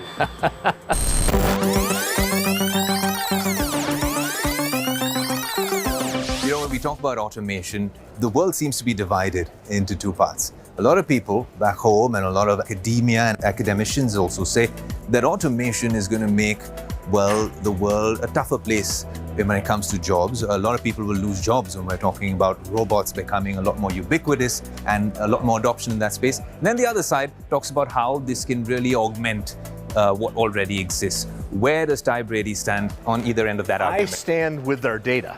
And our data shows that we've added more than 520,000 drive units to our fulfillment centers. And in that period, we've created more than 1 million new jobs, right? So more robots, more jobs. Now, robotics has to be done right. It has to be done in a way that enables human capability, that extends human reach. And this is where we focus on making our robotics easier and safer for our employees to use. And when done right, that actually helps create jobs. And that's what we've seen inside of Amazon. But it has to be done right. It's not a humans versus machine type of relationship.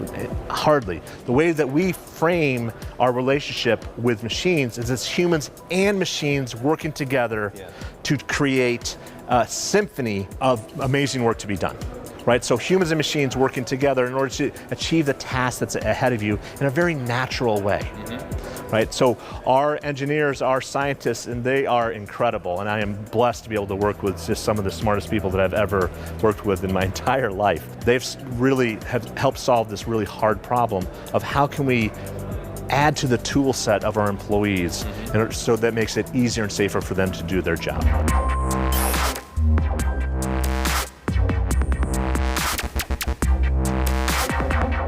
There you go. We played out the clip where everyone was as divided with your verdict on what does automation mean, right? Does it mean that we can augment a lot of jobs here in Massachusetts, maybe in Mumbai, maybe in Bangalore?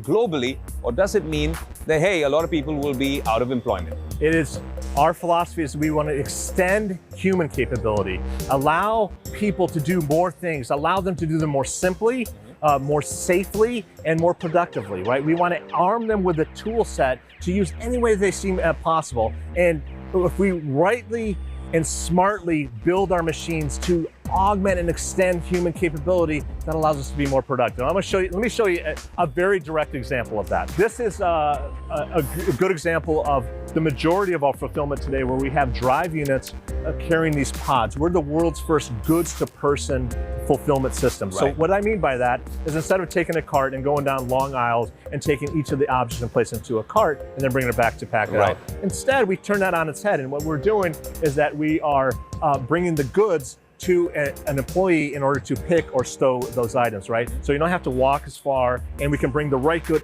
just at the right time in order to get that order fulfilled.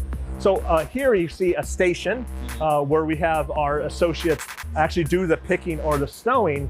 I think it's a great example of how you can smartly bring technology in order to make the job better and easier. Ty, it's always a pleasure to have you on Tech Today. You too. Thank you for welcoming us to this brilliant home of yours here in Boston. We hope the next time we have this conversation, you're with us in Mumbai at the Tech Today studio, and we'll geek it out there as well. Great to see you. Great to see you as always. Thank you so much. Robots, the chipsets that power your phone, what's happening in the world of tech? So much in the first half of the show. So you can only imagine what the second half of the show is going to be all about. I want you to get recharged, literally, as we come back with an action-packed second half. And while I'm doing that, maybe I'll go and play a game of golf as well.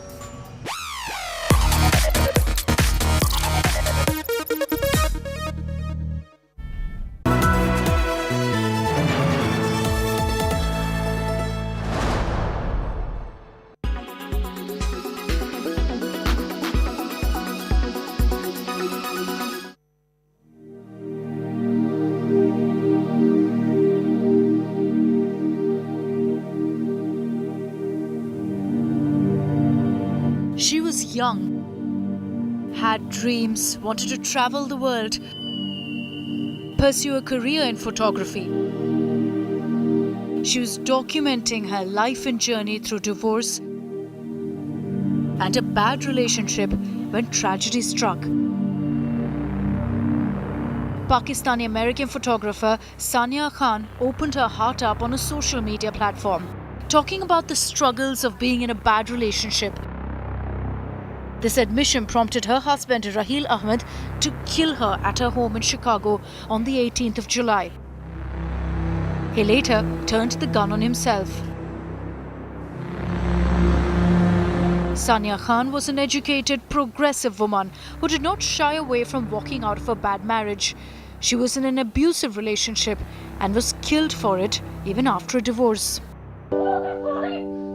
The scourge of domestic violence transcends borders. Not too many days ago, an Indian woman who faced domestic abuse for 8 years in New York killed herself, leaving behind 2 young kids. Mandeep took the extreme step. One can well imagine the mental and physical trauma this young woman had to endure. But there is a way out. Never think you're in this alone. Women can do to enhance their mental health is first and foremost accept themselves and their potential. Women are, in today's world, empowered enough, strong enough to defend themselves. If we are positive, happy, spreading positive vibes, not bearing resentment or animosity, we are definitely doing something good, and that You are watching India Today.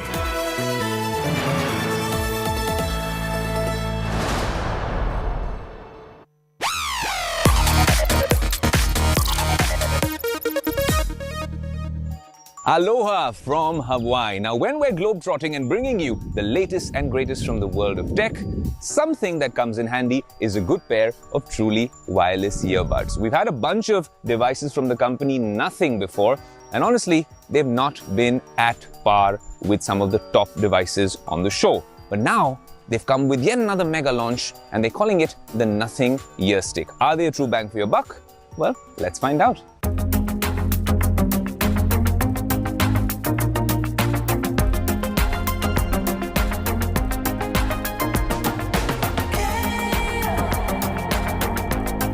Nothing launched its third product, the Nothing Ear Stick, and just like every other Nothing product, there's a lot of hype around this. People are saying that the Nothing Ear Sticks are not just ordinary earbuds, but a style statement in themselves. But does it mean you need to shell out 8,500 rupees for them? Or are they not really anything great? Don't worry, Tech Today has this sorted for you.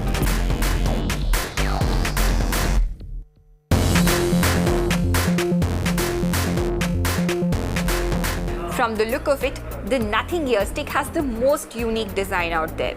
It comes in a semi-transparent cylindrical charging case, which revolves and opens like this. Very unique, isn't it? This design has made charging efficient as well. The Nothing Ear Stick lasts up to 7 hours with a full charge.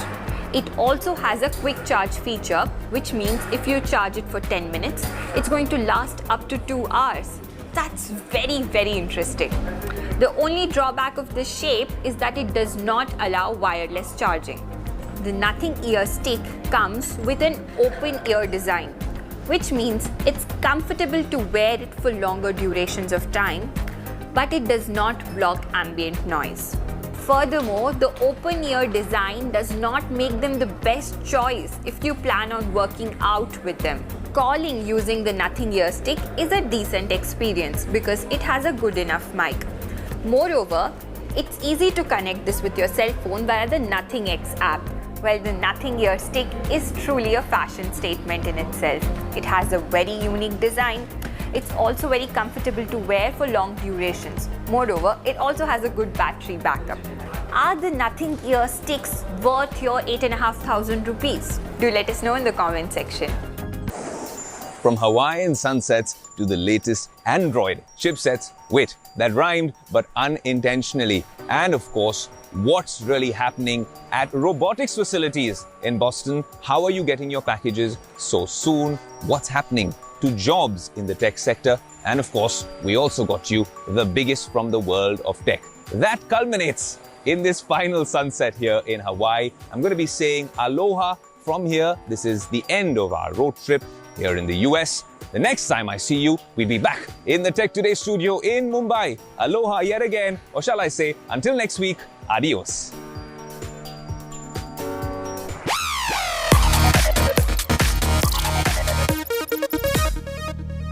Okay, Mishra ji.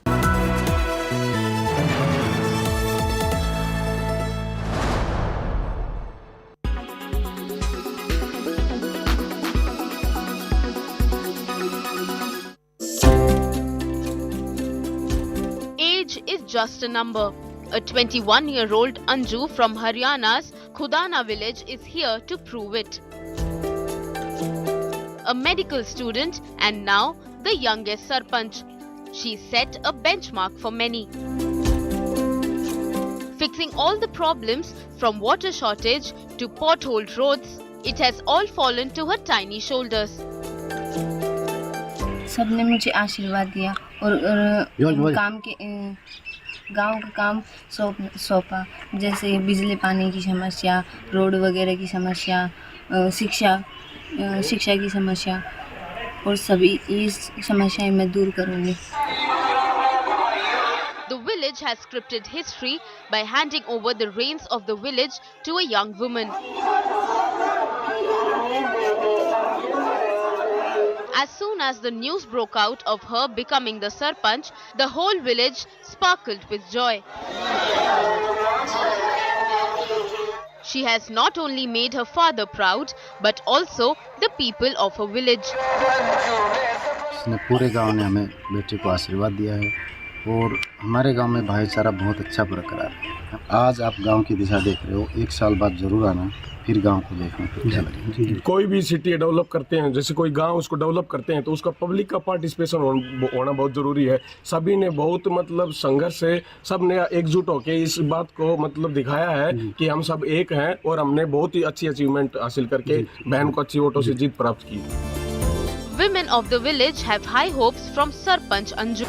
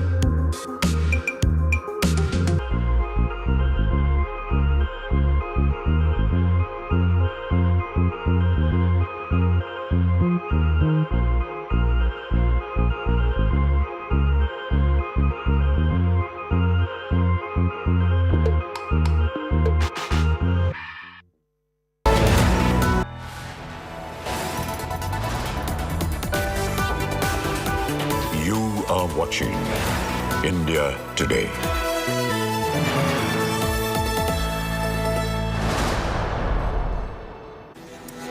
Hi there, good afternoon. You're watching India Today TV. I'm Sneha Murdani. Let's tell you what the top stories are this Saturday afternoon. It's a massive breakthrough in the Delhi murder case. Cops recover from a bone-like structure, kneecap bone and an arm bone from Mehrauli forest. Explosive video of Satyendar Jain getting a massage inside jail. BJP releases video that nails VVIP treatment in Tihar. AAP says Jain needed acupressure massage as treatment.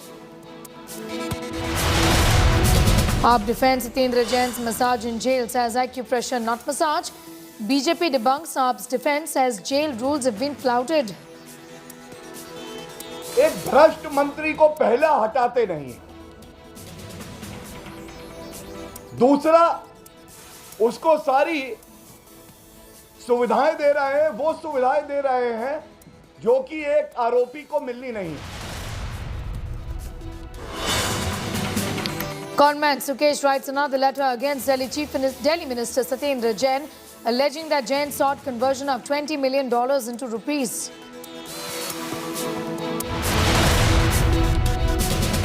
High drama in state of war Telangana. BJP MP's house has been vandalized by TRS workers and alleged attackers taken into custody. MP lodges a complaint against K. Kavitha.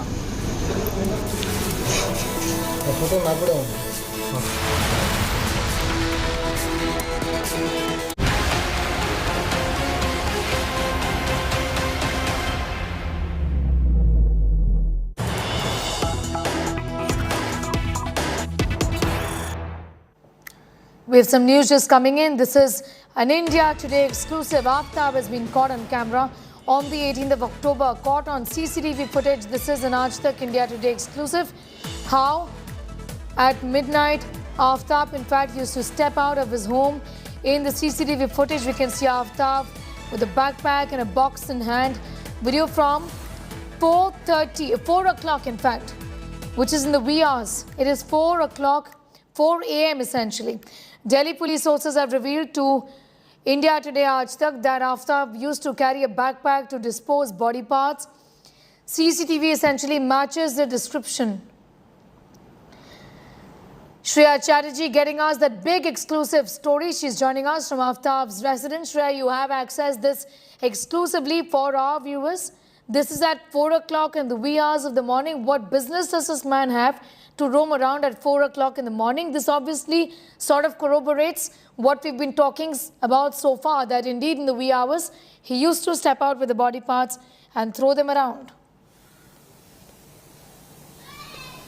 Well, absolutely so, Sneha. This particular video that India Today and Aaj Tak is exclusively accessed somewhere down the line corroborates the fact that this man was indeed stepping out at the wee hours.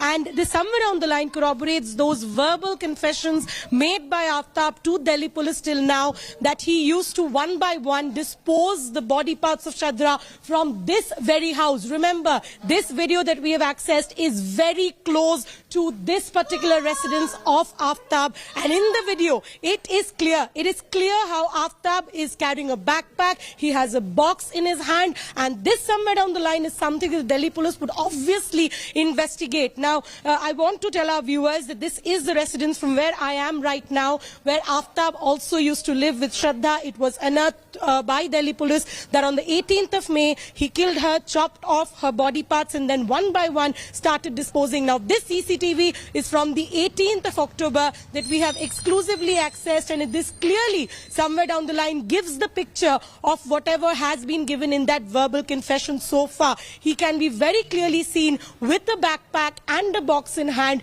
which is clear evidence that this man was out at the wee hours. What business did they have? Obviously, this will be investigated. These will be pieces of evidence which the Delhi police would obviously use to build a case against Aftab, which now clearly shows, and we have got this for our viewers, which tells the story of how this man was actually planning and meticulously also erasing the crime scene one by one. Absolutely, erasing the crime scene. What else has the police told you? In fact, Shreya, about this video, and there would be, I presume, quite a few of them, given that the body parts were disposed of over a period of time, isn't it?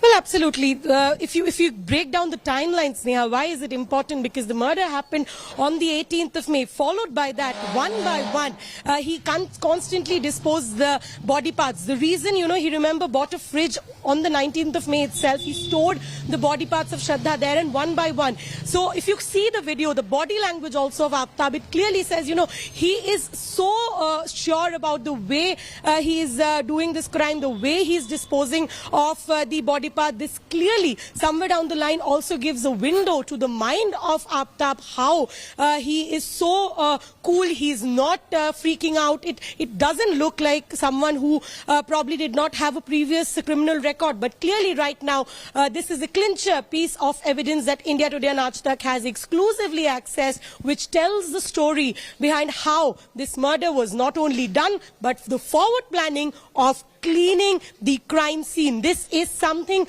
that tells the story of Aftab Punewala, the kind of man he was and the way he was actually removing the evidence one by one. Well, absolutely. And the body language, Shreya, from those pictures that we put out for our viewers, walks coolly, calmly. It's unbelievable. If you were just to give me this video, and it'd be very tough to get a sense of what this man really was up to. There's a backpack, there's a box he's carrying, appears to be absolutely calm at 4 a.m. Well, absolutely. And this also matches the fact that he was indeed going out at midnight. He was not doing it at an hour when there was any kind of public. If you see the entire video, you wouldn't see anyone else also in the video. So definitely it's a time when people are usually not moving around. There's no hustle and bustle. There's the quiet of the night, and that's the time that this man was choosing. These were also told to Delhi police in the verbal confession. Remember, it's so important because Delhi police is obviously on their toes trying to gather every little piece of evidence right now, and it's so crucial to tell the entire story, because even while the Delhi police is obviously trying to stitch the puzzle together, they want to make it a very strong case that would stand the judicial inquiry. These technical evidences followed by scientific evidence, and obviously remember those bones and the dismembered body parts that they are recovering from the forest, which will obviously be matched with DNA analysis, will make it a strong case for the Delhi police to try Aftab Poonawalla. It is extremely important for Delhi police. And we also learned earlier that Delhi police was mapping the CCTV based on such instances. These CCTVs which have caught Aftab on camera at the wee hours, Delhi police has been mapping the entire CCTV area right now to identify that what was the route he is taking, what time he was coming out, and what time he was disposing of. So these are crucial piece of evidence that the Delhi police is obviously tracking down, and they will obviously be using it against Aftab Poonawalla for the case that they are building for Shraddha Walker's murder. But this video that we bring exclusively on Aaj Tak India today tells the story of Aftab Poonawalla, how this man was calm. He was not freaking out at wee hours. He was choosing a particular time to come out, and that's something that tells and gives the mindset. Remember, that's one of the reasons why the Delhi police is also taking assistance from psychologists to study the mind of Aftab Poonawalla. Clearly, this is one of those key pieces of evidence that we're putting out before our viewers that will obviously also be crucial, as Delhi police, I again mentioned, is mapping the entire area from this house till the Mehroli forest, because it's a barely 650 meters distance from this house that we right now have on our screens, that Aftab used to travel every night during the wee hours after killing Shraddha to dispose of the body parts. Neha. Shreya, with that exclusive story, I'm thanking you for the moment. Shreya, in fact, has got us those videos, that CCTV footage that we've just put out for our viewers. It shows Aftab walking coolly. He's all calm. This at 4 a.m. on the 18th of October with the box that he's holding and with a backpack. Of course, this is going to offer many clues as to what this man really was up to. More gruesome details emerging in the Delhi murder case, where the police continues its search ops in Gurugram. It started yesterday. The police has reached the location with a metal detector to find out more evidence. Earlier during the search op, police recovered firmer bone-like structure from the Mehroli forest, which would be sent for forensic examination. Sources privy to the investigation have told us cops have accessed CCTV footage of 18th of October in which Aftab is seen carrying a bag. That's the bag, that's the footage, in fact, we put out for our viewers on your screens right now. And that this was used, in fact, to dispose of the dismembered parts of his girlfriend's body. Delhi police has taken possession of all the clothes present in Aftab's house. They have also taken the clothes of Shraddha, whatever was left. However, the clothes that the alleged accused was wearing during the time of the crime has not been seized.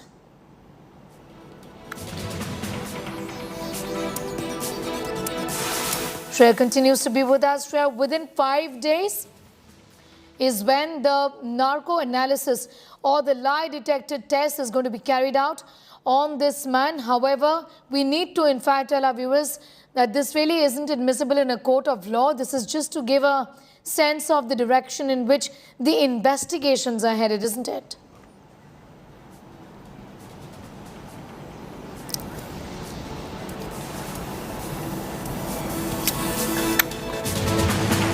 We'll of course go back to Shreya for more on that, but we are getting more details on the relationship between Aftab and Shraddha, and that's come to the fore from a text in the year 2020 that shows that Aftab used to assault Shraddha. In exclusive chats accessed by us, Shraddha could be seen telling her then manager about the brutality she was facing. Here's more.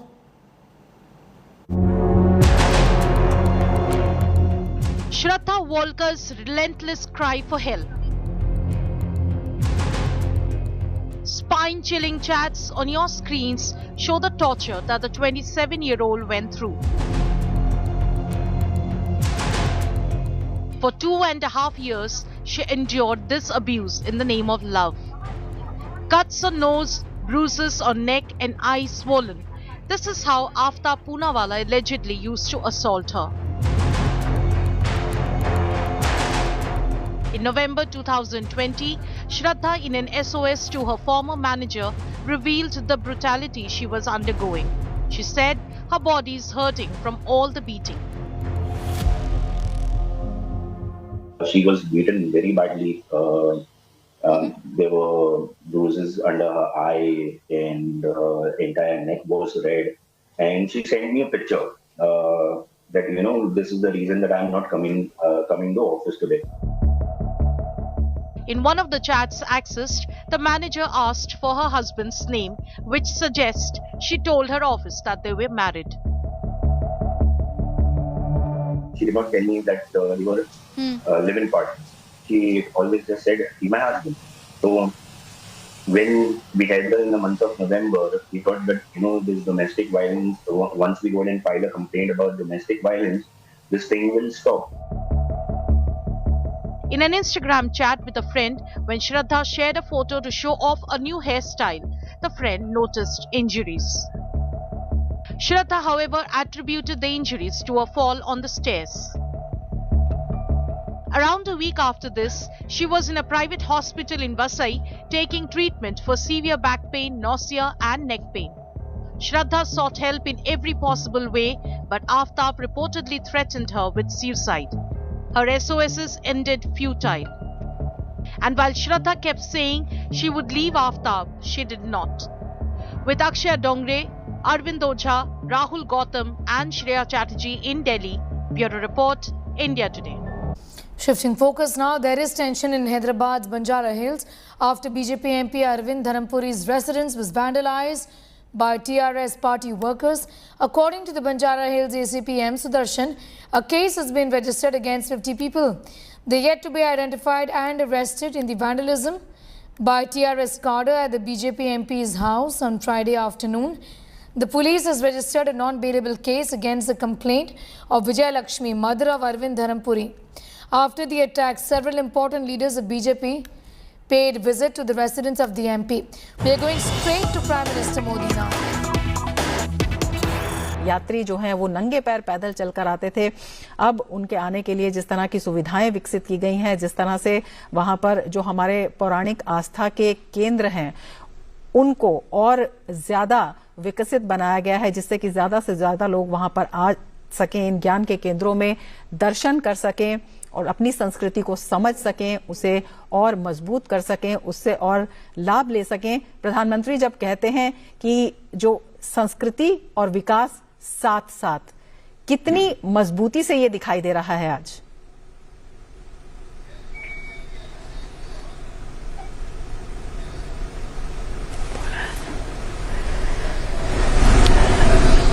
Baldev जी हमारे साथ जुड़े हुए हैं। हाँ रमा जी। जी, मैंने आपसे ये सवाल पूछा था कि जिस तरह की The Kashi Tamil Sangamam is the opportunity to explore, celebrate the common links of rich heritage and cultural links of Tamil Nadu and Kashi, and that exactly is being inaugurated by Prime Minister Narendra Modi.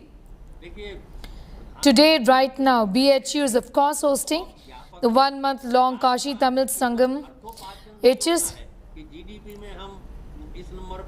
Sangamam, which is being inaugurated by the Prime Minister. BHU was one of the host organizations and the knowledge partner of the Sangamam.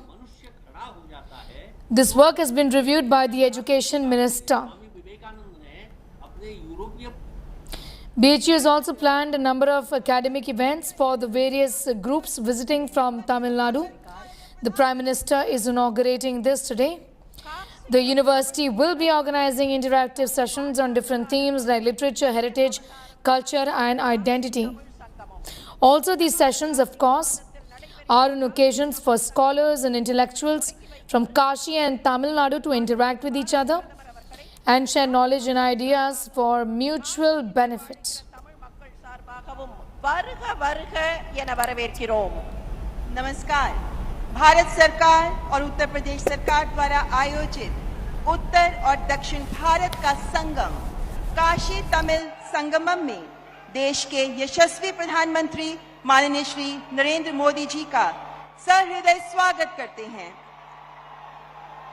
मंच पर आसीन उत्तर प्रदेश की माननीय राज्यपाल श्रीमती आनंदीबेन पटेल, उत्तर प्रदेश के माननीय मुख्यमंत्री Shri Yogi Abhishek Mishra has more details on the Sangamam that has been organized. The Prime Minister inaugurating the Kashi Tamil Sangamam in Banaras, which is his parliamentary constituency. Give us a sense of the significance of this event, Abhishek, and the Prime Minister inaugurating it.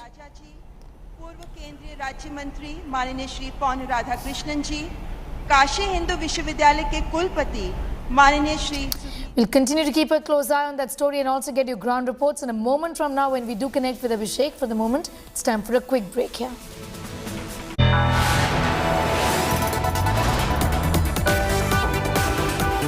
You are watching India Today.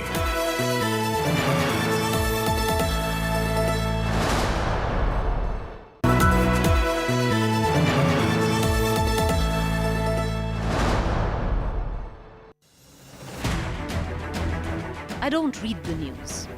I read between the lines to tell you the true version of events, the true story of our times. To document grief, the toughest assignment for any journalist to be. From those who matter, Women politicians going to stick up for each other. of those who should matter, I document the truth. I don't distort the truth. I don't glamorize the truth. I don't gloss over the truth. The ghosts of India's contentious medieval history have come knocking again. I hustle for the truth on the ground, in the newsroom, in the studio. I don't try to grab eyeballs. I inform you to make you see the point. To the Point with Preeti Chaudhary.